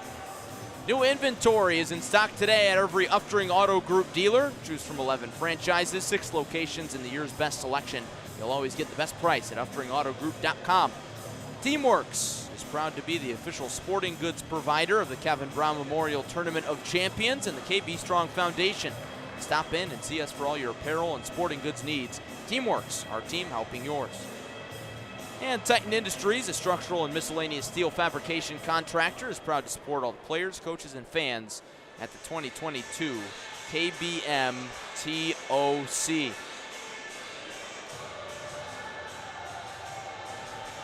Thanks for joining us on your Thanksgiving. Those folks know they're on TV. Hi, Mom. I like that kid's Marlins hat in the front row. Throwback. Good looks. Do want to say hi to my mom at home and the rest of the Larson clan. Happy Thanksgiving to the folks back in Rockford. Happy Thanksgiving to everybody watching in Chicago and Georgia as well. I like that TOC winter hat as well. I need one of those for myself. You can go get one near the concession stand out by our studio.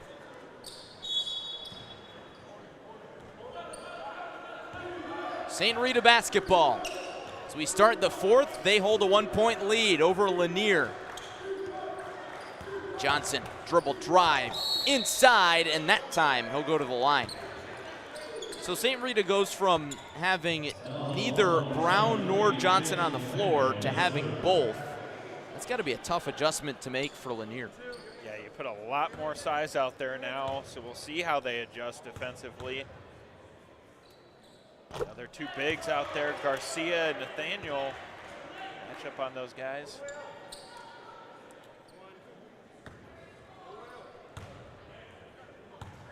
Johnson up to 10,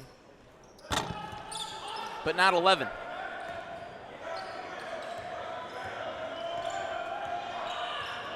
Thornton can't get it past the pressure. He'll try again.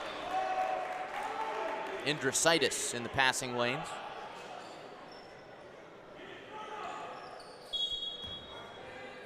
In case you're just joining us, it's been a defensive battle through and through. Didn't see the first points of the game until about the 6-minute mark. Neither team has had it easy. Morgan not having it easy. Gets it to Garcia. He gets through the lane for the bucket. Number 12 up to 12. Garcia, after not scoring for a while in that first half, he's starting to. Oh, Morez Johnson in his bag. The defense comes up big.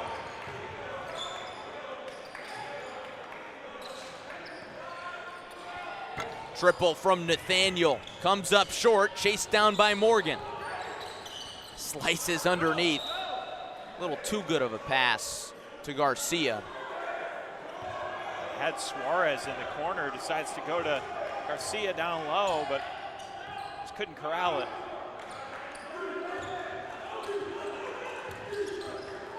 Worthington White double team near the timeline.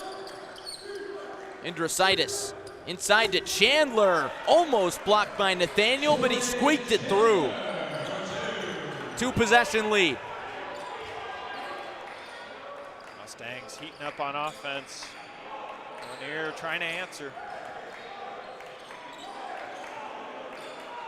Garcia directs traffic. Thornton to the rack for the deuce. Every time St. Rita has pushed the lead to 2 possessions, it seems like Lanier has been right there to respond, but nobody's there to cover Morez Johnson Jr. Not a guy you want to leave wide open under the basket. 99% of the time that ball is going down. Garcia, the pass to Nathaniel. Couldn't get it to go.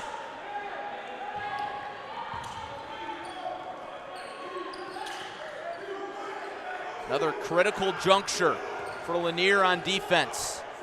Approaching the 5-minute mark. Johnson, he's feeling it in the fourth, and he makes it again. He's got 16. Showing that mid-range touch. You can see why he's going to Illinois. Great player. Thornton, drive and kick. Nathaniel draws the blocking call. Roshan Russell can't believe it. He's irate on the St. Rita sideline. That sends Nathaniel to the line.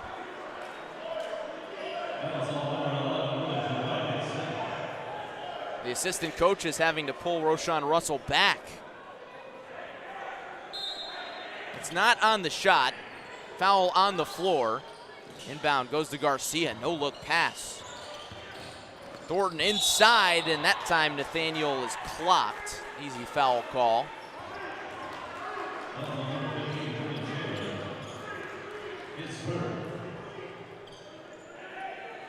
Fourth team foul for the Mustangs in the second half. 5 on Lanier. Getting close to bonus territory. Could be a game that comes down to free throws. Lanier needs a basket here, though, if they want to stay in this. Nathaniel open from 13.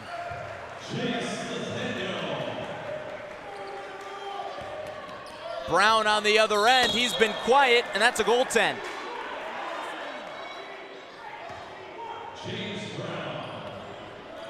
Easy call there. Nathaniel climbing the ladder a little bit too much. Mustangs back up by 6. Garcia called for the charge. Chandler took it like a champ. If they didn't like the call, they didn't get the last time, they got it there. Cleanup crew out to clean up the mess. Great work by all the volunteers here spending their Thanksgiving Day in Washington. Takes a well-deserved break next to Washington AD Herb Knobloch. John, are you on mop-up duty at all this week? I don't believe so. I think I'll just be up here and in the studio. We'll see, you never know. I'm on the bench if they need me. St. Rita slows it down. Lanier sits back. Now the Mustangs are in motion. Indrasitis to Brown. Inside, tough look, no. Johnson there, not that time either.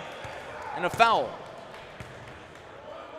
Morris Johnson with a little baby hook shot practice in the meantime. Nervous energy on the Lanier bench. Heated early season battle coming down to the wire. Brown going to the stripe. St. Rita in the bonus. It's a 1-and-1 here.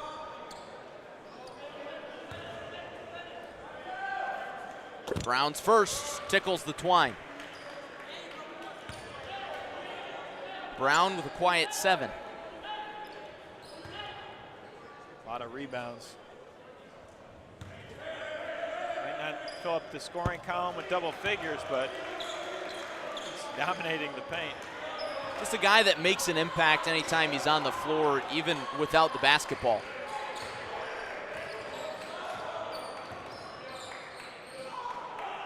All of a sudden, St. Rita leads by 8. Big lead late, similar to the one they had last night. Suarez walked. John, it started with the St. Rita defense. Yeah, those costly turnovers will hurt, but St. Rita, they turned up the pressure, making it very difficult on Lanier on offensive side. Now St. Rita's got a really good opportunity to continue to push this lead and make this game out of reach for the Longhorns. OSF Healthcare Children's Hospital of Illinois is ready to provide all levels of care throughout the health and wellness journey of kids and teens. From routine care to highly specialized care or support for a healthy lifestyle, it is the only children's hospital outside of Chicago caring for the most complex health issues. Visit osfhealthcare.org/kids to learn more. These kids are hooping. St. Rita, especially in this fourth quarter, they lead Lanier 53-45.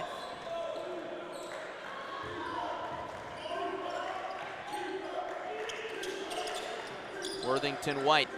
Johnson from 15, cans it. How He can't miss. Yeah, that mid-range game from Johnson today, something we didn't see any of it last night's game. We're seeing it tonight. Nathaniel, tough two, halfway down and out. And he fouls on the rebound attempt. St. Rita can taste it now.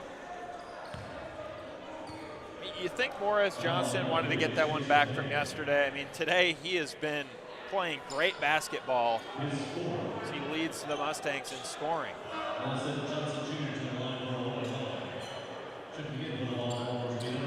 That's the beauty of basketball. Quick turnaround. You don't have to wait a week to play your next game.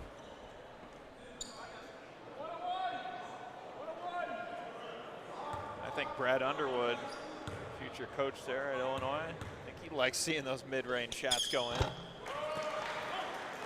And the free throws too. Free throws are always big.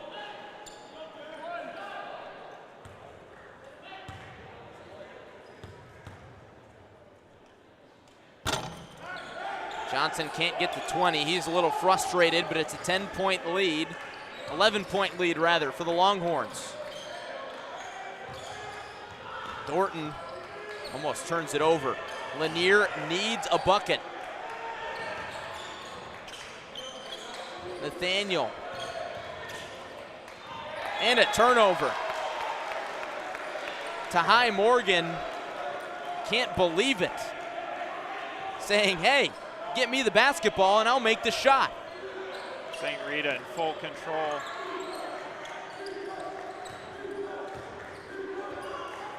Clock on their side.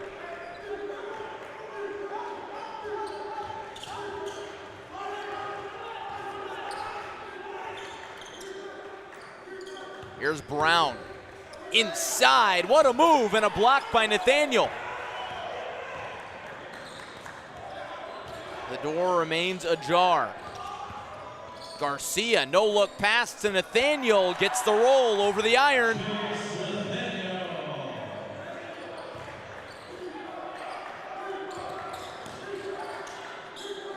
Lead back down to 9. Brown was looking for Johnson. That could have ended loudly, but instead it's glanced out of play.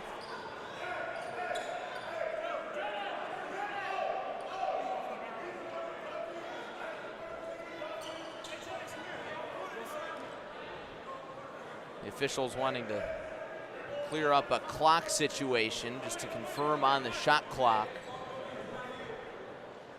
It remains at 16. 2 minutes even to go.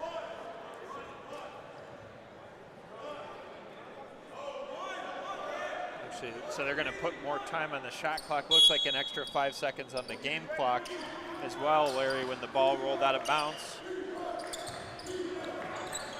Clock kept running. Andrositis. Wow. Garcia shaken up. Nothing going Lanier's way. Thornton. Garcia inside, steps around Brown and doesn't draw rim. Andrositis chases it down, lobs it up to Johnson, has it poked away. Lanier with good effort on defense. Nathaniel lost it. Things are getting a little sloppy here in the final 2 minutes.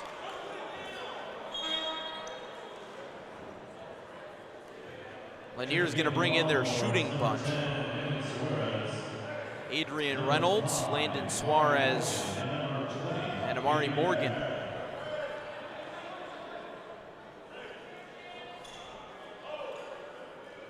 They're gonna need a small miracle to come back in this one. Andrositis recovers, jump pass. Worthington White slows it down, and Adrian Reynolds fouls him. Play the foul game now, and St. Rita, I think they can smell this victory.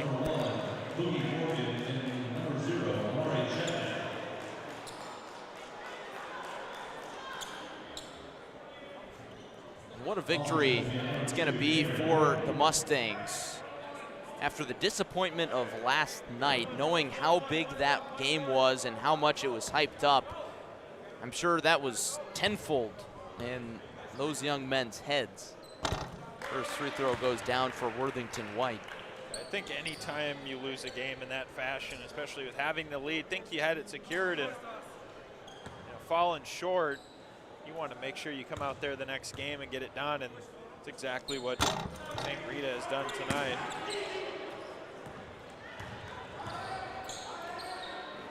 Lanier on its last gasp. Garcia tried to go over the backboard. He's fouled beforehand. Probably would have taken a Harlem Globetrotter to make that shot. That's White's third foul.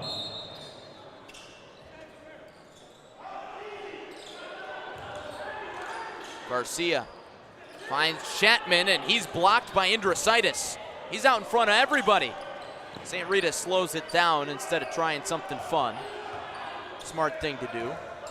Johnson to Indrasitis, but a whistle before. Foul on Thornton. Just his first of the game. And St. Rita is in the double bonus. Chance for Johnson to get to 20.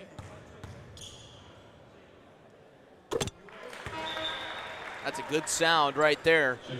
Johnson does indeed get to 20.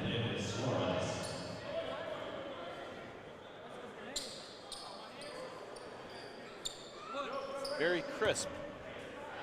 Bottom of the net. Johnson's had a lot of those today he's put down. Gets the front end, but not the back end. And Garcia is fouled. I think Johnson wanted to put an exclamation point on this one.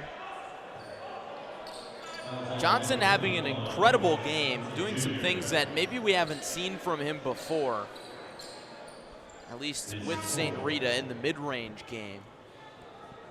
But the one thing that we have missed a little bit this game is a thunderous dunk from either him or James Brown. Yeah, we did see one last night from Johnson. Turnaround one-hander, but tonight, I haven't seen it. Credit to Lanier, playing some of that tough defense on him, but they found a way to keep scoring. Another good game coming up next. We'll preview that one in a moment, but first we want to thank our sponsors, starting with OSF Healthcare.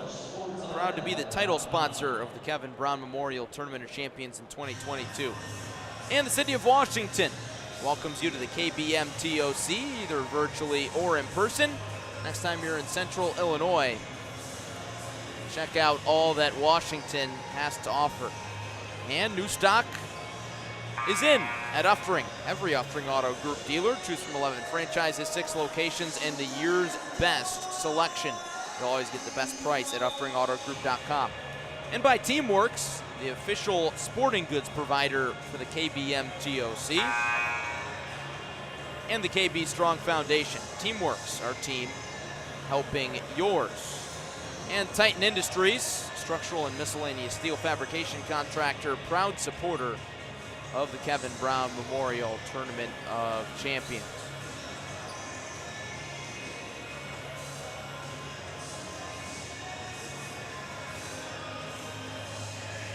Under a minute to go in this one.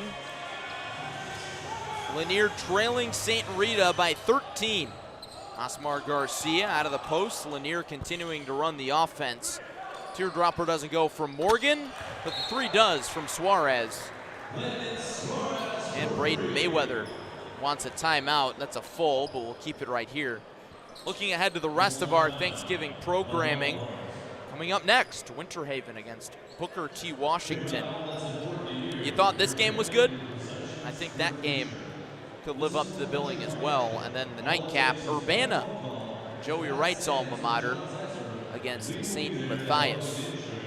It looks like Booker T is getting ready to go. They're fired up. Don't need music, no headphones or anything. One of them's giving somebody a pep talk. I think Kenneth Lewis is going out trying to break his own record he just set yesterday. Kenneth Lewis with 51 points to break Zion Williamson's single game scoring record at the TOC. I think I see him standing back there. Booker T hard to miss in their yellow.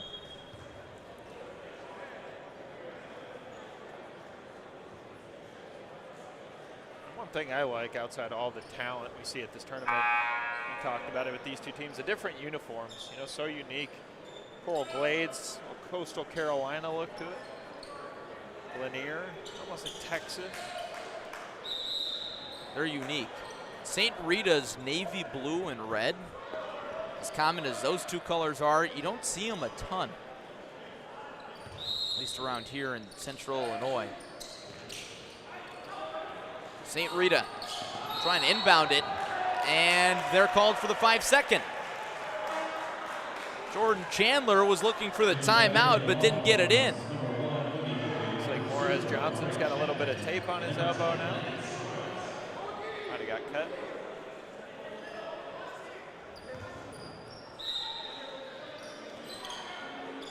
Good observation there on his right arm.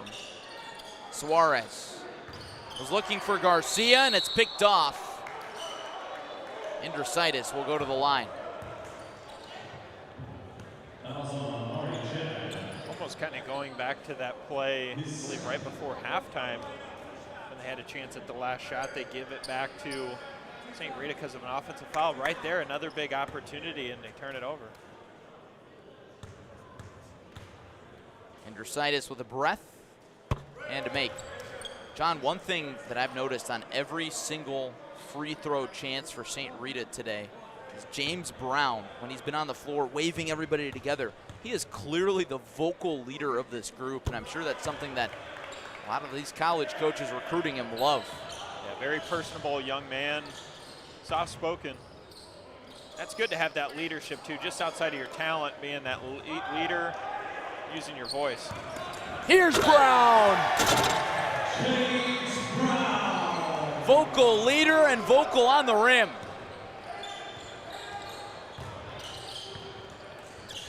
Nathaniel can't get it on the other end. Morez Johnson won't get a dunk, but Indricitis will get a 2. And that's how things wrap up.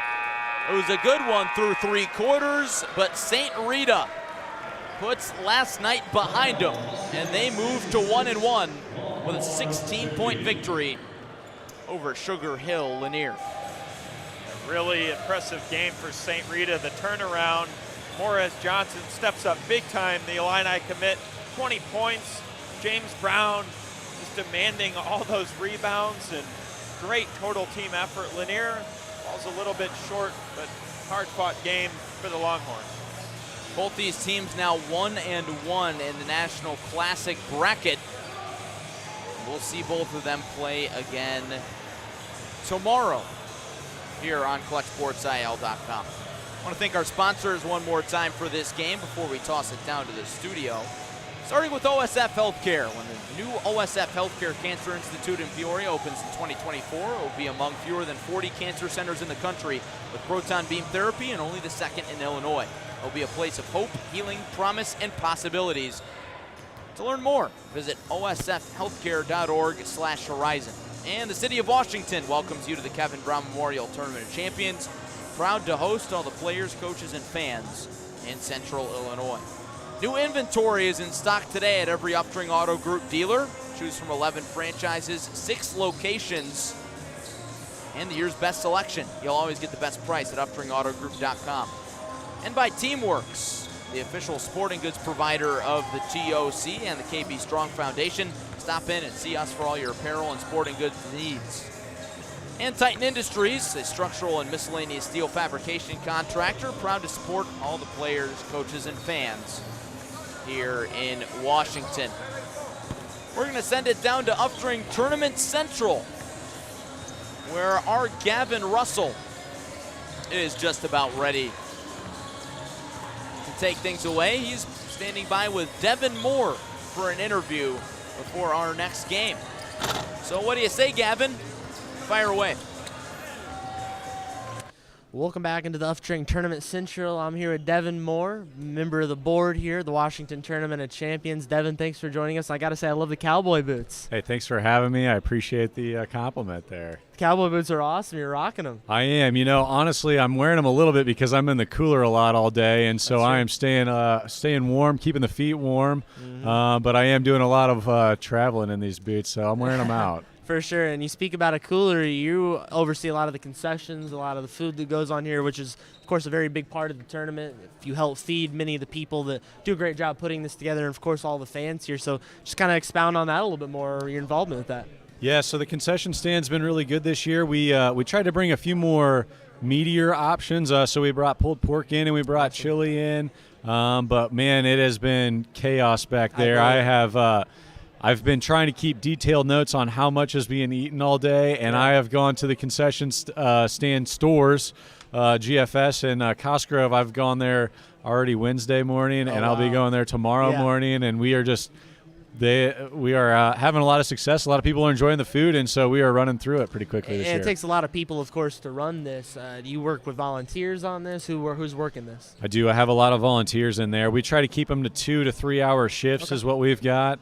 Anywhere between 4 people at one time all the way up to 6 people. And, you know, some of those high traffic times like Metamora game, Washington game, we need maybe 7 or 8 people back there. So it has been it's been a lot. But we are sitting last year where this concession stand was, and we changed it up this year to try to alleviate some things. We now have the kitchen back there that we have easy access to, as well as their coolers, and so we changed it up too to where everybody could self-serve themselves. And then a big thing for us this year was credit card machines. We actually did that.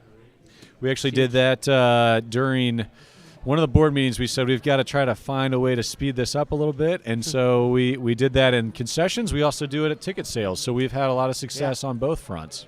Yeah, no, I believe it. Especially I've heard Herb Noblock and some of the people that run this tournament talk about how you got to kind of reinvent it sometimes. And with the expansion, of course, I look over here to the concession stand.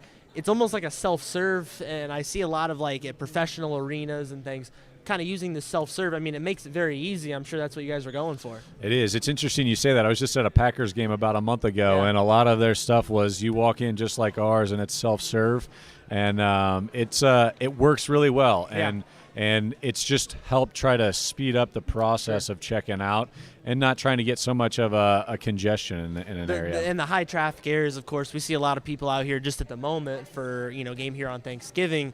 But as you mentioned, those games, the Joliet West game, Chicago St. Rita game, Washington, Metamora, I mean, you could have hundreds of people. I'm not sure how many this room holds, but I've seen it nearly full a few times this week, and definitely a lot of congestion up here. Exactly. And this year we try to set aside a line so that it wasn't in the middle of the area to let people still get to tables, be able to walk around and be able to get off to the side. And then a big thing this year was the autograph table too. That was something new that happened last year that we had to kind of on the fly figure out. And it worked great. But then this year we were able to organize it a lot better. And then huge shout out to OSF for their sponsorship. I told them in one of their meetings, I said, I think this is the best place to put your name because you get so many pictures and then they go on social media, and then all of a sudden you've got your background and a lot of pictures floating around on social media. And they jumped on that idea, and I think it's been a great success for them too. And speaking of OSF, of course, they're a very important part to this tournament. Of course, with the KB Strong Foundation, just kind of having that go hand in hand. Not only are they a great sponsor for the tournament, but they're also helping support with that cancer research. I mean, how huge has OSF been through the last few months? It's been a big deal, and we see this as a long-term partnership. We really hope that we deliver this weekend on what we've told them we do, and we hope that it even goes beyond where they think, and I think we have done a good job on that. But they're key, and like you said, it works hand in hand. There was nothing more important than saying, hey, this is our key sponsor, and oh, by the way, they actually are doing what our mission is, which is really fighting brain cancer, working on a cure for glioblastoma, and you know, Ryan Luganbill is heading up the center there, and he is doing a phenomenal job, and he's trying to make it, I'll be honest, he wants it to be a Mayo Clinic. He wants it to be where the world where the U.S. goes for their treatment, and so their vision just aligns exactly with our purpose. And Peoria has become a medical hub. As you see all the hospitals, OSF has lots around, the huge hospital right there downtown. You can't miss it right off Interstate 74, but they do a lot of really good work. I actually talked with Ryan Luganbuehl. They're really excited for it, and they're excited about the partnership at the tournament. But switching to KB Strong now, of course, I'm sure you've been here at the concessions, but have you noticed the good support, good following over here at the KB Strong booth? Definitely. And it's nice to just raise awareness, right? Some of the things that we don't realize is how much this has impacted our own community. It hasn't just been Kevin that's been affected by it. It's been a lot of other families here as well. And so just being able to say, this is a big deal and this is in our community. I will say to that point too, it's odd how some of these cancers pop up, and unfortunately glioblastoma it's a hotbed here in the Peoria area. Yeah. We don't really know why, but I can say too, my wife had a son that was a St. Jude patient, and a lot of the kids that had the same type of rare form of cancer that he had were all in these pockets, and a lot of it was on the Illinois River, Mississippi River, and the Delta Basin as well. And so we're still trying to figure out why that happened. And that's why we make these donations, is to try to understand where it's coming from and how do we fight it, right? And so that's what we're going for. That's unusual. I did not know that fact. That's why that research becomes so crucial, because we got to know things like that. That's huge. Tell people, again, we've said it many times, but how can they get involved with KB Strong? There's a variety of ways, but it's very important that our viewers and people that are come to the tournament later in the week get involved with this. Agreed. I'm going to tell you, go to the website, just search Kevin Brown Memorial Tournament of Champions. You can just type Tournament of Champions in Washington, Illinois, and we revamped the website this year to make it much more accessible, and you can get a link to the KB Strong Foundation from there. You can donate online now. That was something that was made possible, and you just get a lot of information from that as well. So feel free to check out the website. We've also got a table in here that's talking about it as well, and every game we are promoting it as well. At halftime, we've got a lot of checks going out. And so, there's a lot of ways to find out. No doubt about it. And it's been a successful tournament so far. It'll continue to be the next couple of days. One last question for you. What do you do to just continue prepare for next year? What do you do to continue to expand it?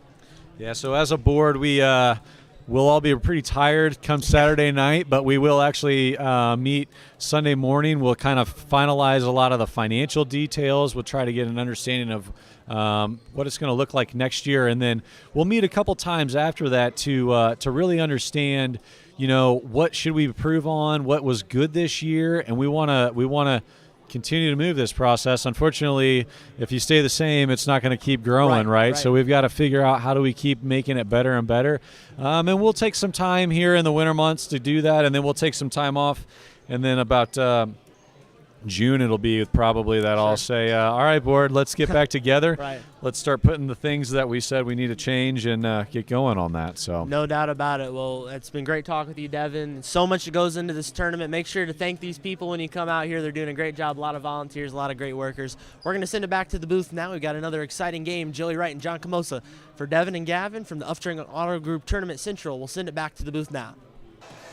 Thank you, Gavin. Thank you, Devin. Awesome. Thank you.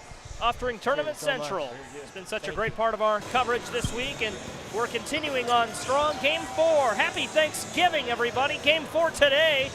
Something like game 16, 17 overall. I'm losing count. Kind of lose count, yeah. So many great basketball games this week, all so much fun. Glad to have you on board. Clutch Sports Media's coverage of the 2022 OSF Healthcare Kevin Brown Memorial Tournament of Champions. I'm Joey Wright with John Camosa. John, I've been behind a couple of our microphones today, but not behind the headset. Good to be up here with you and ready to watch the Blue Devils and Eagles go after it. Winter Haven from Florida, Booker T. Washington from Texas. They've converged in Washington, and we're going to see a great basketball game because of it. Yes, we are, and Booker T. Washington standout Kenneth Lewis. Talked about that last game with Larry Larson. Broke the all-time single-game scoring record, passing Zion Williamson with 51 points in their win over Yorkville Christian yesterday. On the flip side, Winter Haven A lot of talent on that team. Jamie Phillips Jr., Tyrese Mayo, Isaac Zisalar, Dylan James down low at 6'8". They had a win over Metamora yesterday, showing their dominance. This is a marquee game of the tournament. So many great players we'll look at. You alluded to a few there. Glad you're on board. Winter Haven's going to come out in their road blue uniforms tonight, and they're being introduced right now. Let's meet the Winter Haven Blue Devils. Their starting lineup is as follows. Jamie Phillips Jr. Offers on the table from Siena and Stetson. He's wearing number 0 in blue, joined by Matthew Vaughn wearing number 2. Isaac Salazar, his offer sheet filling up. A lot of great programs in on the junior. He'll wear number 4 in blue. Keeping our eye on Dylan James, the Georgia commit, maybe the best player on the floor in this one. And KJ Parker, a Florida A&M commit as well. James and Parker, seniors. I mentioned Salazar's a junior. Vaughn and Phillips, a senior and a junior, respectively. And the Blue Devils are coached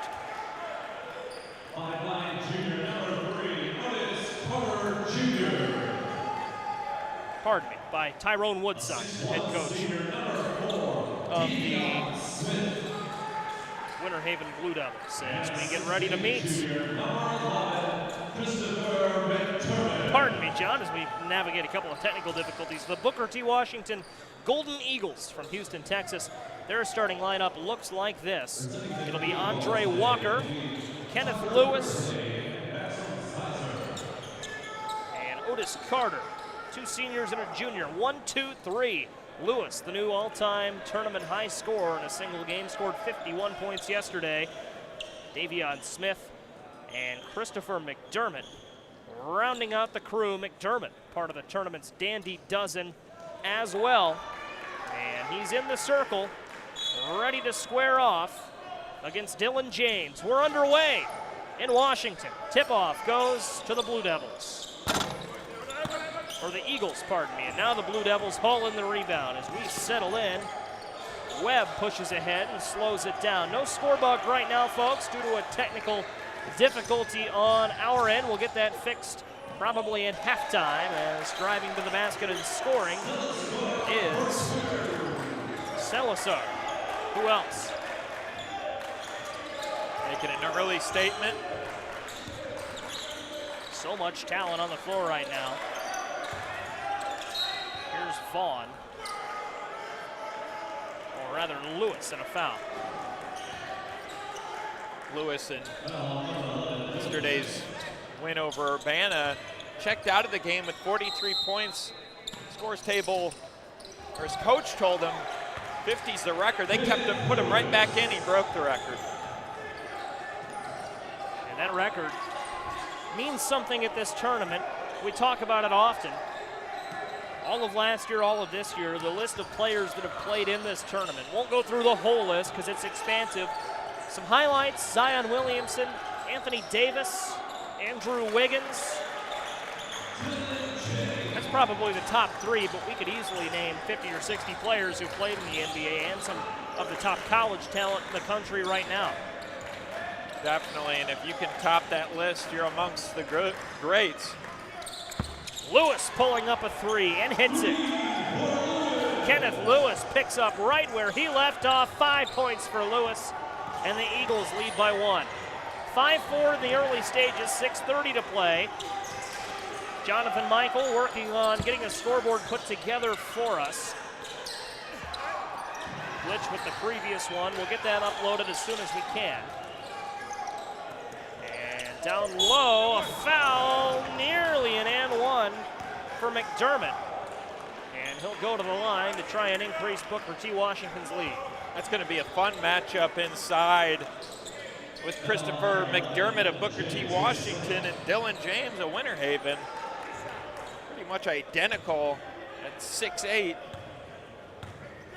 I'll be going at it.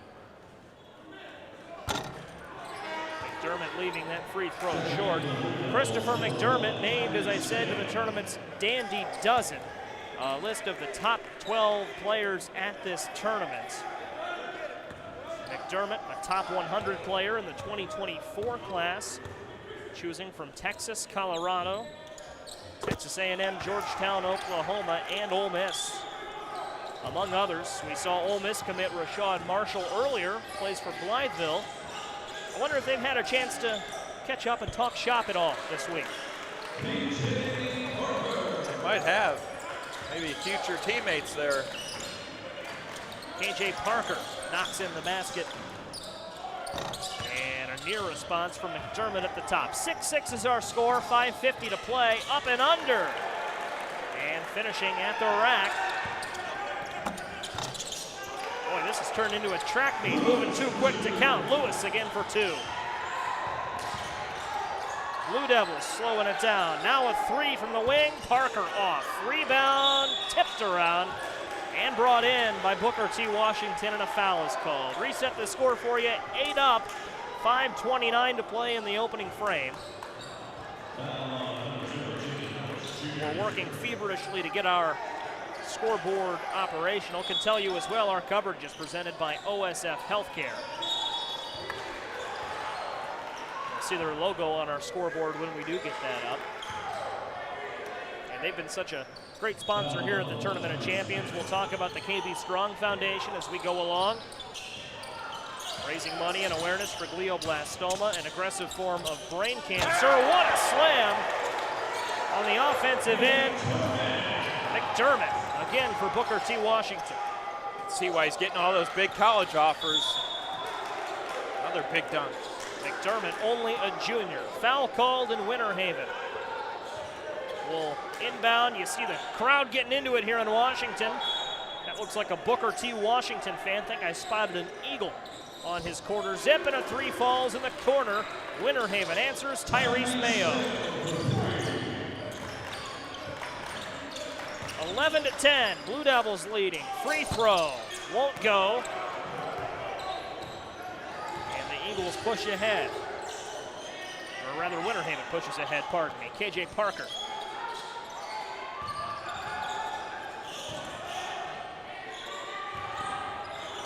Phillips, who was so big in that game yesterday for Metamora.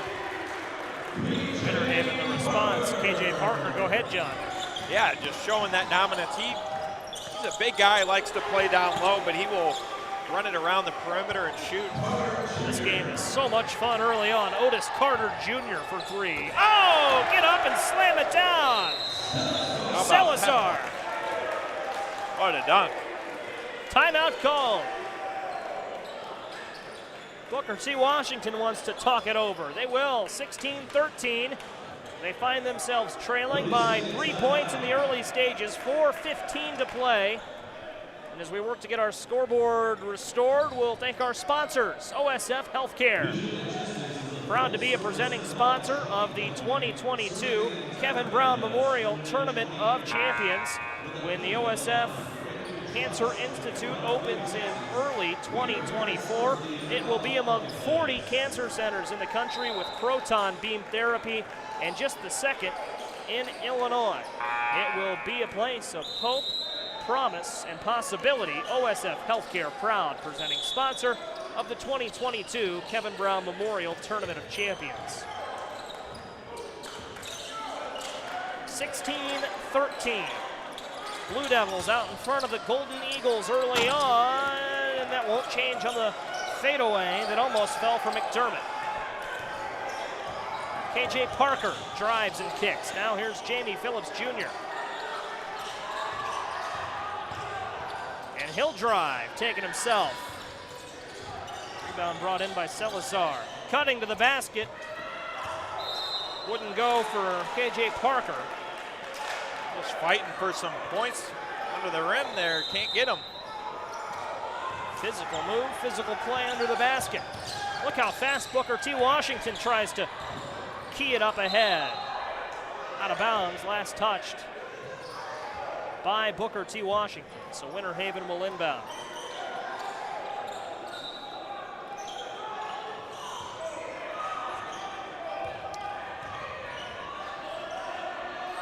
Using a lot of energy out there. Fast-paced game. That's what the fans are enjoying.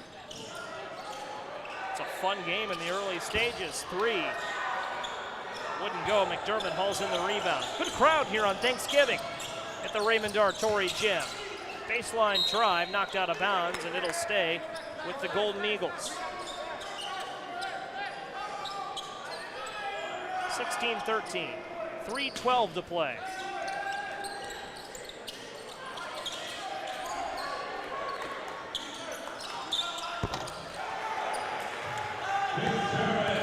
Another great jump shot there from McDermott. Makes it a 1-point game, 2:55 to play. Try McDermott. Oh, was trying to shovel ahead. And that's left a little bit short by Salazar. Can't finish down low. Matthew Vaughn couldn't knock it in. Golden Eagles get out and run it.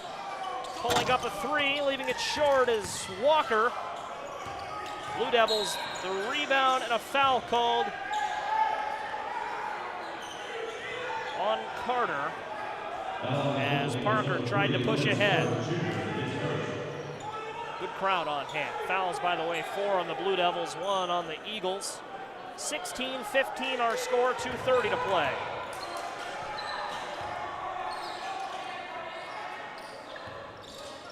Working to restore our scoreboard. 3 won't add to that scoreboard, and the Eagles will push ahead. 3 on the way from Carter. Got it. Stops and pops on the left wing. And Booker T. Washington leads by 2. 18-16, we're tied. Just as I finished giving you the score, it changes once again. KJ Parker, 18 all, 2 minutes to play in the first. Don't blink, you might miss something. Up and down. Drive to the basket and a score. Do it all, Davion Smith. That shot clock's not going to be a factor in this kind of game. You got 35 seconds. They're using 10 of them. If I could talk. I think this game's leaving you speechless. It is. They're getting up and down so quick. Here's McDermott going to work. Takes it himself and scores. Booker T. Washington by 2 again, 22-20. Using that size inside again. Starting off this game hot. Winter Haven in the corner. Salazar to Phillips. Back up top. 3 wouldn't fall from Mayo. And the Golden Eagles will slow it down. Intercepted in transition. Winter Haven, 2 hands. Watch out, Matthew Vaughn. I got the crowd going. See if Booker T. Washington can respond. We're tied at 22. 40 seconds left in the first quarter. McDermott fading away. Off the back attachment. Follows his shot and gets his own rebound. But it's poked loose, shoveled ahead, tipped at half court. And the Eagles bring it down. This is everything you love about the game of basketball. 22 seconds left. Exciting game. Second to the last game of the night. It's setting up to be one of the best ones. Wake up out of your food coma. Hope you've taken down plenty of turkey, potatoes, stuffing. These guys clearly kept it lean today at the tournament-wide Thanksgiving dinner. They don't look sluggish at all. We'll slow it down. 16 8/10 of a second left for the first quarter. It's 22-22.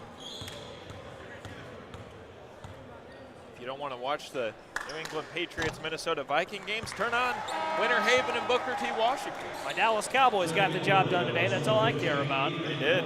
Was rooting for the Lions against the Bills, and they couldn't quite finish the deal. But 2 touchdowns for Dalton Schultz. Cowboys broke out the throwbacks for the first time in a decade. That's knocked down by Walker, and the shot clock is off for the Winter Haven Blue Devils. Isaac Salazar brings it ahead, slows down, 4 guarded by 4. Smith plays defense, Salazar drives and scores. 2-1, that'll do it. Half-court floater won't count if it goes, and it does. Not going to count, but still an effort. They're making shots when they don't count. So much offense we've seen. You see the score top left of your screen there, 24-23. We'll cover it with ads at the end of a great first quarter. OSF Healthcare, proud to be a presenting sponsor of the 2022 Kevin Brown Memorial Tournament of Champions. When the brand new OSF Cancer Institute in Peoria opens in 2024, it will be among fewer than 40 cancer centers in the country with proton beam therapy, and only the second in Illinois. A place of hope, healing, promise, and possibilities. Learn more at osfhealthcare.org/horizon. Washington welcomes you to the city of Washington. Of course they do.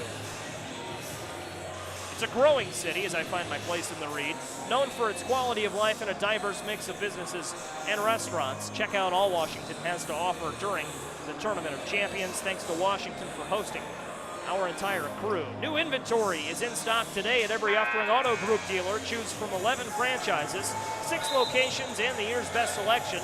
You'll always get the best price at UfteringAutoGroup.com. Teamworks is the official sporting goods provider of the tournament and proud to be the official sporting goods provider of the TOC. Stop in and see them. Teamworks, our team helping yours. And Titan Industries, a structural and miscellaneous steel fabrication contractor. Thanks to Titan Industries for all they do. They're proud to support everyone here at the tournament.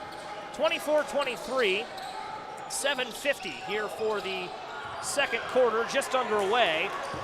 24-23 is our score, a foul called, and going to the line, Booker T. Washington, 2 free throws for Otis Carter Jr.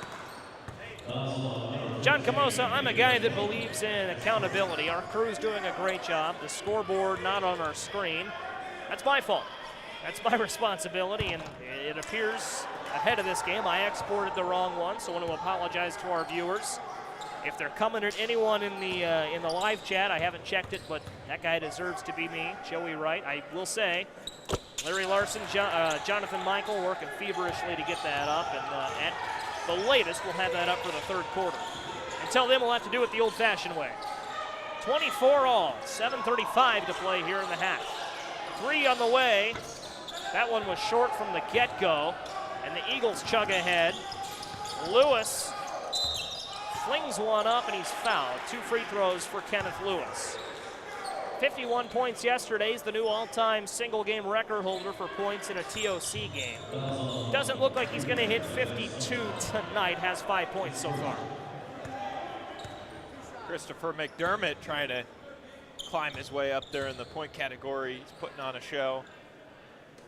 But you never know, Joey. The way this game's going, I think a lot of guys will find themselves in the scoring column.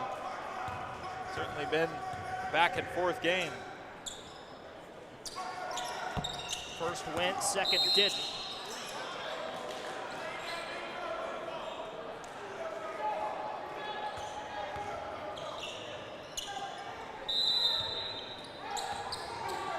We'll see what the Blue Devils have in store.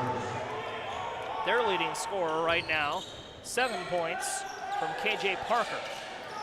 Parker has it in the corner to Jamie Phillips. Goes to work down low and gets fouled. So 2 free throws coming up for Jamie Phillips. It's a 1-point game, 25-24.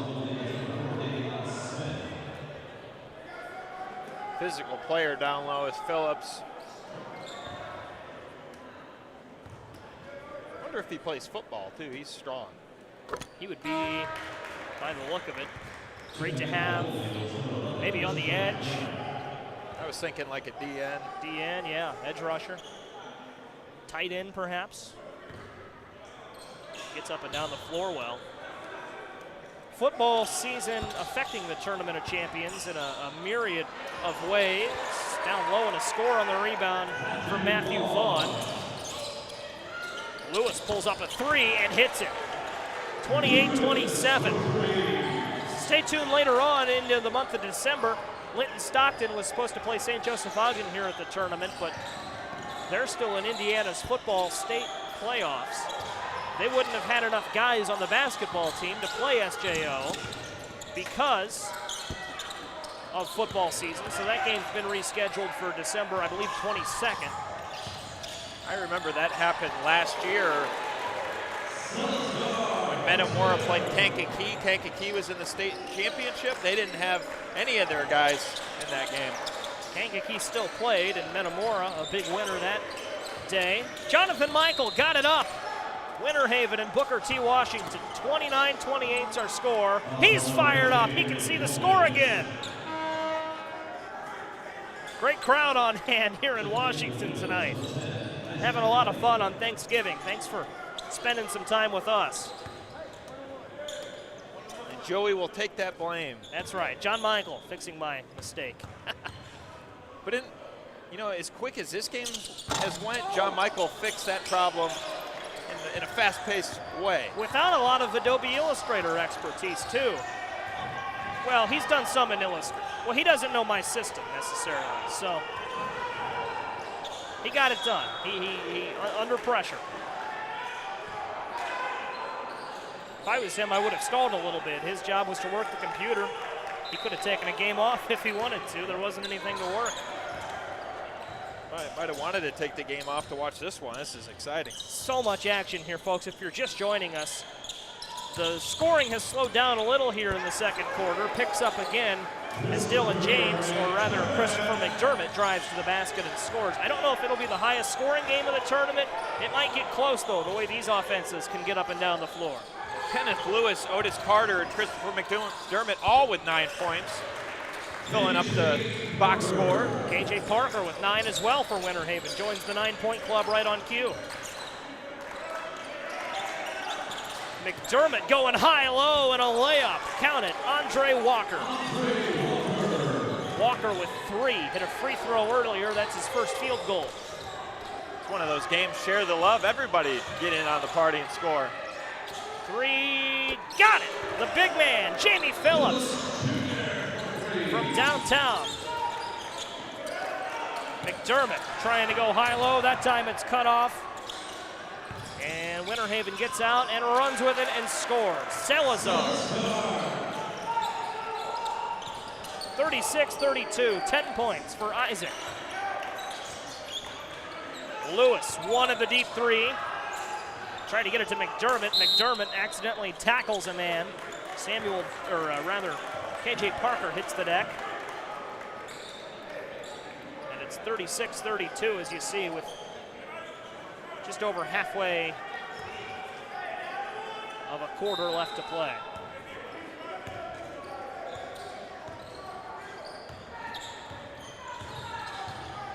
Put the turkey away and pop some popcorn for this one. Stopping, not popping. KJ Parker couldn't hit it. Booker T. Washington looking for Otis Carter. Carter couldn't catch up with it. Isaac Redding. Great pass. Nearly a great finish from Seliskar. Now a deep 3, just short. And Winter Haven couldn't get out in transition. Would have been dangerous. Both teams starting to play a little too quick, perhaps, for their own good. McDermott to the rack, foul. And they'll call that foul on Matthew Vaughn, the senior.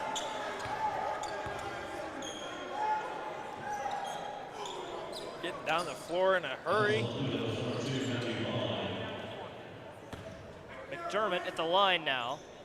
9 points for McDermott. If you weren't with us earlier, he's part of the tournament's Dandy Dozen annual selection of the 12 best players at the tournament. Best, there are a number of players that are on the fringe that just made the cut. I mean, really, you could call it the probably Dandy 20 year in and year out, but the dozen bona fide players that have made this list for a reason. And McDermott weighing offers from Texas, Colorado, Texas A&M, Georgetown, Oklahoma, and Ole Miss. 3, got it. Winter Haven responds. KJ Parker leading all scorers now with 15 points.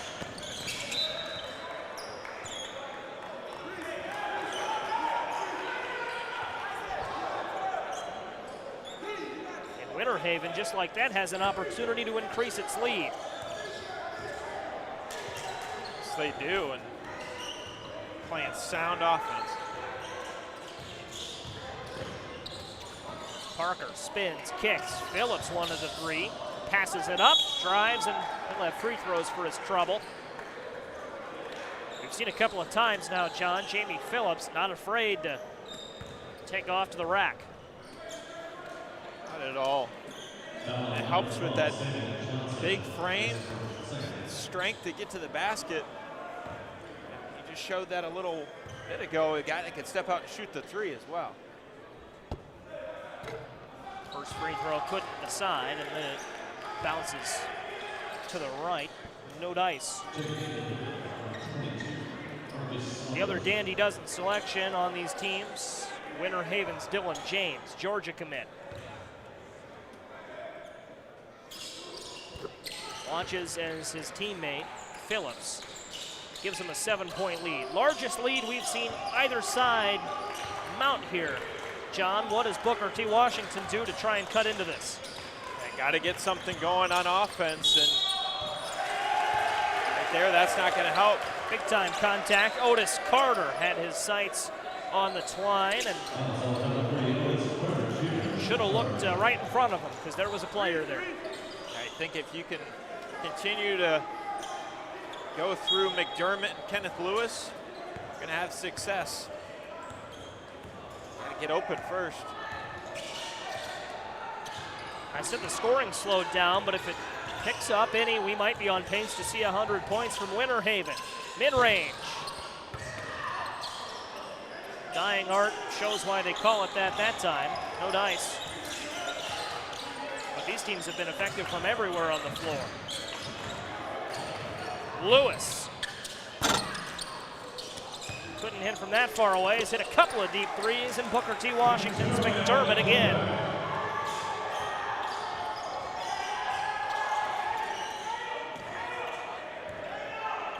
That's a 5-point game. The Golden Eagles needed that.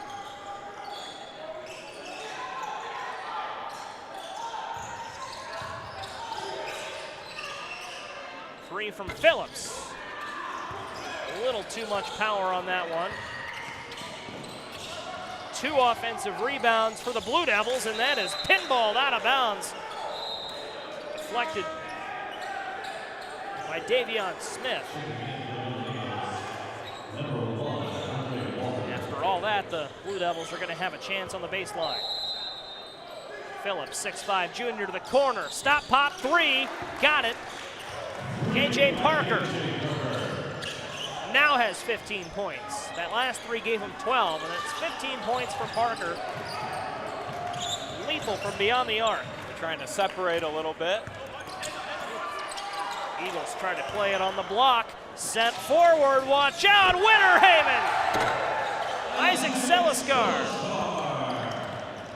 And a layup on the other end from Lewis.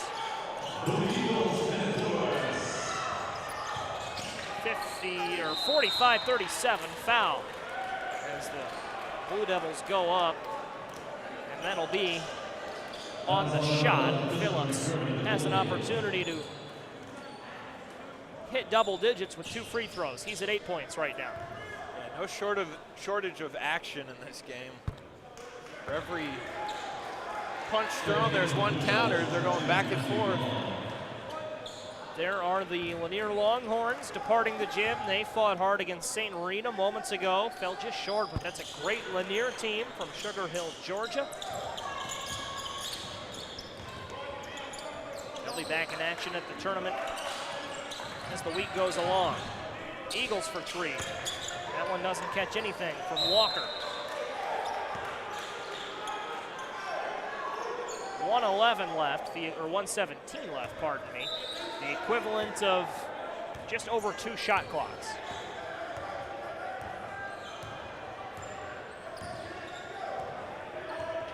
It's been a quick moving first half. Certainly has. 3. KJ Phillips. KJ Parker, pardon me. Parks it in the net. And Joey, you just mentioned it a minute ago about 100 points. That is not out of the picture. They're halfway there. Eagles need a response, trailing by 13, and a travel. And Samuel Johnson set his sights on the rim.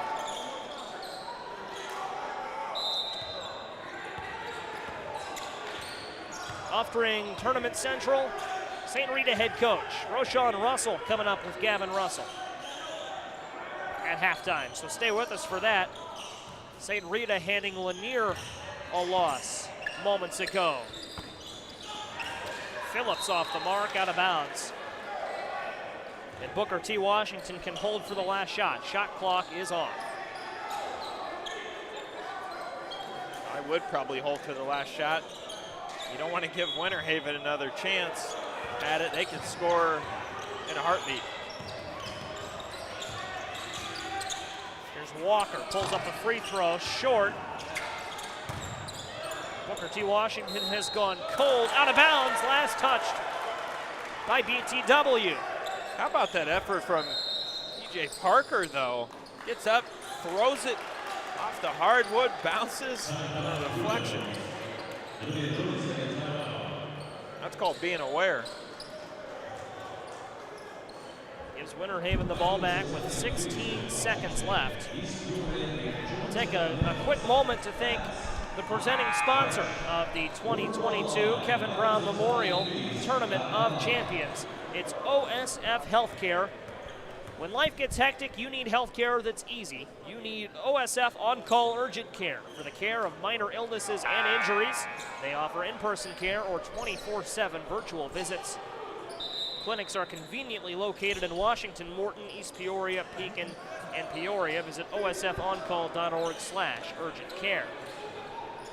How long we got? You heard the voice of Lateef Love just then. He will actually be in the studio with Roshan Russell, not Gavin Russell. Looking forward to hearing more from Lateef. Driving, floating, scoring. Winter Haven, not to be denied. They lead by 15. Salazar. And Booker T. Washington doesn't have anything at the horn. 52 points for Winter Haven in the first half. And as good as both teams played, they lead by 15 entering halftime. We'll take a quick moment to thank our sponsors before we go to Oftring Tournament Central, OSF Healthcare.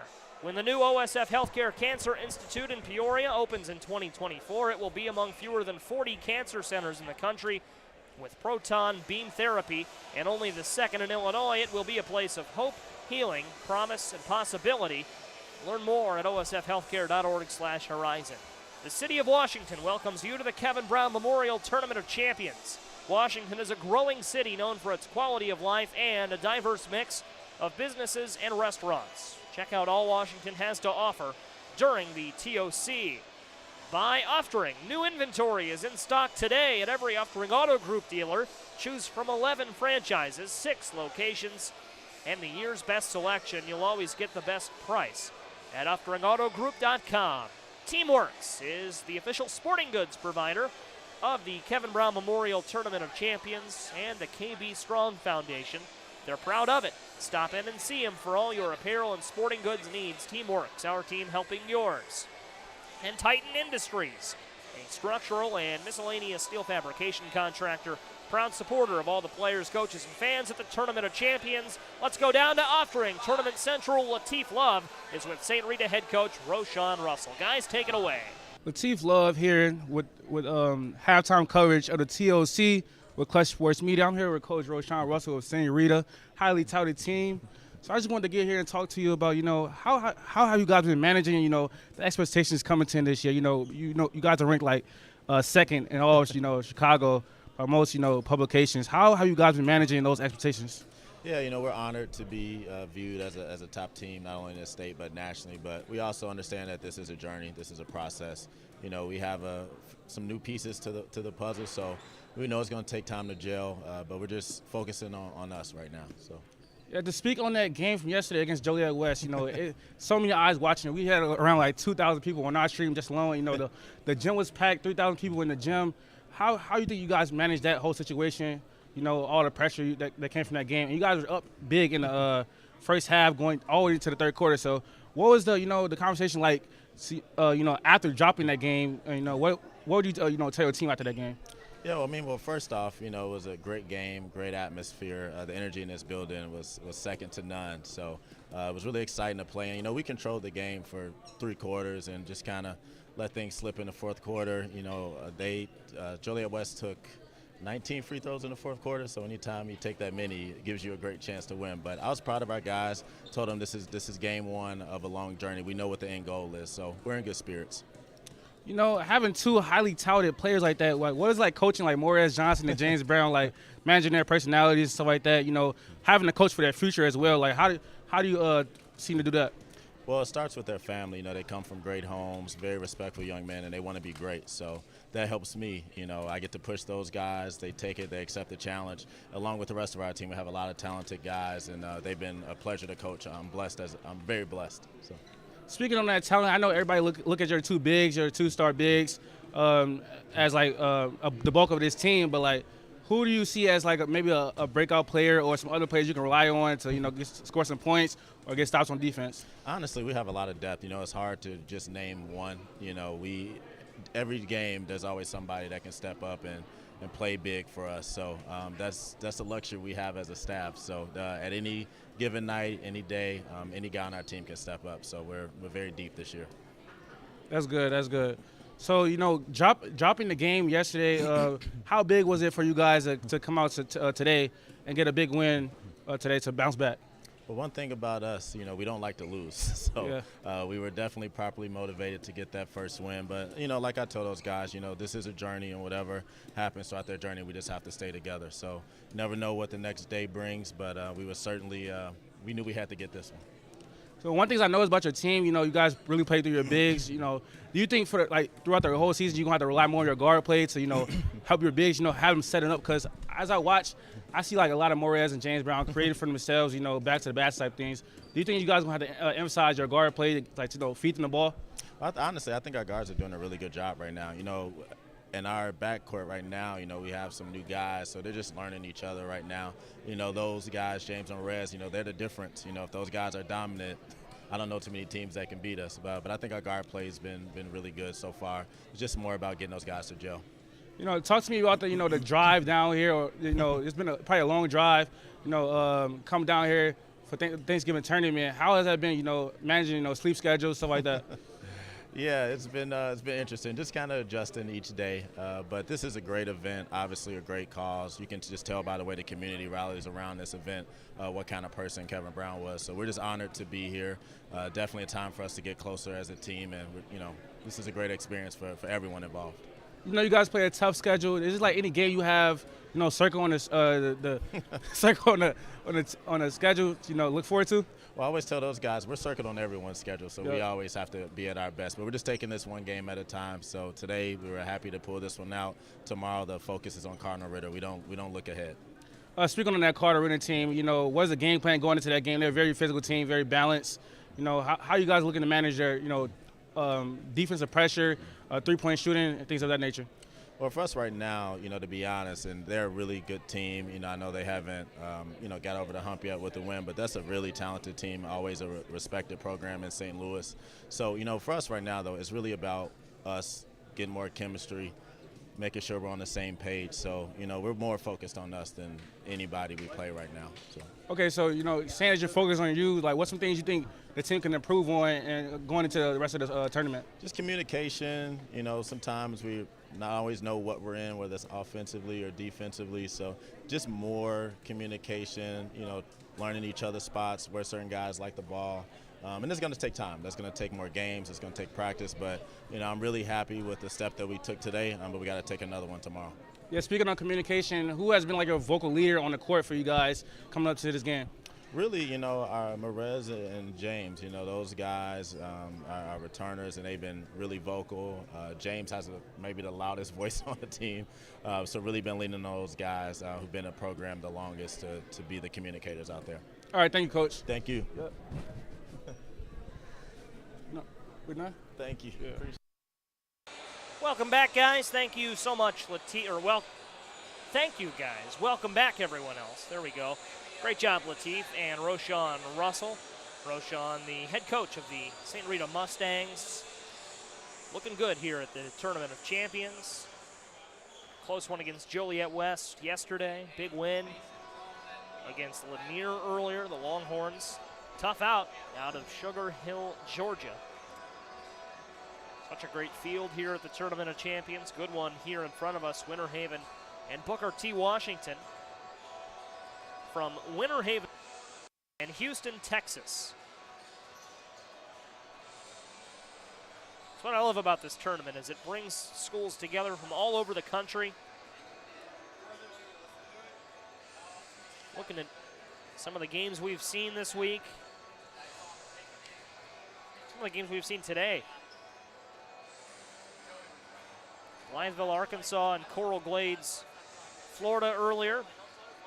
Moss Point, Mississippi, and Santa Fe Springs, St. Paul, California. St. Matthias Academy up next against Urbana. The former from California, the latter from just 90 minutes away. Hook and ladder your way to Interstate 74, and then it's an easy drive to Urbana from East Central Illinois to Central Illinois. Joey Ryan and John Camosa up top with you. Glad to have you back. So we have about a minute left before the second half. John, so much to talk about with this game. It was offense early on. Still an offensive showing from Winter Haven. Booker T. Washington a little cold going into the halftime locker room. How do you see the second half playing out? Yeah, I think you got to make some adjustments defensively. You got to lock down some of these big scores for Winter Haven. Phillips, Cecilar, Dylan James has been scoring. Matthew Vaughn with a nice dunk, and it's going to have to come through McDermott, Kenneth Lewis. You got to get your guys involved. But you're in a bit of a jam right now, but they can still cut into this. Plenty of time. We see how quick both teams can get up and down and score, so you're not out of it if you're Booker T. Washington. 15 points in halftime. To me, I'm with you, John. That's not a whole lot. People always say, oh, so, my team came back from 15 points. Look at us. Or, oh, no, my team blew a 15-point lead. It's basketball. Basketball is a game of runs. You knock in a 3 here, a quick 2, quick steal, you get it to 10, and then you get so much time left to play. It's still anyone's game. But Winter Haven has earned a 15-point lead, and if they execute, they're going to be in good shape. They will. And I think one of my biggest examples of that from this tournament is Wisconsin Lutheran and Moline. You saw how big of a lead Wisconsin Lutheran had, and Moline battled all the way back. Booker T. Washington gets off to a great start. That was a great game you alluded to. Maroons and Vikings going at it on Tuesday. McDermott helping Booker T. Washington's cause in the early stages. Deep 3 from Phillips. Heat check. Not quite as hot out of the locker room. We'll see if they get back to that point. Golden Eagles could really use a score here. Could make it a 10-point game. They'll settle for a free throw off the mark. And now they'll need to stack a stop together. Blue Devils almost throw it away. It was hauled in by Parker. Salazar pops it out to Phillips. Won't take such a deep 3 this time. 3 on the way and in. Blue Devils responding. Dylan James, the Georgia commit. Yeah, Phillips might not, but Dylan James will pull the trigger on that one. Deep 3. It does get harder to mount a comeback against these kinds of teams. You see at the TOC, there's Division I talent on both of these teams, and of course it stands to reason that it's easier to score against a lesser opponent, but when you're trying to mount a comeback, as McDermott finds 2 points there, you can't zero in on just one guy with either roster, because someone else can step up and knock in a big 3 or get loose and slam home a dunk, as we almost saw there from Winter Haven. Salazar looking good. Both teams are so deep, off the bench. You give your guys rest. Other guys can step up and come in. That's a nice part that both these teams have. Here's McDermott, goes to work. Can't go up and under. Phillips shovels ahead to Salazar. He has to slow it down. Vaughn's there, gets blocked. They'll call that goaltending against McDermott.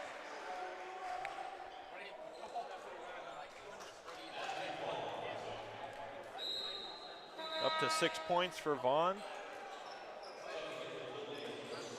Vaughn, great player, stands at 6'3". He's not winning that contest against McDermott, but McDermott got that after it hit the backboard. three. Eagles needed that. They get it from Davion Smith. Back to 15. 18 points was the largest lead of the game. Here's James. Parker pulls up and hits it. Earlier I said the mid-range was a dying art. Not there from KJ Parker. Here's Otis Carter, traveled. Winter Haven just looking locked in on defense, or I should say on offense. They are making the most of this game. 17-point lead.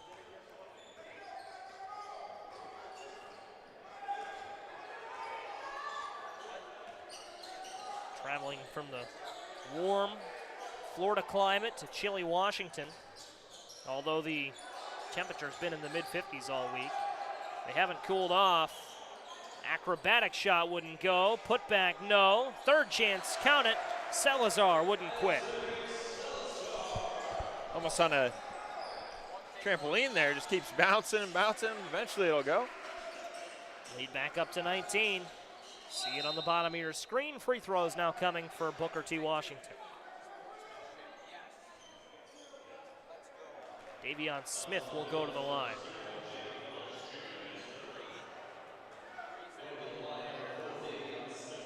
Heard some of our crew in the truck talking about it. Good sportsmanship there on the part of Winter Haven to help Smith up. And he hits his first free throw. Any points you can get, try to chip away at this deficit.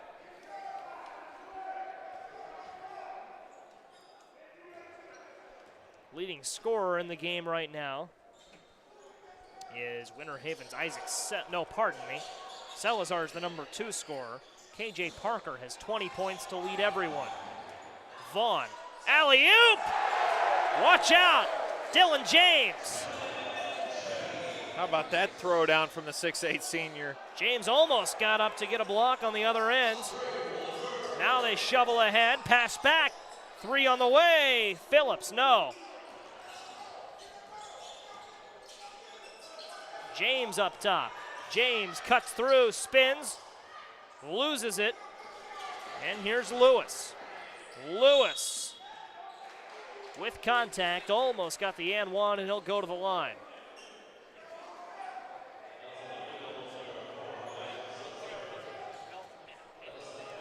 Lewis, if you're just joining us, 51 points yesterday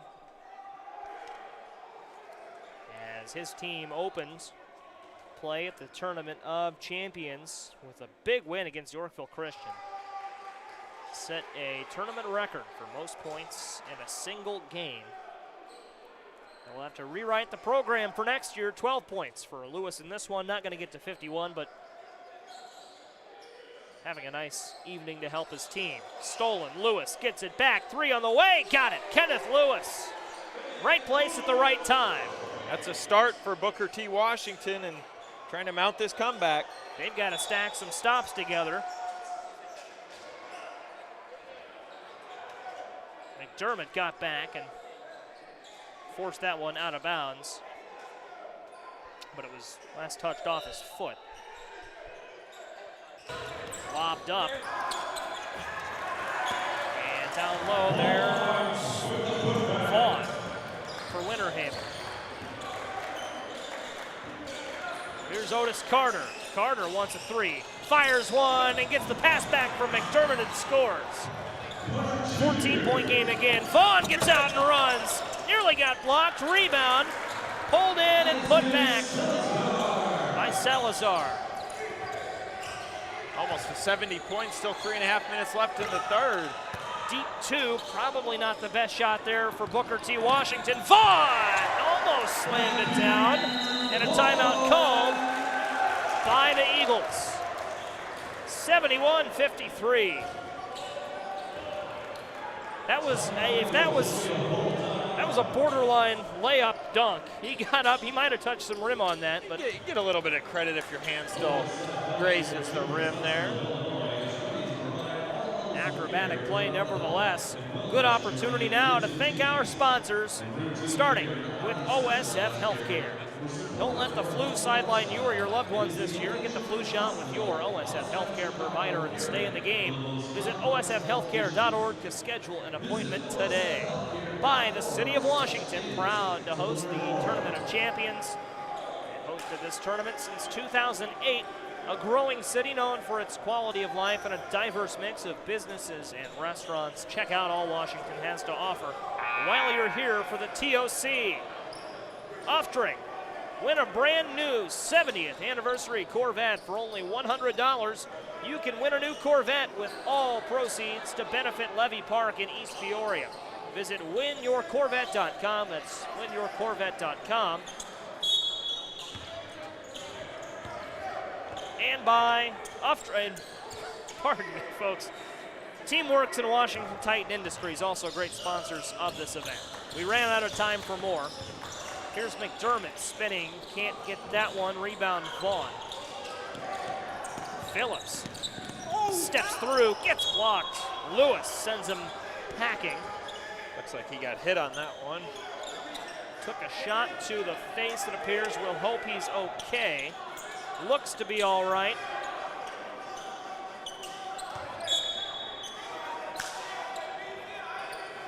And he inbounds the ball. Goes right back to work in the low post and gets fouled.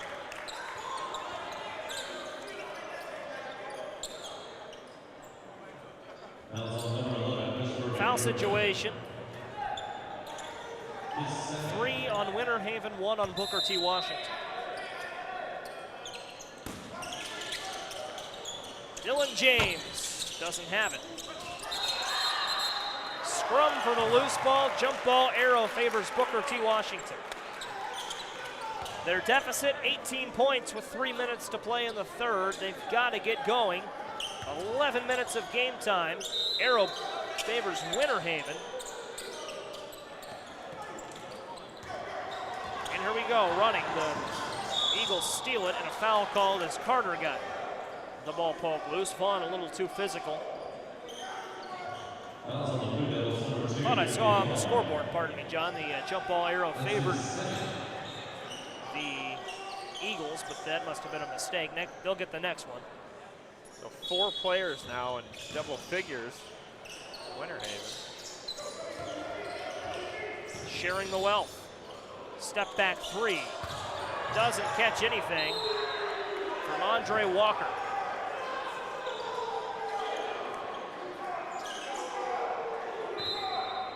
He's fired up. Booker T. Washington not necessarily playing mad. They just can't keep up with Winter Haven's attack. There's a block from McDermott. Punting around, you heard that kick. Phillips kicked it right at Davion Smith.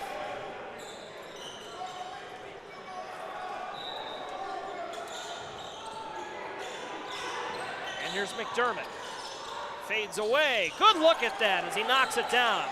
McDermott trying to get his team back into this one. Matthew Vaughn finishes above McDermott. Does a great job.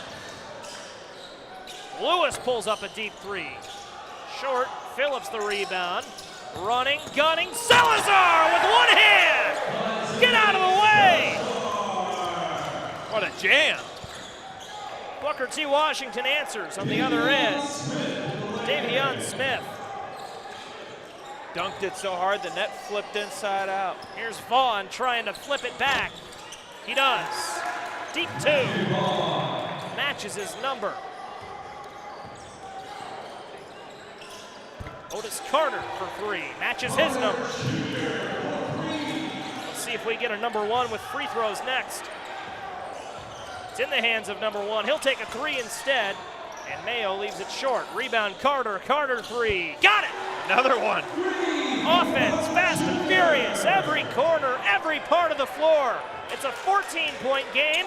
Feels a little closer than that. We'll see if Winter Haven can open its lead or if Booker T. Washington can continue a comeback attempt. Salazar blocked. Vaughn in the right place. Puts it in. Raises his hand. Lifts it over the top. How How about Matthew Vaughn? Right place, right time, up to 16 now. Carter from the logo. Couldn't get it. Vaughn having a great game. 3 from Parker. Too long. Rebound McDermott. He turns it over. James has it. Salazar kicks it to the corner. Parker's 3. Got it. Another one. 82 points for the Blue Devils. Still a shot clock left in the third quarter. Carter in the corner. He's looking for McDermott. McDermott fades away. No.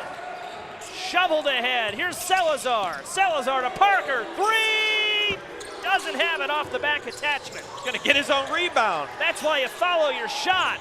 Here's Phillips. Has it knocked away. How about that? Taking the 3 from the corner. Runs all the way to the top of the key to get his own rebound. That's called being aware.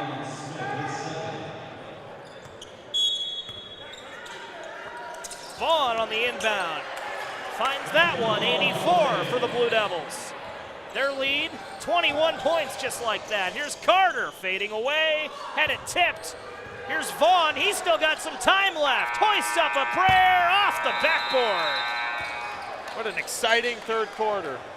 Wow, that's high-level basketball. Those folks are on TV and they know it. Oh, he just took him out. Oh my goodness.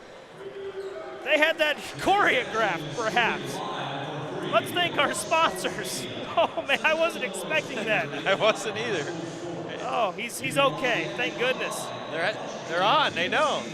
Oh, OSF Healthcare is the presenting sponsor of the Tournament of Champions. When they open their new cancer institute in Peoria in 2024, it will be among fewer than 40 cancer centers in the country with proton beam therapy, and only the second in Illinois. It will be a place of hope, healing, promise, and possibilities. Learn more at osfhealthcare.org/horizon. The City of Washington welcomes you to the Kevin Brown Memorial Tournament of Champions. Washington is a growing city known for its quality of life and a diverse mix of businesses and restaurants. We invite you to check out all that Washington has to offer during the TOC. By Uftring, new inventory is in stock today at every Uftring Auto Group dealer. Choose from 11 franchises, 6 locations, and the year's best selection. You'll always get the best price at UftingAutoGroup.com. Teamworks is proud to be the official sporting goods provider for the Kevin Brown Memorial Tournament of Champions and the KB Strong Foundation. Stop in and see them for all your apparel and sporting goods needs. Teamworks, our team helping yours. And as we get back to the action, Titan Industries is a structural and manufacturing steel fabrication contractor. Proud to support everyone here at the TOC. Let's see if we see more offense here in the fourth quarter. Popped up. McDermott caught it, and a foul called. And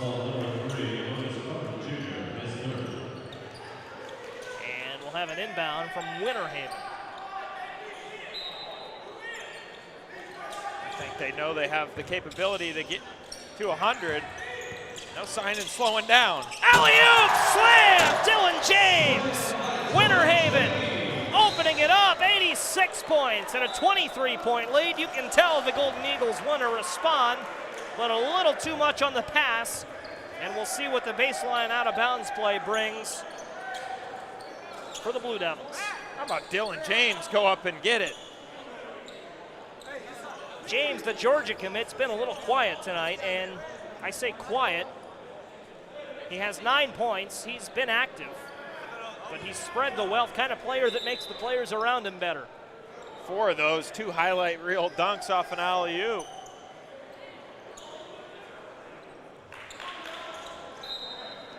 Both these teams going to be forces to reckon with in their hometowns.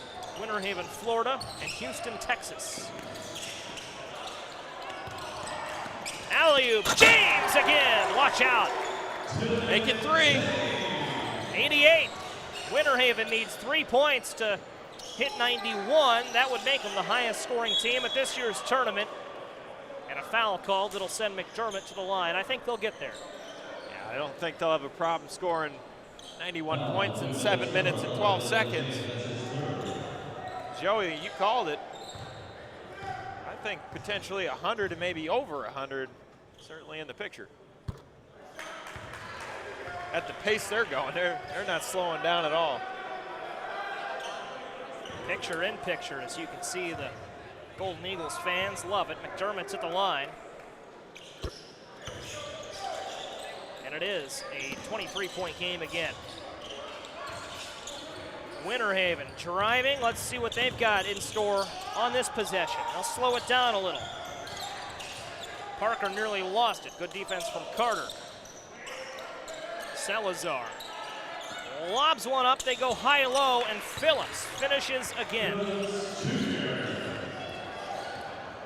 90 points for Winter Haven. That ties Wisconsin Lutheran's output yesterday against Moline and McDermott. And one, he'll go to the line. John, dare I say, this game's not over. 90 to 65. It's a 25-point game with 6:41. I realize that, but the way we've seen some offense, I don't think these teams are going to slow down. That might open the door at some point for Booker T. Washington. I'd have to flip through my program, but I'd say if they come back down 90 to 65, it'd be one of the largest comebacks in TOC history. I mean, I could be wrong. With such little time left, yes, absolutely. Yeah. Not likely to happen, and you've got to hand it to Winter Haven. Pulling away, this game was an offensive battle throughout the first half, but late in the second quarter, you saw some signs that this might be Winter Haven's night. And they've not let up here. 90 to 67. 3, got it. And there's Booker T. Washington not letting up. It's Andre Walker for 3, 20-point game and a timeout called. 16 points for Walker. Or Webb, pardon me. Jalen Webb has 16 points, pardon me. For Walker, that's Walker on the 3. We'll take a quick break for a quick word for OSF Healthcare. OSF Healthcare, the presenting sponsor of the 2022 Kevin Brown Memorial Tournament of Champions. OSF On-Call Urgent Care understands there are times when you don't know where to turn, like when you're traveling or for a sports injury. Their 24/7 virtual visits are a unique option for treating minor illnesses and injuries anytime, day or night. Visit osfoncall.org/urgent care.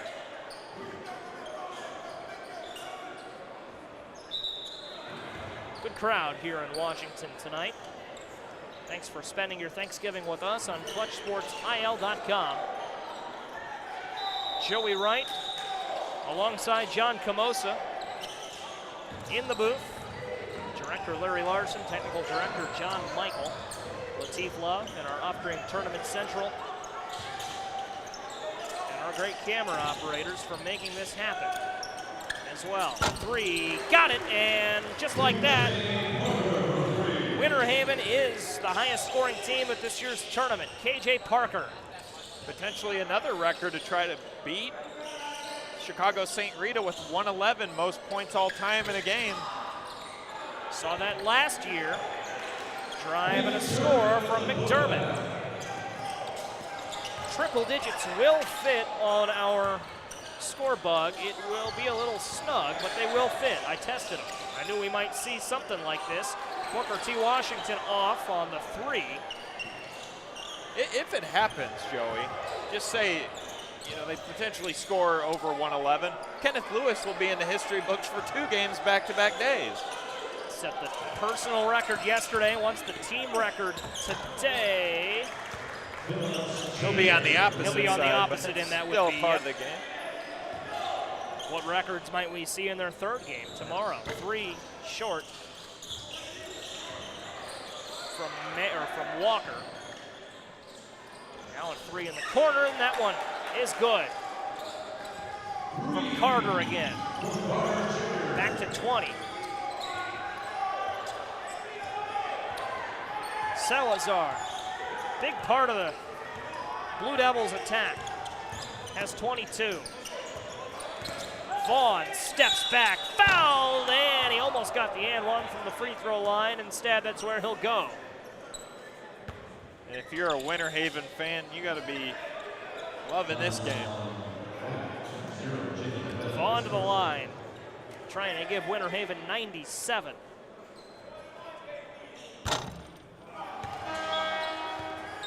They want to get to 111. Quick math, that's 16 points and 428. I think they could do it. I agree. Vaughn got it.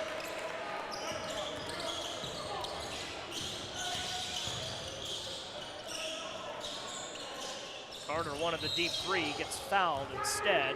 Foul situation, that's the 7th foul for Winter Haven, and that'll send Carter to the line in the 1-and-1. 4 fouls against the Eagles, so bonus free throws not quite there for the Blue Devils, but they're on the opposite end of it here.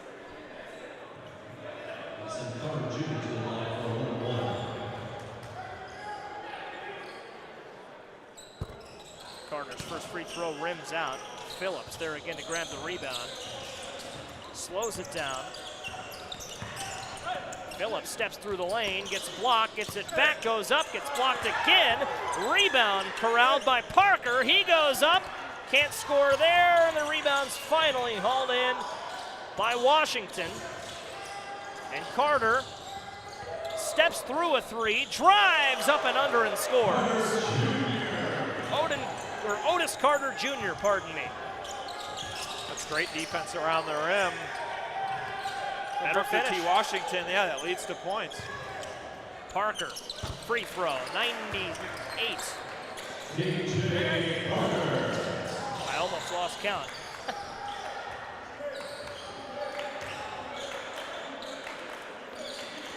McDermott at the top of the key, pulls up a three, wide right. He's gonna get to the line on a nice dish from Davion Smith.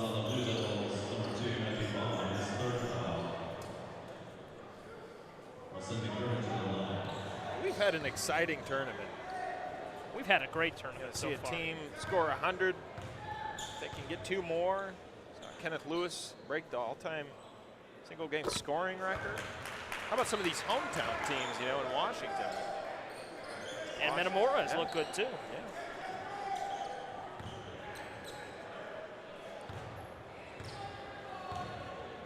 I want to take a quick moment to thank the Teamworks ball boy and or ball girl here for these two teams. 2 ball boys, Tucker Perhay and Paxton Zeiser.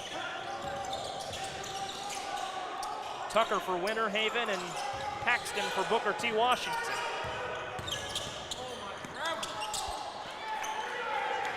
$100 points, there it is for Winter Haven. Salazar. He has 24, almost a quarter of his team's output. 3 from Lewis. Can't manage that one. 112, the magic number. And they're 9 points away. 10 points away, I guess, from 112. 9 points away from tying the record, and it's Vaughn. 102 points for Winter Haven.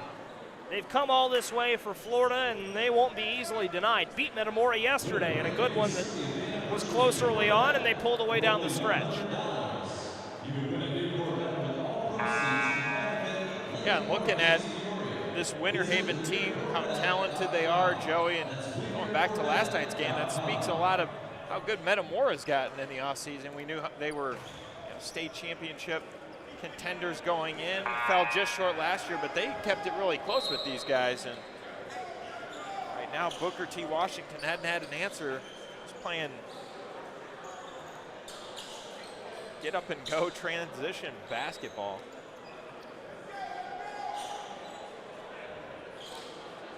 Coming up next, stay with us. We've got a good one. St. Pius, St. Matthias Academy is going to play Urbana, my alma mater.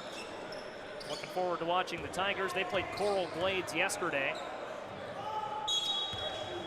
St. Pius, St. Matthias was in action yesterday as well.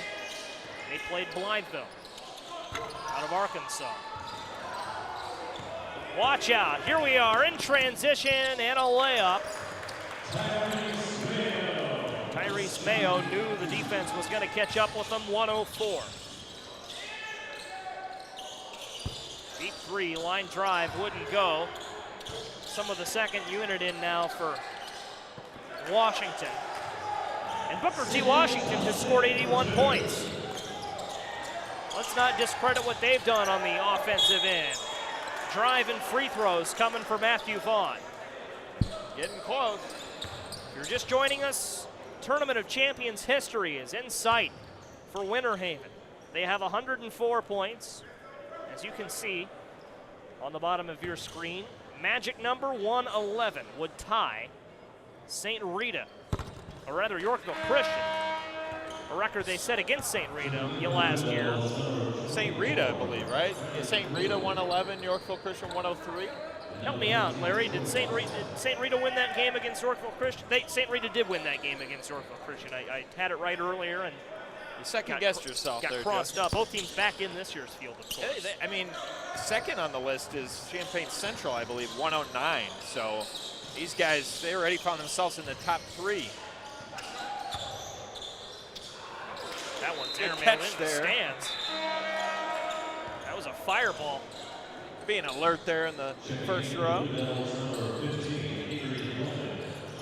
a group of fans having a good time on Thanksgiving night.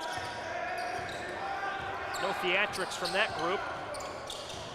Looked like a group of Washington students having a good time here at their school. St. Rita 111 last year against Yorkville Christian. That's the record. Minute 35. Matthew Vaughn, free throw short. Trying to catch up with it. Well, they're bringing in their bench, so see if the scoring continues. Vaughn comes out, and it'll be the second unit trying to finish some history. Equivalent of about 3 shot clocks left, a little less than that.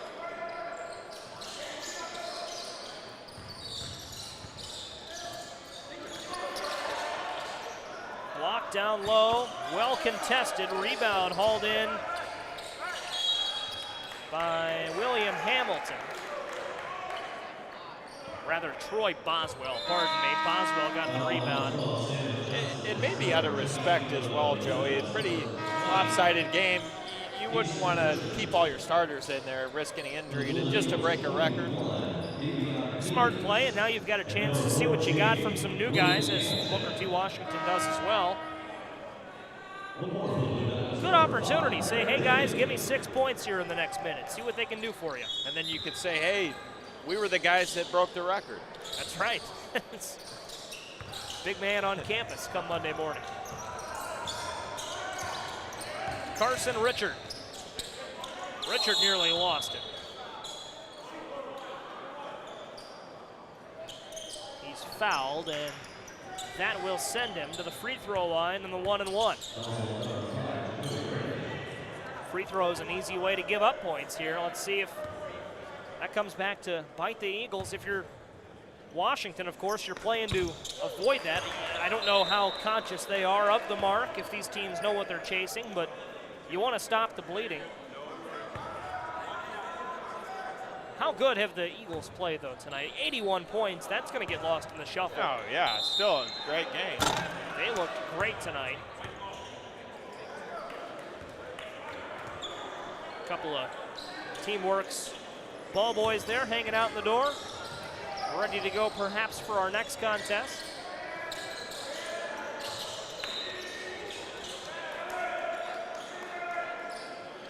Hanging out just a stone's throw away down there from Roger Holzhauer. He is the Holzhauer at Teamworks. A lot of kids here at Washington Community High School tonight. 45 seconds left for the Blue Devils, stepping through and blocked. And we'll see if Washington slows the pace down. Joey, as of right now, they are in sole possession for third place. I should just say in third place. They passed Chicago Uplift, who scored 106 in 2016. So now Winter Haven is third all time. Champaign Central set that mark for second place with 109 in 2009. Do I have that right? 2011, and that was against East Peoria. They might tie it here. Oh, it's blocked, stripped. Heads up defense from Jacoby Brantley. 24 8/10 left. 3 wouldn't go. Rebound Winter Haven. Up top.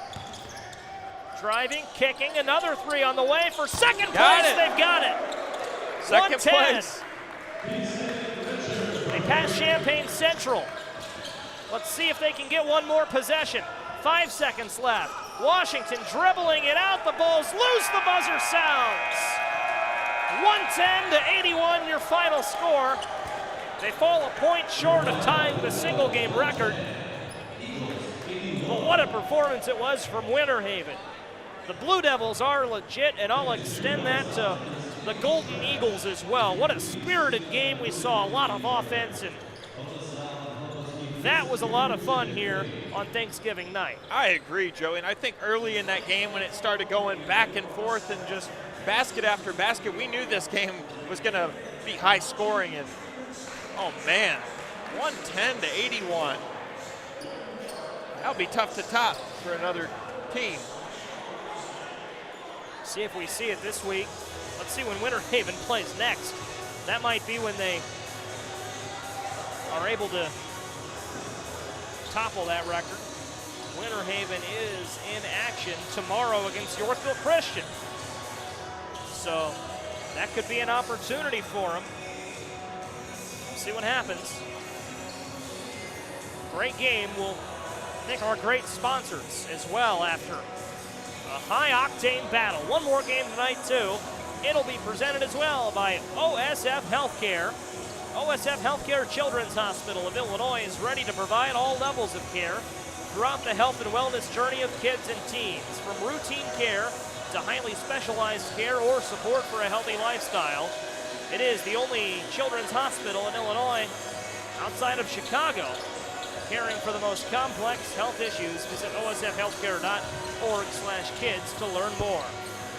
By the City of Washington, proud host of the Tournament of Champions. Check out all Washington has to offer while you're here for the TOC. Diverse mix of businesses and restaurants. Washington, Illinois. Glad to be here for the week for the TOC. By Uftring. New inventory is in stock today at every Uftring Auto Group dealer. Get the used car you really want at every Uftring Auto Group dealer. Local trades, one owners, hard to find trucks and SUVs, great gas mileage and more. UfteringAutoGroup.com. Teamworks by Holzhauer is the official sporting goods provider of the Kevin Brown Memorial Tournament of Champions and the KB Strong Foundation. They're proud of it. Teamworks, our team helping yours. And Titan Industries, a structural and manufacturing steel fabrication contractor. Titan Industries, proud to support all the players, coaches, and fans here at the Kevin Brown Memorial Tournament of Champions. Uftring, proud sponsor of our Tournament Central program. Gavin Russell and Lateef Love are hanging out down there. They're ready to roll. You see them at the top left of your screen. We'll bring them full screen here as we get ready for Urbana and St. Pius, St. Matthias. Guys, take it away. Welcome back to the Uftring Tournament Central. I'm here with Lateef Love. I'm Gavin Russell, and we're going to be talking about some of the games today. It's been an exciting Thursday on Thanksgiving. Several games that have been played already. We're heading into the final game of the day between St. Pius and Urbana. But before that, we'll break down some of the games. And Lateef, it's been pretty exciting today. All things considered, we've seen some really good ones. We've seen some high-scoring battles. We've seen some defense. It's been a good mixture. Let's start right out, though, with the first game of the day. It was St. Paul and Moss Point. St. Paul big winners, 77-43. Just kind of initial takeaways from that one.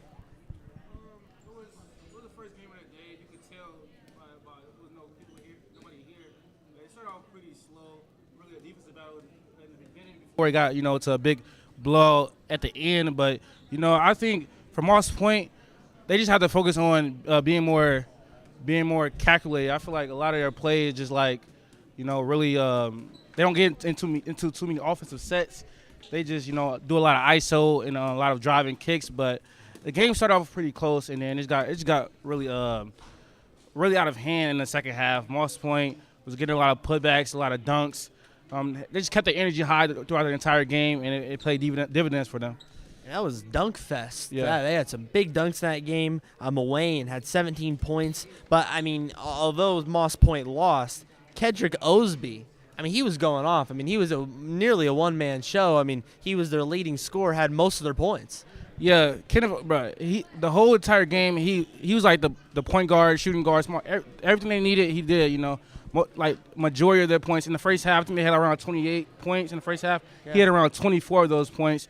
Every time they scored, he had something to do with them scoring. So, for him individually, it was a good game, but they need a lot of people to step up so they can have success this entire season. They sure do. And, again, it's early on. You got to find out who your team is, right? This is a growing experience. And they've played a couple of tough teams. St. Paul's very good. Yep. I think that speaks a lot of credit.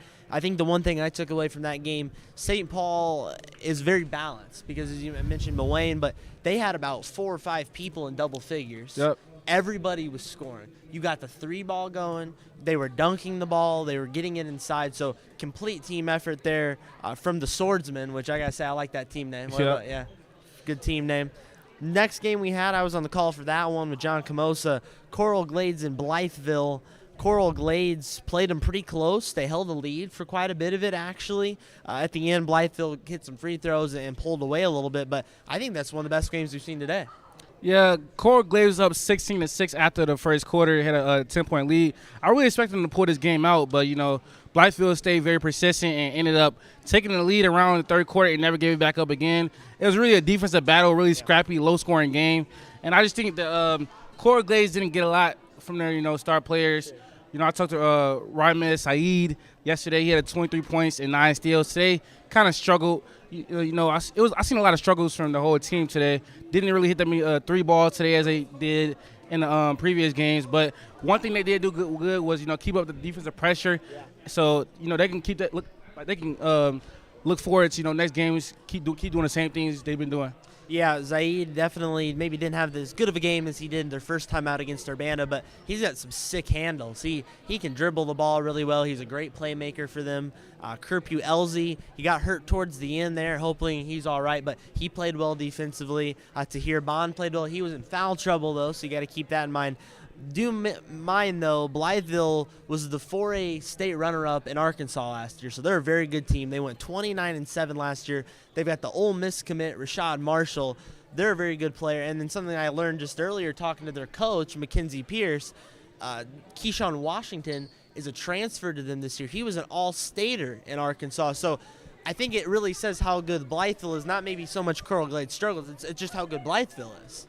Yeah, covering Illinois basketball, we have some of these teams coming in from other states. We really don't know how good these teams are, but they have some hidden gems on their teams, a lot of good players. And then, they might struggle out here against some Illinois teams, but when they go back home, you see they dominate their entire states. It just shows how good Illinois basketball is. It sure does. Coral Glades out of Florida, Blytheville out of Arkansas. Again, another balanced game, pretty low scoring. We've seen a lot of scores, 70, 80, 90 points. We even saw a game just now that was over 100-point score, but that was a pretty low-scoring defensive battle, but I would say pretty exciting, if I don't say so myself. Then we moved to Chicago St. Rita and Sugar Hill Lanier.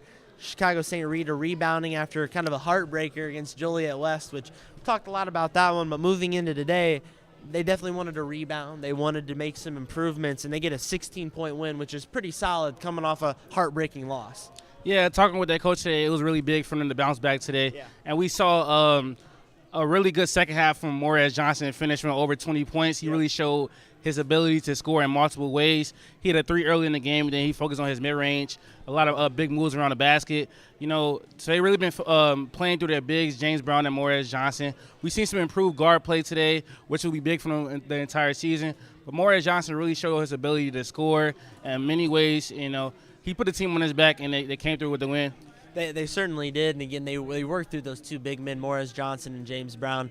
Both are excellent. Morris Johnson committed to go play at University of Illinois. That's big part of the reason that Coach Brad Underwood was in the house last night when they played Joliet West. We got to think, too, James Brown is uncommitted.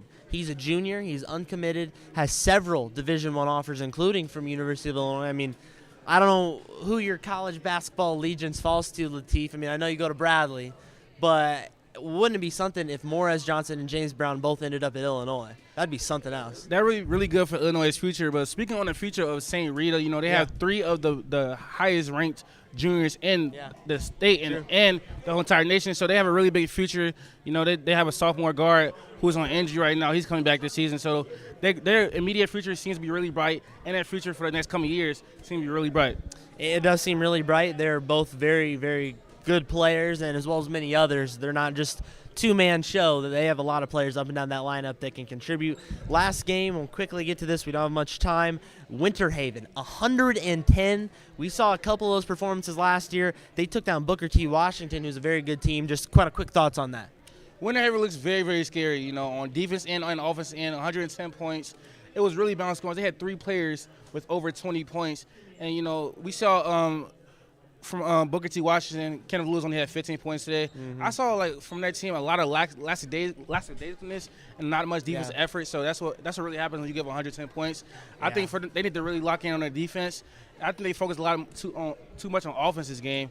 So for the future, they need to focus on their defense. I mean, we love big scores, but at the same time, you want a well-rounded game. You want a well-rounded team. That's how you win basketball games. You got to be able to kind of do it all. So we'll see if Booker T. Washington can tighten it up. They've got some big games the rest of the tournament. They take on Metamora tomorrow night, the late game, but that's going to be electric. That's Metamora, local team coming in. Again, Urbana and St. Pius, St. Matthias Academy. Urbana didn't fare as well the first time out. They took a loss, but they will try to get back onto it. That's going to about wrap it up here for Latif Love and Gavin Russell. We'll send it to the final game of this Thursday on Thanksgiving. We'll be back at halftime with our last interview in the studio of the day. Again, for Latif Love and Gavin Russell from the Upstring Auto Group Tournament Central, we'll send it back to the booth now. Thanks, Gavin. Thanks, Latif. Welcome to Washington Community High School's Raymond R. Torrey Gymnasium. The Urbana Tigers and the St. Pius, St. Matthias Warriors ready to close out play of the third day of the 2022 OSF Healthcare Kevin Brown Memorial Tournament of Champions. I'm Joey Wright with Jonathan Michael. John, have you recovered from our last game, Winter Haven and Booker T. Washington? Well, it's a pretty eventful game for me, I gotta say. I mean, obviously, I had to, fix the scoring graphic in the first quarter, so I didn't really pay attention to the first quarter. I looked up, it was 22-all. You know, I missed a lot in the first quarter, but boy, I think I might get carpal tunnel for having to change the score in our system a little too many times. 110 points, wow. The easiest way to solve that problem would have just been not to fix it. Yeah. Taking the game off, right? What's the fun in that? Exactly. We're having so much fun here at the Tournament of Champions. And now we're ready to go. And what is our final game of day 3? The second game both these teams have played today, or have played this week, pardon me. Urbana and St. Pius, St. Matthias.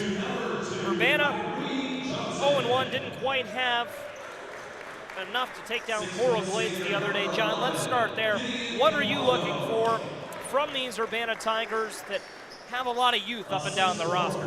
Yeah, definitely. I think a big thing, especially with teams that do have lots of youth, is overall just playing a clean game. And, you know, obviously Urbana, they had the 9 a.m. tip-off, so a little bit of a tough draw yesterday in their game against Coral Glades. It's tough to get going that early in the morning.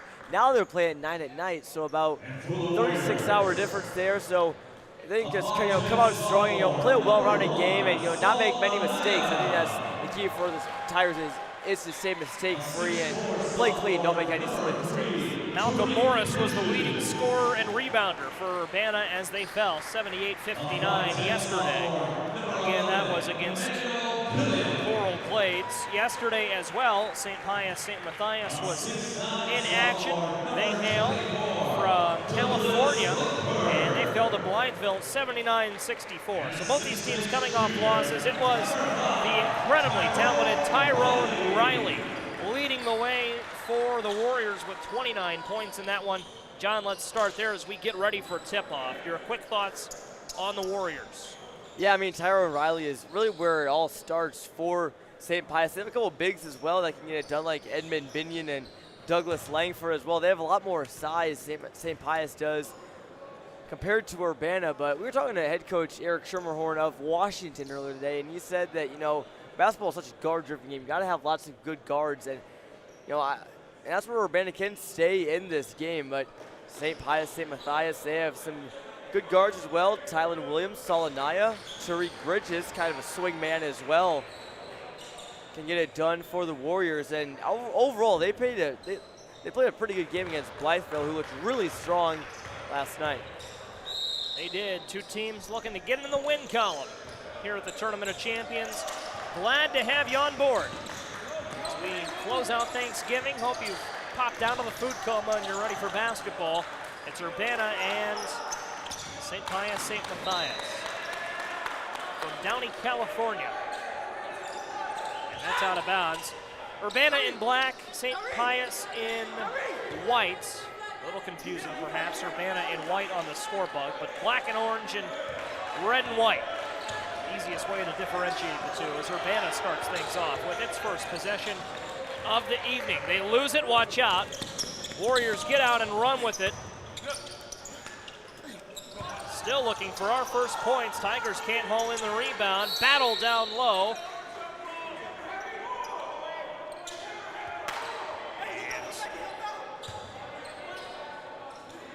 And Arrow will favor Urbana on the jump ball, John.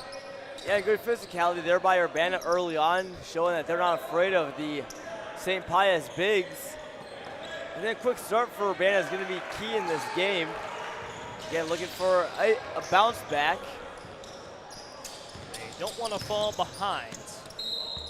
Foul call, and we'll have free throws coming from who else but Tyrone Riley, number 5 in white. Keep an eye on him all evening long. Mentioned 29 on Wednesday. He has offers from the likes of USC, UCLA, a top 50 recruit in the class of 2024. Riley, a big-time junior, knocks in his first free throw. And Riley's just such a dynamic player. We saw him knock down a couple shots from the outside yesterday and also bang bodies down low, so he can get it done at all 3 levels. Urbana, all 5 defenders have got to keep an eye on him at all times. Not a guy you can let get loose in the open floor. Named to the tournament's Dandy Dozen was Riley as Urbana. No dice on possession number 2, and the pass a little too far out in front of Anaya. Saul Anaya couldn't catch up with it. Here's Kyrie Johnson for the Tigers. Johnson dribbles, nearly lost it. Riley shovels ahead. Warriors run and gun, and a foul call as Tariq Bridges goes up strong and tickles the twine. Bridges could make it a 4-point lead early on. Bridges is such a strong player. You can see that up here from the booth. He's just really built. Can definitely tell he spends a lot of time in the weight room. Gets done there in transition and it's the bucket and the bruise. Can't quite finish the bruise, but he does get the bucket. That's a 3-point game. Still one possession here very early on. As the Tigers and Gideon Kapongo find Malcolm Morris down low, and Morris, the tallest player on the Tigers roster, is probably the best player on the Tigers roster. Mentioned he led the way in a couple categories yesterday. Here's Kapongo running. Blocked by the rim, but Morris is there to clean it up. And I really like this start from Urbana, keeping pace with them early on both ends of the floor. They're out and ready to run. And a nice job playing defense against St. Pius. Riley steps back, doesn't have it. On the block called in by Edmari Binion. And so far, Joey, I think that Urbana has been the more mistake-free team compared to St. Pius. So that was, again, key from a couple minutes to go, and so far so good.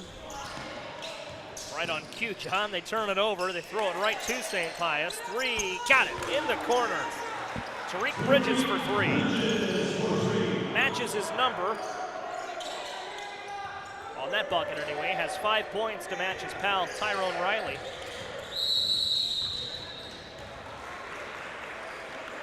Tigers with a miscue. That'll give it back to the Warriors. Looks like that may have been a push there by Urbana. May have tried to throw an elbow out, try and get some more breathing room, and obviously can't get too aggressive with that as we got a substitution. Marcus Jackson will come in for Kyrie Johnson. Looked like he was unaware of he was getting subbed out. It's like, am I really coming out? He is for now.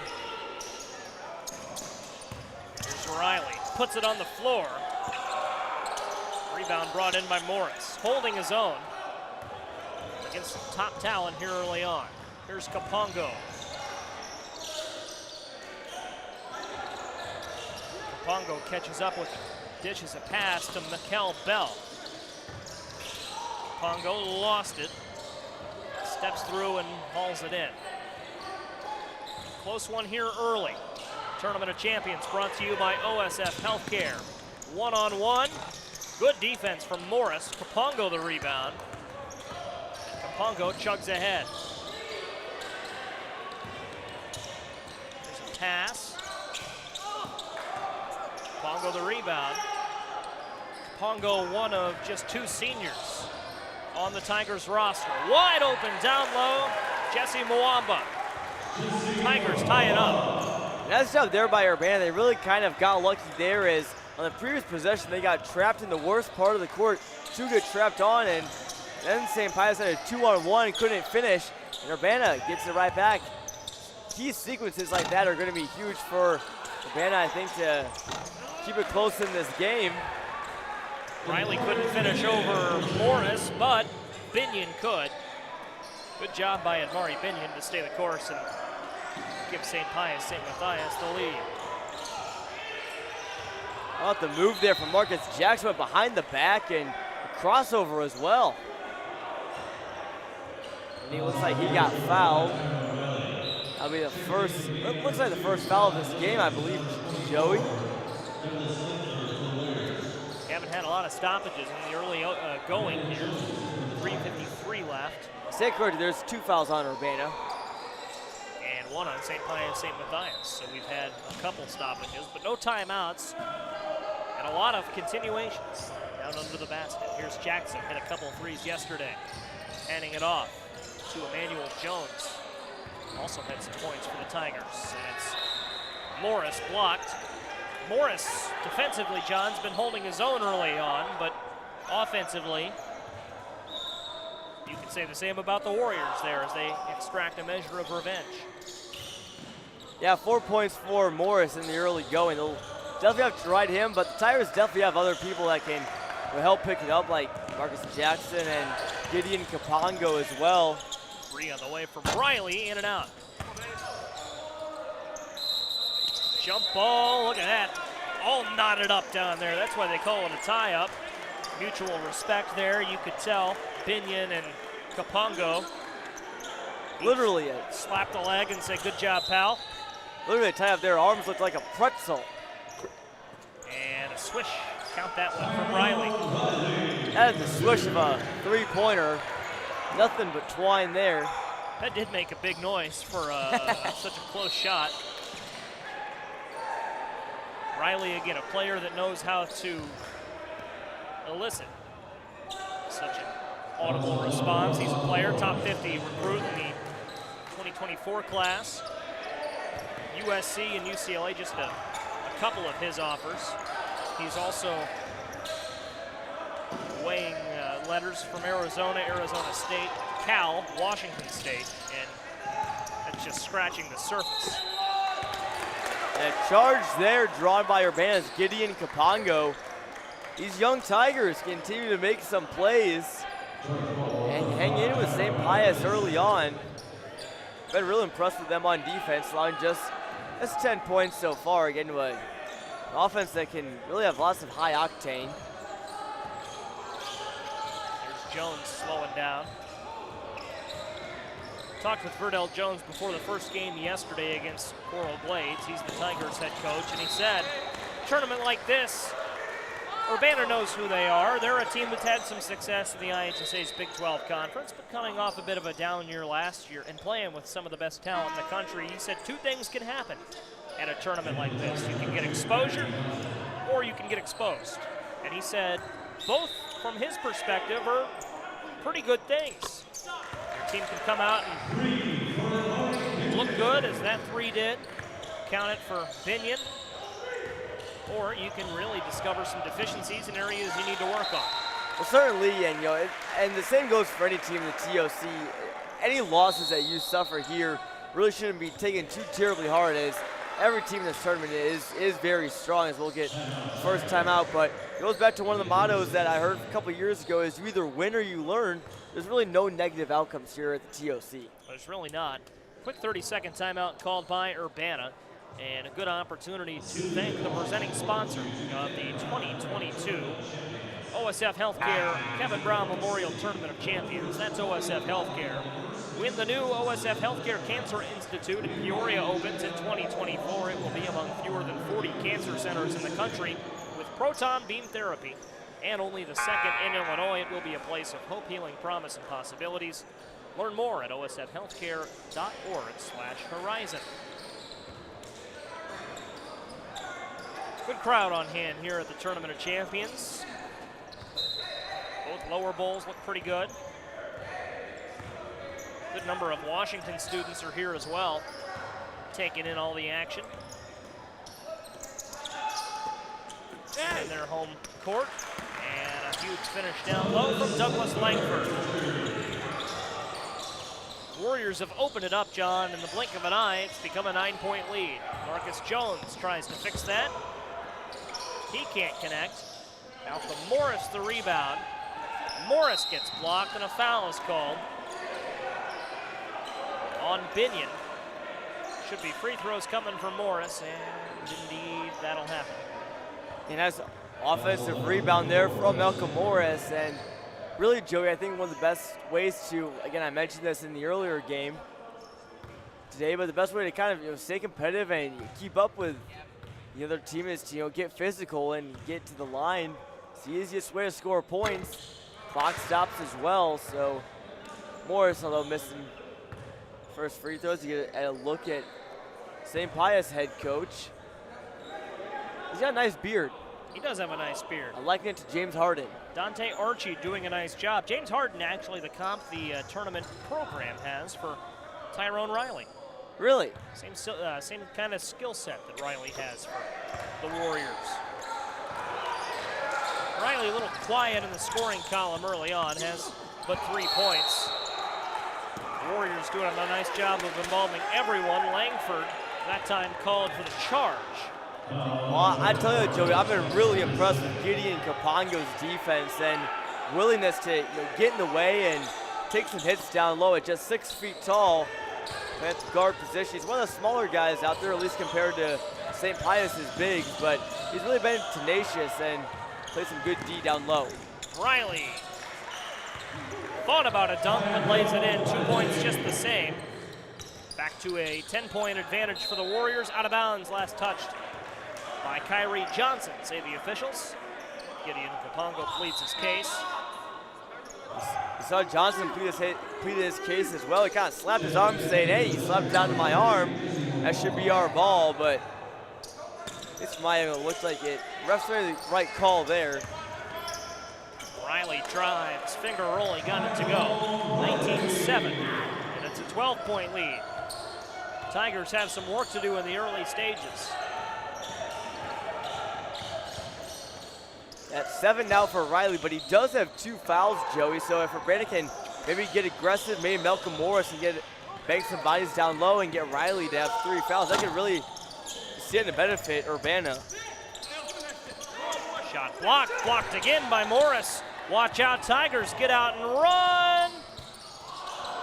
Not quite to be. Kapongo the rebound. That was Mwamba that couldn't convert. Kapongo's 3 is off. Mwamba can't keep it in bounds, and the Warriors will take over. That's a tough break there for Urbana. I mean, wide open layup and just kind of blew it. Used the glass, young fella. Tried to go off the back rim there, but it happens. That square you see painted on the backboard. 9 times out of 10 will lead to a bucket. But it looked like they're, not to harp on Mwamba, it looked like he, had some opportunity there. No one in front of him, no one behind him. Possibly throw it down. He stands at 6'4", so not out of the realm. I'm not all that familiar with his game. He's a freshman, in fact, on this roster, just playing in his second varsity game.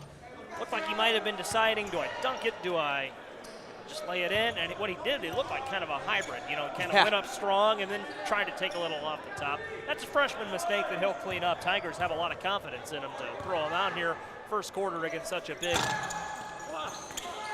certainly, and team. Under such a big stage here in TOC, obviously you want to make an impact in your second varsity game as well. Want to throw it down, obviously, but down 12, obviously we better just lay it in, say the style points for later. But Mwamba is getting some good minutes early on, and that will stand to benefit the Tigers down the road. Looking good as the Warriors are here. Here's Langford to Anaya. Anaya drives right, lost it. Tigers force a turnover. Anaya trying to beat him around the corner, just couldn't do it. It might be tough for Urbana to get a shot off here. This half-court press from St. Pius. Morris thought about cocking one back and let one fly, but he won. Strong first quarter rather, for St. Pius. Tyrone Riley displaying his skills yet again. He's one of the big guys in the tournament that everybody should be watching out for. That says a lot. Such a strong field here at the Tournament of Champions, which is brought to you by OSF Healthcare. When life gets hectic, you need healthcare that's easy. You need OSF On-Call Urgent Care for the care of minor illnesses and injuries. They offer in-person care or 24/7 virtual visits. Clinics are conveniently located in Washington, Morton, East Peoria, Pekin, and Peoria. Visit osfoncall.org/urgent care. By the City of Washington welcomes you to the Kevin Brown Memorial Tournament of Champions. Plenty to do in Washington, a diverse mix of businesses and restaurants. Check out all Washington has to offer here at the TOC. By Off-Drink. New inventory is in stock today at every Off-Drink Auto Group dealer. Choose from 11 franchises, 6 locations, and the year's best selection. You'll always get the best price at offdrinkautogroup.com. By Teamworks. Teamworks is honored to bring you the Teamworks by Holzhauer, ball boy and ball girl of the game. For all your sporting needs, see Teamworks, located at 2168 Washington Road in Washington. You're a customer. You're not a customer, you're part of the team. And Titan Industries as well. You saw their logo on the screen, a structural and manufacturing steel fabrication contractor. Proud to support everyone. That includes players, coaches, and fans at the TOC. That shot blocked. Well done by Langford, who's been all over the floor for the Warriors in recent minutes. 3 on the way, left just a little short.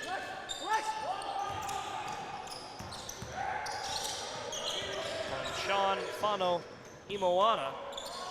And a 3 falls for the Tigers. They needed that one. It's Kyrie Hillsman for 3. A freshman, another freshman in the lineup for the Tigers, a young team. Put back, no. Third chance. No, Fourth not chance. to be. Here's Kapongo.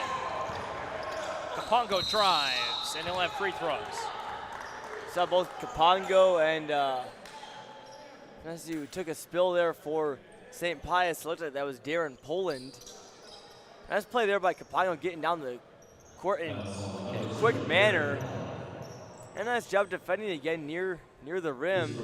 2 free throws here can cut the deficit to single digits. Obviously, lots of time left to play. So Urbana definitely not out of this game by any means. And I will say they've looked a lot better, I think, tonight, and more in sync than they did yesterday against Coral Glades. Tigers had a tough game yesterday at 9 o'clock a.m. This game at 9 o'clock p.m. Kapongo off on the free throw. Coral Glades getting out and winning that one. Urbana, though, just about a 90-minute drive from Washington. There's Verdell Jones, the Tigers head coach. He decided to take his team home yesterday. Of course, it was planned out. He didn't just make that call yesterday. It was there was some planning that went into it. But took his team home yesterday. They were able to spend Thanksgiving with their families, sleep in their own beds. And, you know, they just kind of worked out from a scheduling standpoint. They had plenty of time to make it home and, you know, spend some time with the family and then come back here to Washington. A tournament that Verdell Jones is a great friend of. Was instrumental in starting this tournament. Has a standing invitation to come back every year if the Tigers so choose, and they've been here a number of years in a row. Yeah, Tigers pretty much a staple to be here just about every year. As far as how many appearances they've had. This is their 6th one, overall 5-12 record. Last year they had a big win over Denmark Olar from South Carolina. If you remember, at South Carolina commit Zachary Davis, one of the best players in the entire tournament, I will say. And the Tigers were able to take him down, so. 3 from Kapongo off the mark. Urbana, my hometown. I went to Urbana High School. This is actually my last game here at the Tournament of Champions. I'll return to Champaign-Urbana tomorrow to cover, along with my partner Colin Likas at the News Gazette, all 8 IHSA state championship football games. We'll split them 4 and 4. I'll have the odd numbered ones, 1A, 3A, 5A, and 7A. And Colin will have 2A, 4A, 6A, and 8A. We're gonna have some great games down there in Champaign, Joey. Obviously, got my eye on the number on the 5A matchup, Peoria High.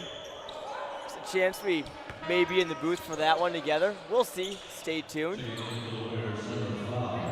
We'll have audio coverage of that on 101.1 ESPN Peoria radio coverage. I believe that'll be me and you in Peoria, so looking forward to that. Champaign. And in Champaign, covering the Peoria game. They're facing Nazareth, and we'll talk about that as things go along. Back to the action here.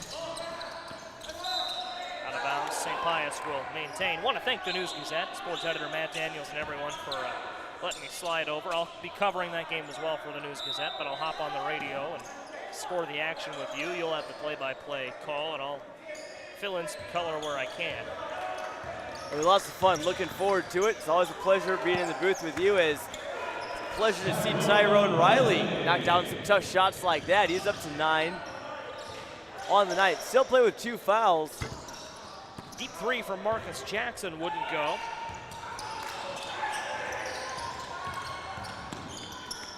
And looking now at Bridges. Bridges with a drive. Oh my, Tyrone Riley almost cut through everyone there. Yeah, he almost had the dunk of the night. Seen lots of high-flying slams, Joey, but it's really rare to see one where defender or a player on offense comes in and flies in for the offensive rebound and slams it home. That's one of the more exciting dunks, I gotta say, in my opinion. I'm with you, and Riley would have come out of nowhere for that one. Couldn't quite finish. Tigers get another opportunity. Not out of this one yet, needing a bucket. Driving, kicking, 3 from Hillsman. Hit one earlier, couldn't hit one there.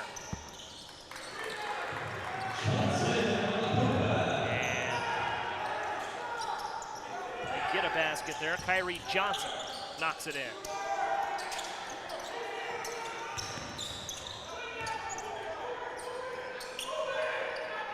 Three on the way for St. Pius. Offensive rebound.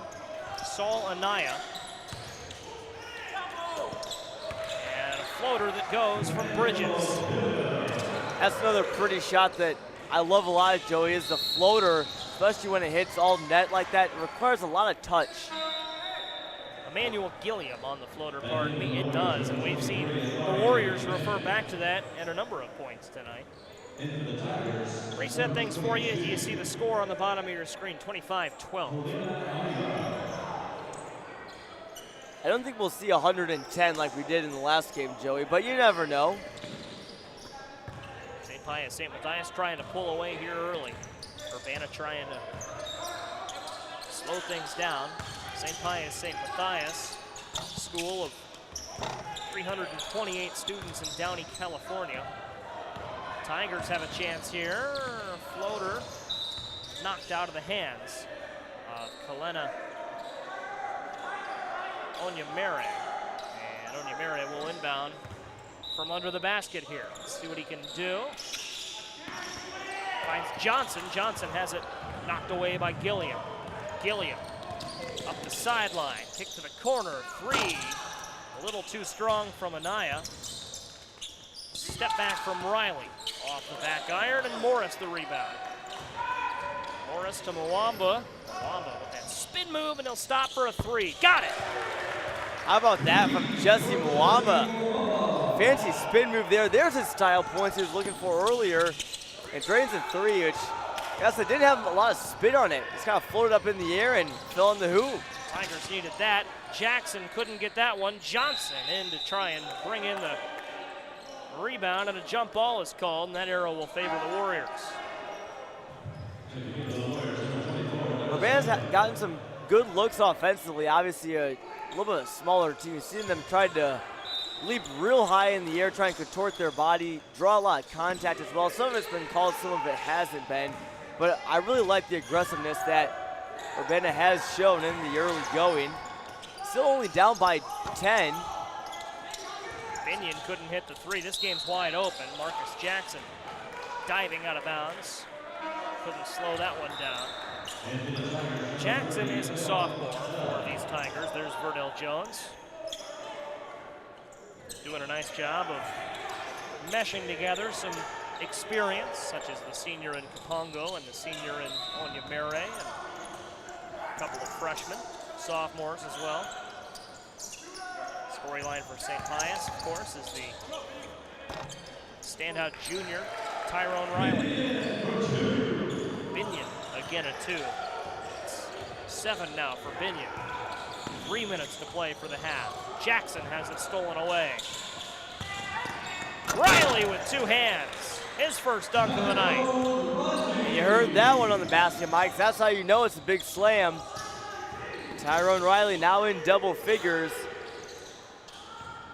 Another steal. Riley in transition. Riley up and under. Throws it at the backboard, and Langford's there to clean it up. Riley the steal. Look out, Riley! 2 hands! Tyrone Riley forces Urbana to call a timeout. And Joey, that just kind of danking, kind of darkened the spirits of Urbana just a little bit there. A couple inbounds miscues as Riley slams it right in the face of an Urbana defender. Some points with emphasis there, and that will really swing momentum in St. Pius's favor. They extend the lead now to 18. St. Pius opening it up. Let's thank our sponsors. When the new OSF Healthcare Cancer Institute in Peoria opens in 2024, it will be among fewer than 40 cancer centers in the country. With proton beam therapy, and only the second in Illinois, it will be a place of hope, healing, promise, and possibilities. Learn more at osfhealthcare.org/horizon. The City of Washington welcomes you to the Kevin Brown Memorial Tournament of Champions. Washington is a growing city known for its quality of life and a diverse mix of businesses and restaurants. Learn more. City of Washington, proud to have everyone on board here for the TOC. New inventory is in stock today at every Oftring Auto Group dealer. Choose from 11 franchises, 6 locations, and the year's best selection. You'll always get the best price at OftringAutoGroup.com. By Teamworks, the official sporting goods provider of the TOC. Teamworks, our team helping yours, and Titan Industries, a structural and manufacturing steel fabrication contractor, proud supporter of everyone at the TOC, players, coaches, and fans. There's a couple of fans hanging out in the front row, right at midcourt. They look pretty comfy, I gotta say. These bleachers do have some comfort to them, I gotta say. More on that in just a second. Here's a 3 on the way. Doesn't fall. Second chance, no. Third chance, yes. Douglas Langford. 6 points for Langford. It's been good in mop-up duty tonight. Force on the boards. John, you found some of the best places for napping in these bleachers this week. Yes, I have. I've only taken one bleacher nap so far. Obviously, when you're broadcasting games for close to, obviously today was a shorter day, as was Tuesday. But yesterday when you go on the air at 9, get here at about 8, and you don't leave till about midnight, you're here for 16 hours, and you only have one off game. You got to make the most of it. So You gotta recharge the batteries as well. It's important to be well rested and be your best. And obviously, I found some time to take a nap in the bleachers near the top, and they're pretty comfy. I gotta say, 2 years in a row I've done that. 2 years in a row I haven't been let down. Question is, when we do the State Farm Holiday Classic in a few weeks. Oh boy. You were caught in 4K last year napping, not in the bleachers, but at a table. That was in perhaps plain view of everyone. That was perhaps the nap of my life. Tournament organizers were asking us if you were okay. You were just knocked out right in front of everyone. I remember being woken up, being surrounded by the entire Clutch Sports media crew. They were all there to have a laugh. It was funny. It was funny. we knew what you were getting after. It really was. I was completely out. However, that won't happen this year because I won't be at the State Farm Holiday Classic. I will be at the Macomb Western Holiday Tournament. That's right. You'll be in Macomb. 2 tournaments for Clutch Sports Media at the same time. Looking forward to that. Indeed. You'll be doing a great job over there in Macomb. Macomb's go ahead. As I say, Macomb is a great town. Obviously, Western Illinois, the Leathernecks had a pretty good season in basketball last year.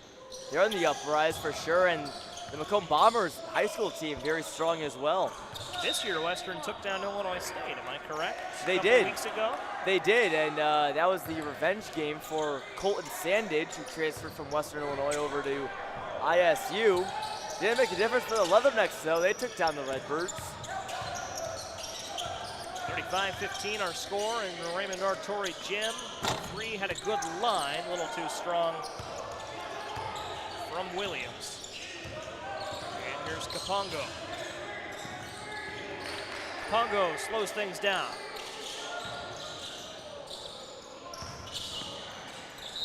Kapongo to the basket and the foul. Not Kapongo, rather, but Kyrie Hillsman. And how about the freshmen for Urbana stepping up like Kyrie Hillsman and Justin Mwamba? I mean, the future is really bright for these Urbana Tigers who, if you have 2 guys that are freshmen getting regular minutes in the starting lineup at such a young age, it really bodes well for the future.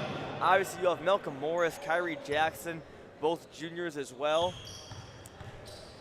And yeah, Marcus Jackson, a sophomore. You see him at number 3, sitting at just 5'8". He's one of the smaller guys on the court. Currently on the bench right now, but he's showing a lot of tenacity and aggressiveness.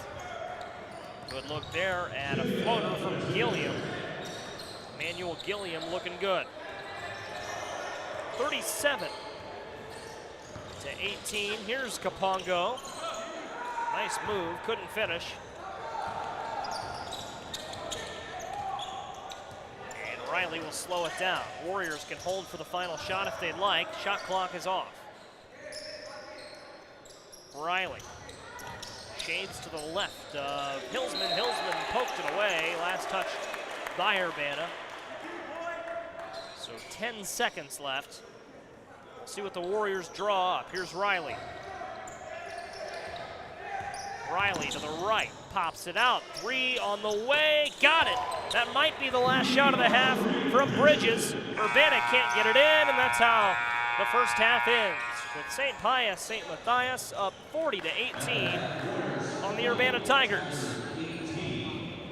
Yeah, real good start that Urbana had. They kind of hung with them, but eventually St. Pius started to really flex their muscles a lot. Obviously behind Tyrone Riley, but lots of other guys have gotten it done, like Amari Binion, Douglas Langford, Anaya, Bridges. I mean, really everybody. St. Pius was really strong, and despite the loss they suffered last night, are a team to watch for sure in this tournament.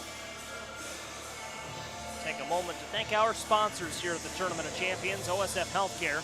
Don't let the flu sideline you or your loved ones this year. Get the flu shot with your OSF Healthcare provider and stay in the game. Visit osfhealthcare.org to schedule an appointment today. By the City of Washington, proud host of the Tournament of Champions. Stop by and see everything Washington has to offer here at the TOC. By Oftring. Get the used car you really want at every Oftring Auto Group dealer, local trades. One owners, hard to find trucks and SUVs, great gas mileage and more. OfteringAutoGroup.com for more. by Teamworks, by Holzhauer, the official sporting goods provider of the Tournament of Champions. They're proud of it, Teamworks, our team helping yours. And by Titan Industries, a structural and manufacturing steel fabrication contractor. Titan Industries, proud supporter of everybody here at the Kevin Brown Memorial Tournament of Champions. Tyrone Woodside is the head coach of the Winter Haven Blue Devils, and he's standing by with Latif Love in our studio. We'll go to Uftring, Tournament Central, Latif and Coach Woodside. Welcome back to the Kevin Brown Memorial Tournament of Champions halftime show with Clutch Sports Media. Today I'm here with Tyrone Woodside, head coach of the Winter Haven Blue Devils out of Florida. You guys had a great performance today, 110 points. It was tied for second most in tournament history. Was that like a thing that you noticed throughout the game that you might want to push for to break the record, or? Well, thank you first of all, thank you for having me. We really didn't know anything about the record. It was said to me after it was over. I really didn't expect it. You typically try to see if your team can duplicate what they did the first half, so I thought it was a reasonable target just to hit 100. But when it was about 5 minutes left and I see we had 90, I hit my assistant coach. I was like, it's 90 and it's still 5 minutes left in the game. The boys really got in a good rhythm. I'm not saying they were shooting over the head. They typically shoot that type of percentage. I just think they took a few more shots than they normally did. And some of that was contributed to the other team trying to catch up, taking quick shots. So it kind of multiplied our possessions. Okay, yesterday you guys had a tough battle with Metamora. It was a high-scoring game as well, that game. So talk to me about, what you have noticed in the difference between Florida basketball and, Illinois basketball since you've been down here. Well, Florida basketball is much more physical. Playing against Metamora, you can see that they've been in wars, they've been in fights. Some of the tapes I've seen when they played Simeon and had some tough battles. But in Florida, we get that every day. And the county that we're in is extremely physical. And it kind of prepares our guys of being in a place that's a football-rich area. We get guys that are two-sport athletes. They spend a lot of time in the weight room. And so they're really prepared for the physicality of the game, whether they're big or not. Okay, so coming off the game from Metamora, what are some things you think that the team did well that game, or some things y'all can improve of, like for the rest of the tournament? Well, we wanted to make the proper adjustment. The Metamora style of play forces you to respect the three-point line a whole lot more. We had a size advantage, so we were able to exploit that. My concern in the current game was the fact that they had some athletes that could kind of match us on the front line. Their guards were a little bit smaller, and then Dylan got the 2 quick fouls, and we sat him for the rest of the first half. But that kind of shows the versatility of we had. Jamie Phillips is our point guard along with KJ Parker. As soon as Dylan went out, we moved him inside to guard their big, and he had no problem making that adjustment. So the versatility of our players will make it a lot easier to coach. So Kenneth Lewis had 51 points the last game before you guys broke the tournament record. Was he like a point of focus for the team? Shut him down, and maybe to single him out so you can stop the flow of the whole offense for the rest of the team. Like, was he someone on your minds to shut down the whole offense? Well, our guys took real notice of those 51, and it was a conscious effort. Isaac Salazar, one of our most versatile players, he took it as a personal challenge. And a lot of times guys that score on that level, you have to send multiple people at him. We didn't have to double him. Isaac just focused on him, limited his touches, and crowded him on the perimeter. Because of his length, he didn't get open looks. He hit a couple, but we stayed focused on him, and we made sure that was going to be a priority to not let him get in rhythm. He's a great shooter. You don't score 51 points by accident. And so our goal was to try to limit his touches, but also if he shot those threes, they were going to be contested. I think on the other game, he had a lot of dunks also. Dylan James patrolling the lane, you're not going down there having a dunk party on him. And so it was a team effort, but Isaac was the catalyst. He took it as a personal challenge, and being able to match that by outscoring him, he went from 51 to, I think they said he had 15. Yep. And Isaac, I think he had 20 plus. And so not only did he do a good job shutting him down, but he even outscored him. So coming into the first games of the season, you're looking to build confidence, build build chemistry and stuff like that.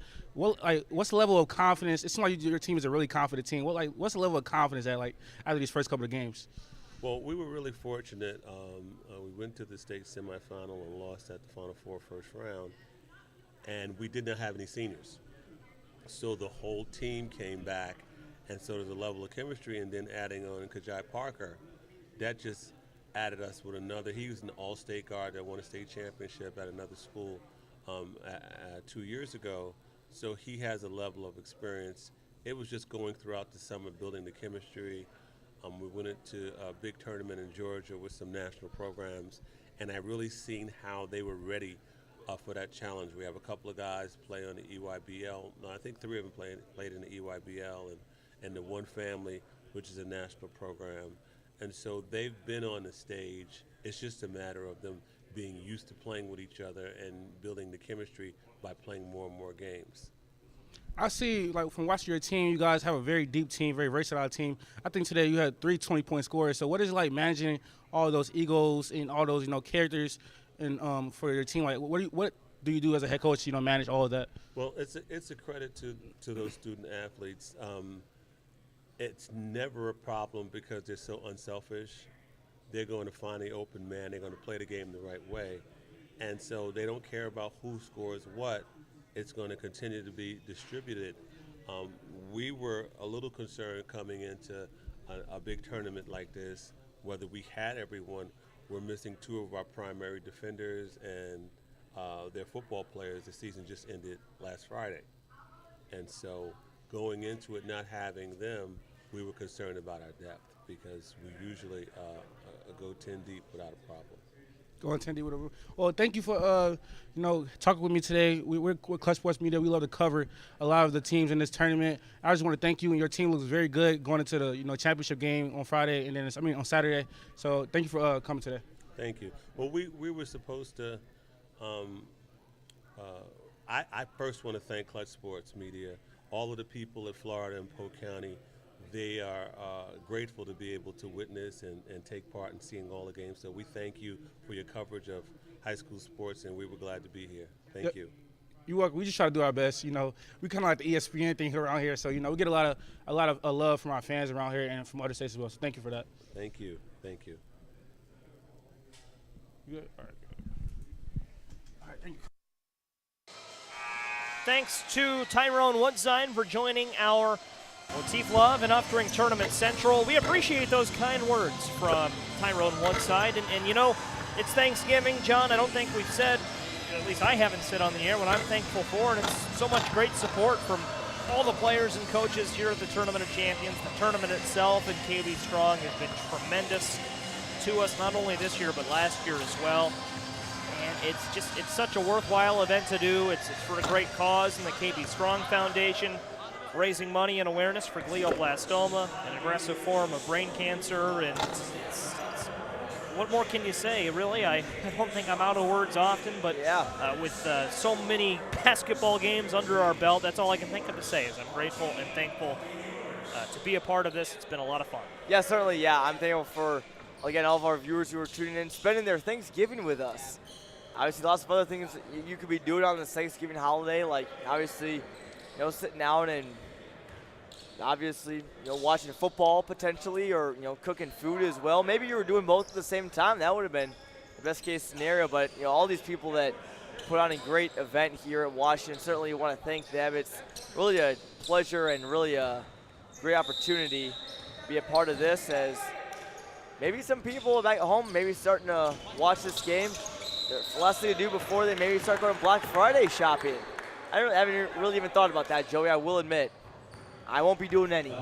We won't have time. 9 more games tomorrow. Of course, I won't be here. You'll be around. And that's another thing, too. Want to thank everyone at the News-Gazette as well for letting me come over here for a couple of days. I'll be back in action tomorrow at the News-Gazette with Colin Likas. We'll be teaming up to cover all 8 IHSA football state championship games. So my week starts with basketball and ends with football.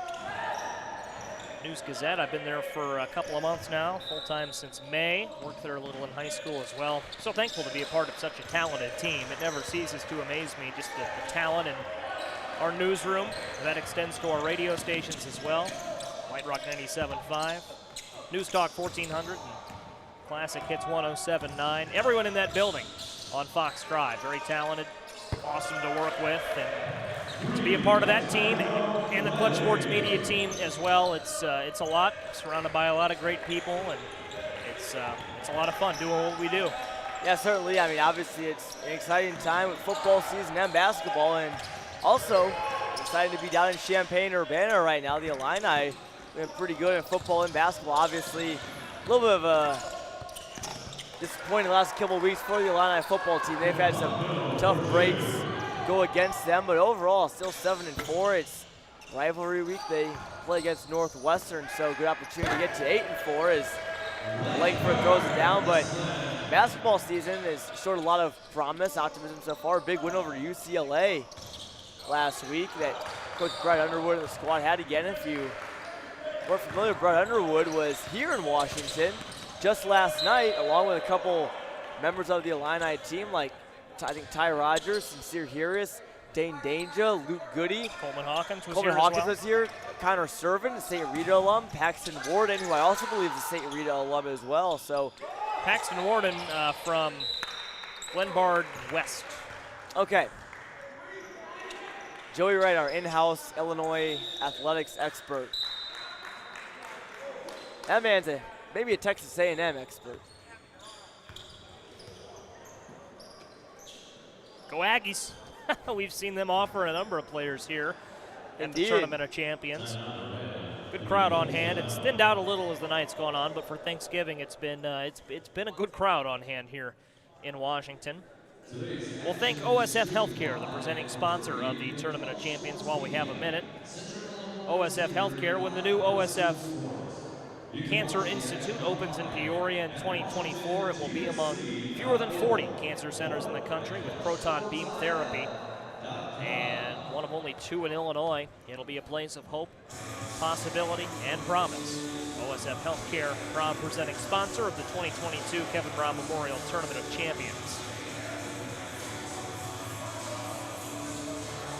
There we are. I'm Joey Wright with Jonathan Michael. Gavin Russell behind that camera, our entire crew as well up here hanging out. Great view here of the Raymond R. Torrey Gymnasium. Thanks for spending your Thanksgiving with us, everyone. And as we dish out who we're thankful for, a word to my family for letting me take off, leave home for a couple days. Thanksgiving, a family first holiday, and big thank you to the families of our entire crew for loaning us the likes of Jonathan Michael and Larry Larson. To our right, everyone on our crew, Lateef Love, skipping the festivities with his family as well.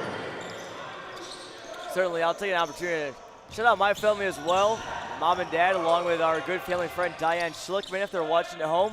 Hope you guys are doing well. Hope you had a good Thanksgiving. I told my family a couple months ago I wouldn't be there for Thanksgiving. I had locked up TOC in my schedule for quite some time. So, again, thankful for all of our crew members and their families for letting us help continue our coverage on Thanksgiving. It's been a good one so far between Urbana here and St. Matthias. It's Malcolm Morris again. Malcolm Morris, key guy for these Tigers. He's a junior, tallest player on the team, and he's held his own tonight. 7 points. He's been big on the defensive side of the ball as well. Tyrone Riley fouled. Tigers' second foul of the half. Still a few fouls away from the bonus.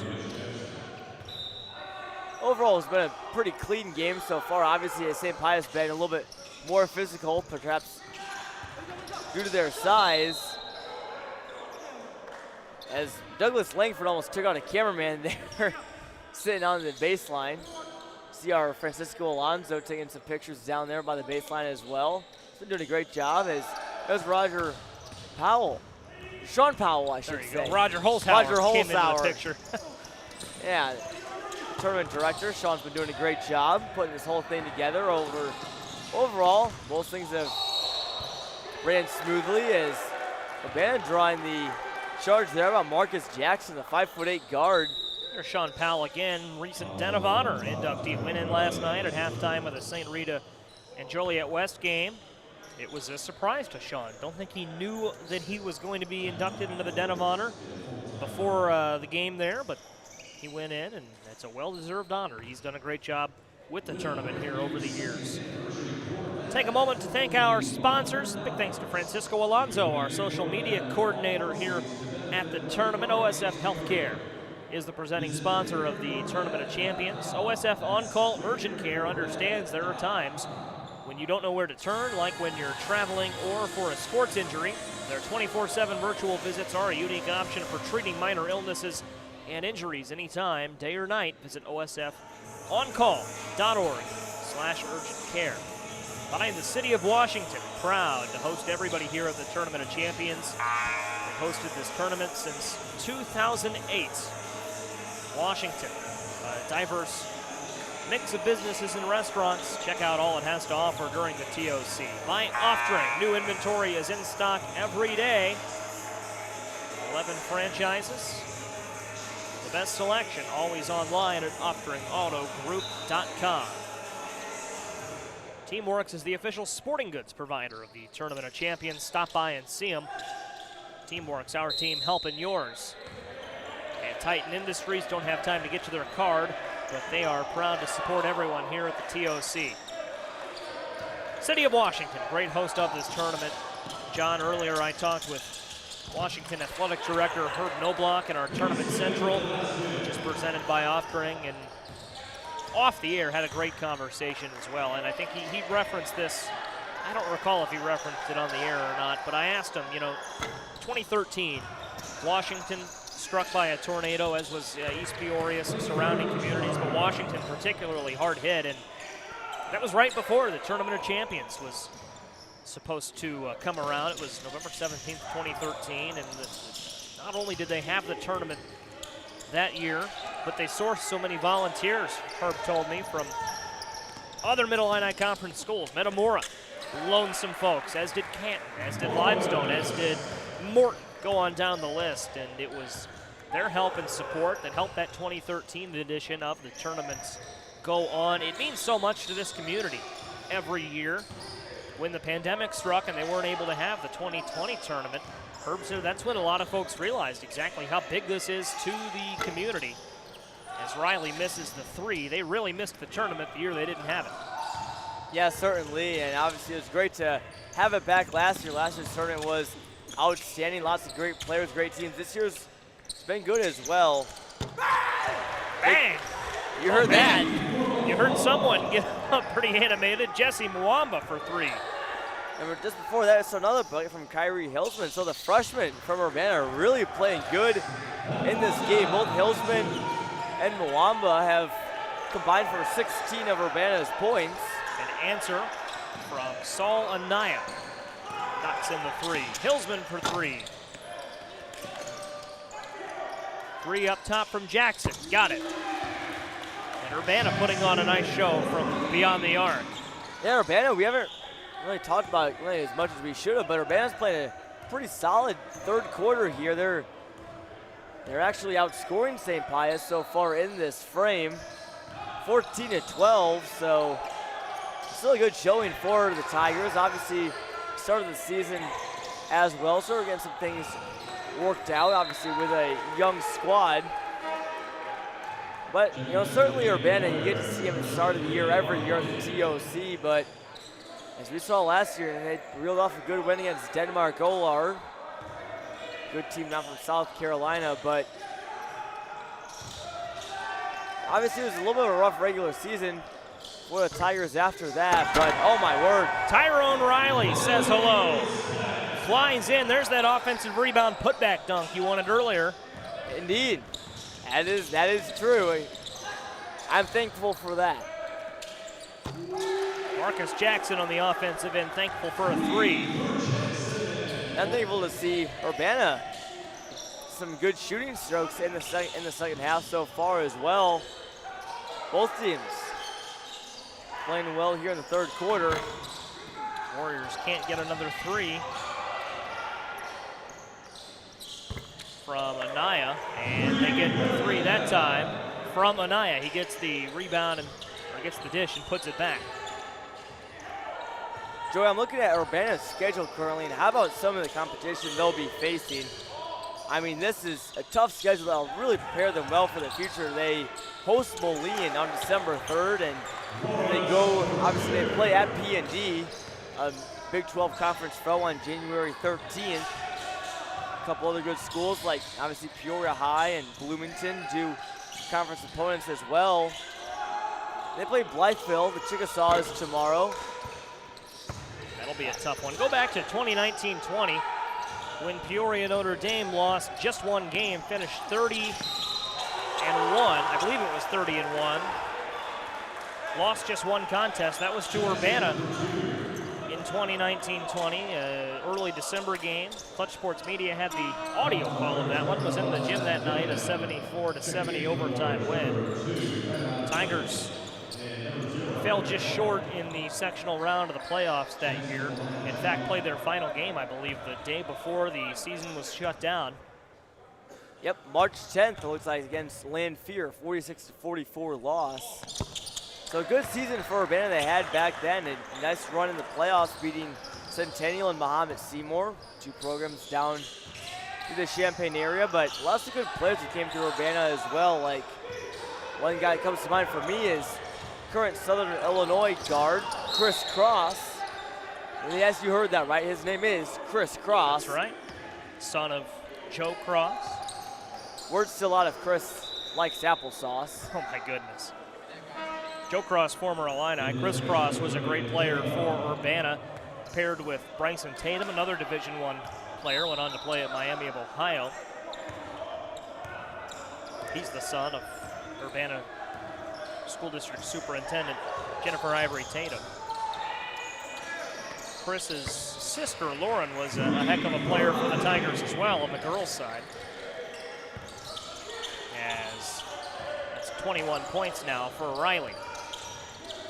I was going to say Urbana cut it to within 20 right before Riley hit that 3 there, but Verdell Jones obviously giving the team a good speech for the halftime break, and so far it's working. A lot better second half rather.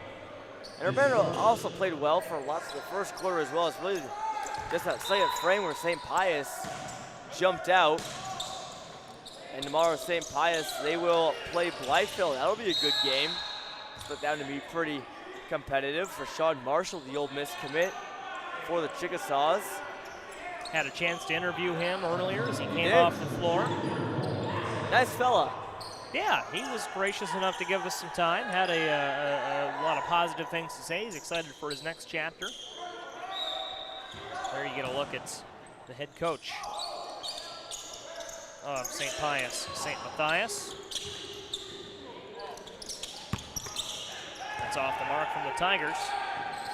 And we get out and run with it, and foul called. And an and one for Bridges. It's Dante Archie, the head coach, by the way, of St. Pius, St. Matthias. In for the Tigers, Jesse Mwamba. Nice finish there from Tariq Bridges, the 6'4" swingman for the Warriors. He's been playing good today. He's up to 10 points now, up in double figures. Morris, a nice block there on the defensive end on the missed free throw. Shot clock off. Tigers can hold if they want. Here's Kapungo to Mwamba, 3. Can't bank it in. Morris, the rebound. No dice. And it's shoveled ahead. Watch out. Full extension, no. Second chance, no. Third chance, put back. Follow your shot and score. Cameron Petre. And the third quarter expires without a shot. Kapungo holds it, 64-40. The score after 3 quarters of play.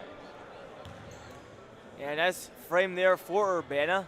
Obviously, St. Pius, St. Matthias is likely going to come away with a win here and get back after their loss to Blytheville. But they actually won't play Blytheville tomorrow. I mistook that. They played yesterday. How about a word for our sponsors? How about it? OSF Healthcare, the presenting sponsor of the Tournament of Champions, OSF Healthcare. proud supporter of the Tournament of Champions. The city of Washington is as well proud host of this tournament. Washington, there's a lot to do. Diverse mix of businesses and restaurants. Check them out while you're here for the TOC. Uftring. New selection every day at UfteringAutoGroup.com. Visit to learn more. Teamworks is the official sporting goods provider of the Tournament of Champions. Teamworks, our team helping yours. And Titan Industries, structural and manufacturing steel fabrication contractor. Titan Industries, proud to support everyone here at the TOC. One more quarter of basketball, John, and then a 5-day Thanksgiving slate concludes. 9 games on tap tomorrow and 9 on Saturday to finish out the Tournament of Champions. Yeah, and tomorrow, St. Pius, want to correct that, they'll face Coral Glades. The Jaguars picked up a loss today. They beat Urbana yesterday, lost to Blythefield today. So St. Pius looks like, for all intents and purposes, will come into that game at 1-1 so far, as will Coral Glades. So that'll depend on that game will decide on who will take second place in their little pool. Obviously, those aren't really labeled as pools here in the TOC, but there's a group of 4 teams that they do kind of a round robin, play 3 others, and depending on where they finish, the 3-0 team in one pool will face the 3-0 team in another, and so on and so forth. Teams went 2-1, 1-2. Obviously, there's some teams that might go, 2 teams might go 2-1, 2 teams might go 1-2. That might complicate some things, but it's always fun seeing the boards out in the lobby of Torrey Gymnasium. Obviously, there's a big schedule that shows all the games, the final results of them. See them filled out, at least the ones on Saturday. You find out who gets to play who. Lots of close games on Saturday as well. One of the most competitive days of the tournament. Washington will play on Saturday as well. Regardless of where they finish, their game locked into a certain time. The bank is open. Capongo for 3. Nice 3 there for Capongo. The Tigers are going to rely a lot on him this year in his senior campaign. Capongo, 5 points for one of 2 seniors on the Tigers roster. Shot over Morris is good from Langford. Langford quietly in double figures. He's got 16. Minus teammate Tyrone Riley, who leads all scorers with 21. Capongo tried another bank shot. Why not? Couldn't knock that one in. And a blocking foul. Capongo, the guilty party there, and that will send Langford to the line. Fouls, 4 for each side. But they'll call that on the shot, and Douglas Langford, the 6'9" sophomore, has played well. 16 points. Will remain at 16 points until his second attempt. Yeah, how is the sophomore class for St. Pius, Joey? I mean, look on the roster at Solanayo, the guard's been playing well. Tariq Bridges, another starter, a sophomore. Cameron Petre, who's called his name earlier, got a bucket. And then Emmanuel Gilliam, Sean Fono Imawana, and Langford. So count them up 1, 2, 3, 4, 5, 6 sophomores for St. Pius. They'll graduate Andrew Rivas and Darren Poland this year. Tyrone Riley, a junior, he'll be back next year. So St. Pius, they're also a team that is well stocked for the future as well. As there's Riley right on cue. Riley lays it in, and Riley, fair to say, a quiet 23 points.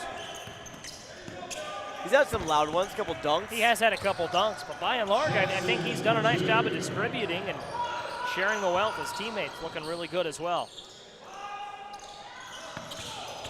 Not to be on a 3 there, and a foul as Urbana tried to reset the offense. And that'll be a foul on Riley.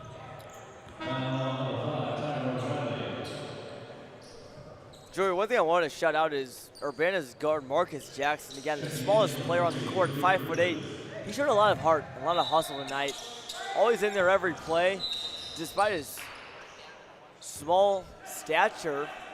And I can't say too much. I'm about 5'8", maybe 5'9" on a good day myself, but he's been really aggressive and played at full speed, not backing down at all. Again, he's just a sophomore for Urbana. Got my eye on him, definitely, in the future. There's Jackson driving, blocked. Going to be a big piece of that program as he moves along. You're exactly right.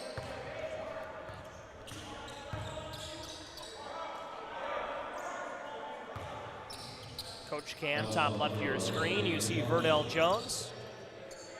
Great friend of the Tournament of Champions, has a standing invite to bring the Tigers back as long as he's the head coach. Tigers in their 6th tournament appearance for his 6th year at the helm. They're 5-12 overall, make that 5-13, factoring in yesterday's loss. But I think you mentioned earlier, John, some big wins, including last year against a Denmark Olar team with then South Carolina commit Zachary Davis on the roster. Yeah, Zachary Davis is doing great things with the Gamecocks now. Lots of, it's always good to see D1 talent come in here through Washington, see what they're able to do. Obviously, once they get to the D1 level, now Jaden Schutz getting some good minutes for Duke. We saw him last year with Yorkville Christian. A lot of NBA talent comes through these hallways at Washington Community High School. OSF Healthcare is a proud partner of the Tournament of Champions. A new day in healthcare, or a new day in cancer care, I should say, is on the horizon at OSF Healthcare. The 2024 opening of the new OSF Healthcare Cancer Institute in Peoria will bring innovative technology, treatments, clinical trials, and research that saves lives. Learn more at osfhealthcare.org/horizon.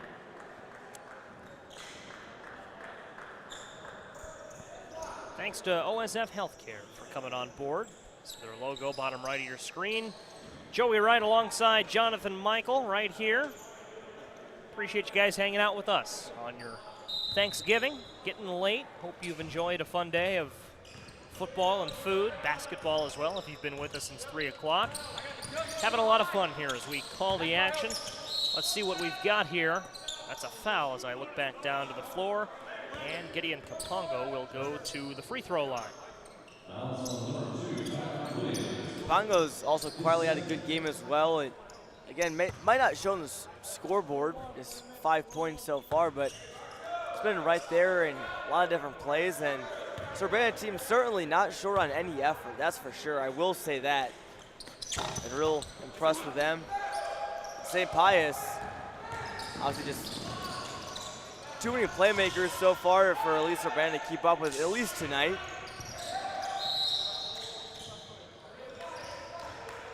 Urbana has played hard.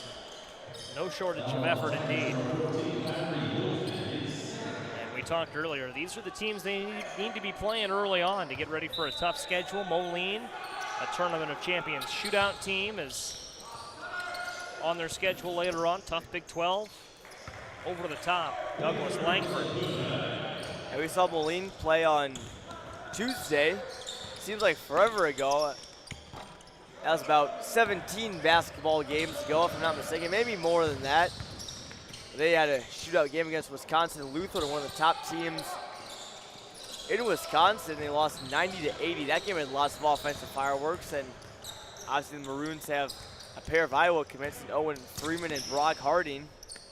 They're always very fun to watch, and Moline, they'll actually be back for a second shootout game. Don't see that too often here in the TOC. They'll face the Carmel Greyhounds from Indiana, and they have a Belmont commit, Sam Orme, on their team. That'll be a good one at 6 p.m. on Saturday. Sam is going to have to get used to playing in this neck of the woods. He'll play Bradley and Illinois State at Belmont in the Missouri Valley Conference. Washington a touch closer to Peoria than Bloomington Normal, but you get a good mix of Bradley and Illinois State fans around these parts. I've seen a lot of Bradley fans here this week, I will say. A lot of Bradley red. Certainly, and I've seen some couple ISU shirts here and there. They are around here in Peoria, as I'm sure there's a couple Bradley fans down in Bloomington Normal as well. Absolutely. Quick word for our sponsors.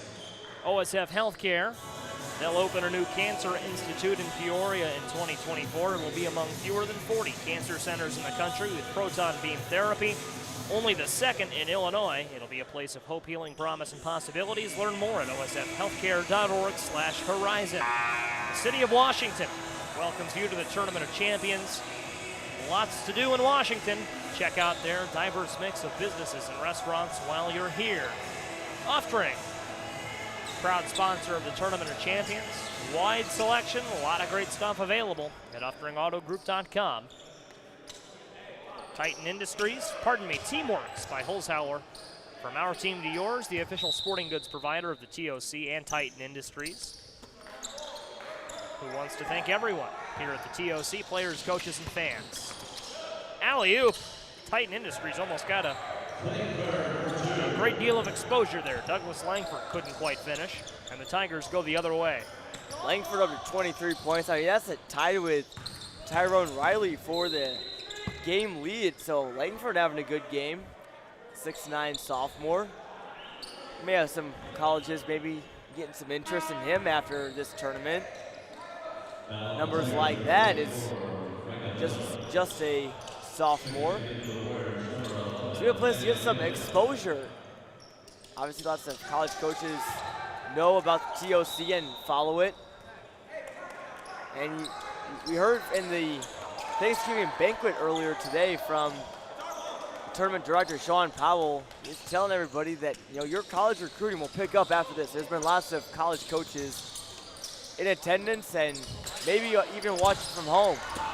In fact, John, as I think more about it, that gentleman in the Texas A&M shirt we highlighted earlier might not have been just a fan, could be a scout. That's the interesting thing about this tournament is you look up and there are guys in Kansas hoodies and Eastern Michigan quarter zips and Texas A&M t-shirts, and you're like, who's that guy?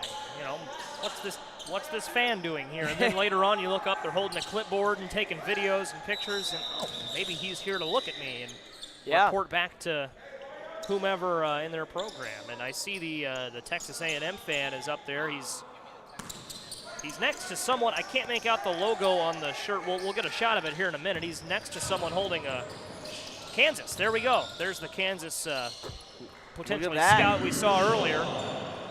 Tyrone Riley might be looking at him. Might be looking at Douglas Langford, a couple other St. Pius players. That's the thing. Riley hits that shot. The Kansas-clad gentleman and the Texas A&M t-shirt wearer. They start writing things down and typing things on their phones right after the shot goes in. Yeah, certainly not doing that for no reason. Obviously, there's something behind it. And you're right, Joey, it is probably the scout. Should see if one of those fellas want to join us at Tournament Central sometime. Love to talk to a scout. I'd love to know what a scout looks for. Me too. Yeah, go ahead, John. No, go ahead. Well, I think we're kind of talking about the same thing. What does a scout, I imagine it varies a little from program to program, kind of depending on what you're looking for. You're probably looking for some intangible things, certainly. You're looking for body language and that kind of thing. I was about to say body language and, team leadership. If a team goes down, maybe suffers going up against like a big run, does he help his team out of it or does he hang his head? Something definitely a lot of college coaches watch out for. Also, playmakers as well. How well are they able to create their own shot? How well do they play and how well will their game translate to the college level? That's really ultimately the main thing. Lots of college level talent here in Washington.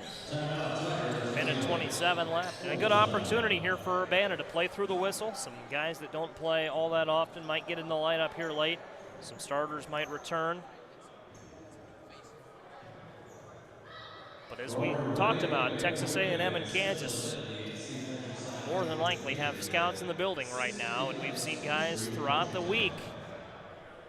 Brad Underwood got a lot of spotlight yesterday. We talked to him at Tournament Central, but there's no way he was the only Division I coach in the room for that one, head coach or otherwise. Certainly, and obviously, the coaches, they're a little bit more recognizable, but the scouts, those are all guys that are really, really valuable to each college basketball program. Obviously, their faces maybe not quite as much known. You wouldn't really know who they were if they weren't wearing any of their college's gear, but they're obviously very crucial to the success of their squads, played an important part of it. Makes a difference when you're able to see a player play in person. Absolutely.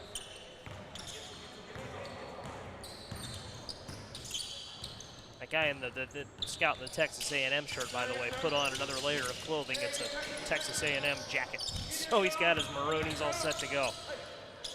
Fading away, not knocking it down, Mikel Bell, who played big minutes earlier for the Tigers, and the rest of this game a mere formality. 1:06, and St. Pius up big on the Tigers.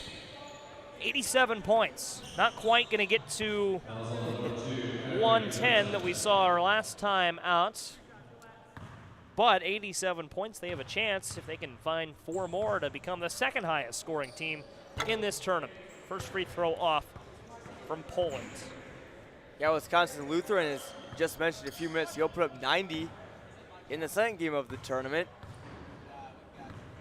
Winter Haven, though, just falling 1 point short of the record set by St. Rita last year.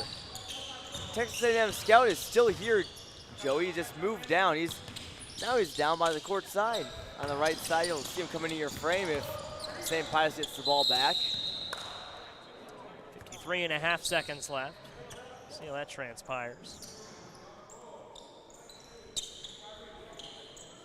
Lots of good offense and lots of records being set. Again, Kenneth Lewis setting the tournament record for scoring in one game yesterday for Booker T. Washington, 51. And then another big record almost falling today. Maybe there's some other records that maybe go unseen, maybe like the most rebounds or assists in the game. Those obviously aren't shown on the scoreboard, and it's tough to get a full look at the scorebook with a quick turnaround between games, but there's a chance maybe some other players to see their names in there in the program next year in the tournament record section. Certainly a possibility. Here's Bell. Leaves that one short. Rebound corralled by the Warriors. Game clock and shot clock separated by 3 seconds. So we're going to see likely 2 possessions, barring an offensive rebound.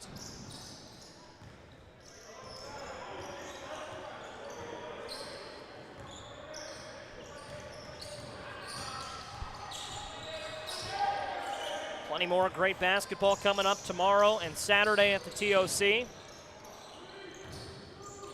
St. Pius, St. Matthias in no hurry. They'll let the shot clock run out, and Urbana will have 2.6 seconds left to get one more shot up if they want to. Oh, Urbana thought that was the final buzzer. Everyone walked to the bench.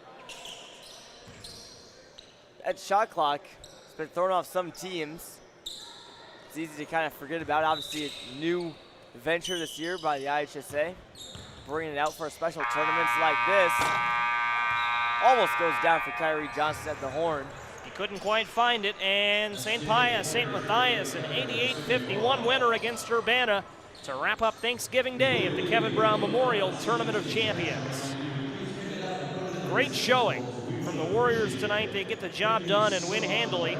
Urbana fought to the final buzzer. They put up 51 points, but it wasn't to be, as the Warriors, headlined by Tyrone Riley, continue to look the part in Washington.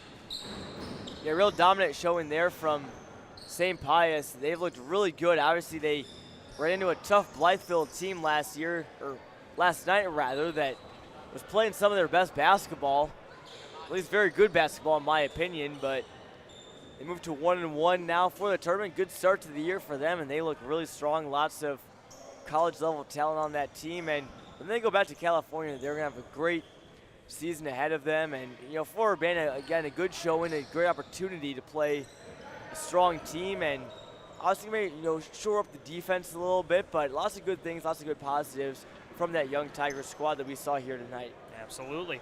When the new OSF Healthcare Cancer Institute opens in Peoria in 2024. It will be among fewer than 40 cancer centers in the country, with proton beam therapy and only the second in Illinois. It will be a place of hope, healing, promise, and possibilities. Learn more at osfhealthcare.org/horizon. The City of Washington welcomes you to the Kevin Brown Memorial Tournament of Champions. Washington is a growing city known for its quality of life and a diverse mix of businesses and restaurants. Check out all that Washington has to offer during the TOC.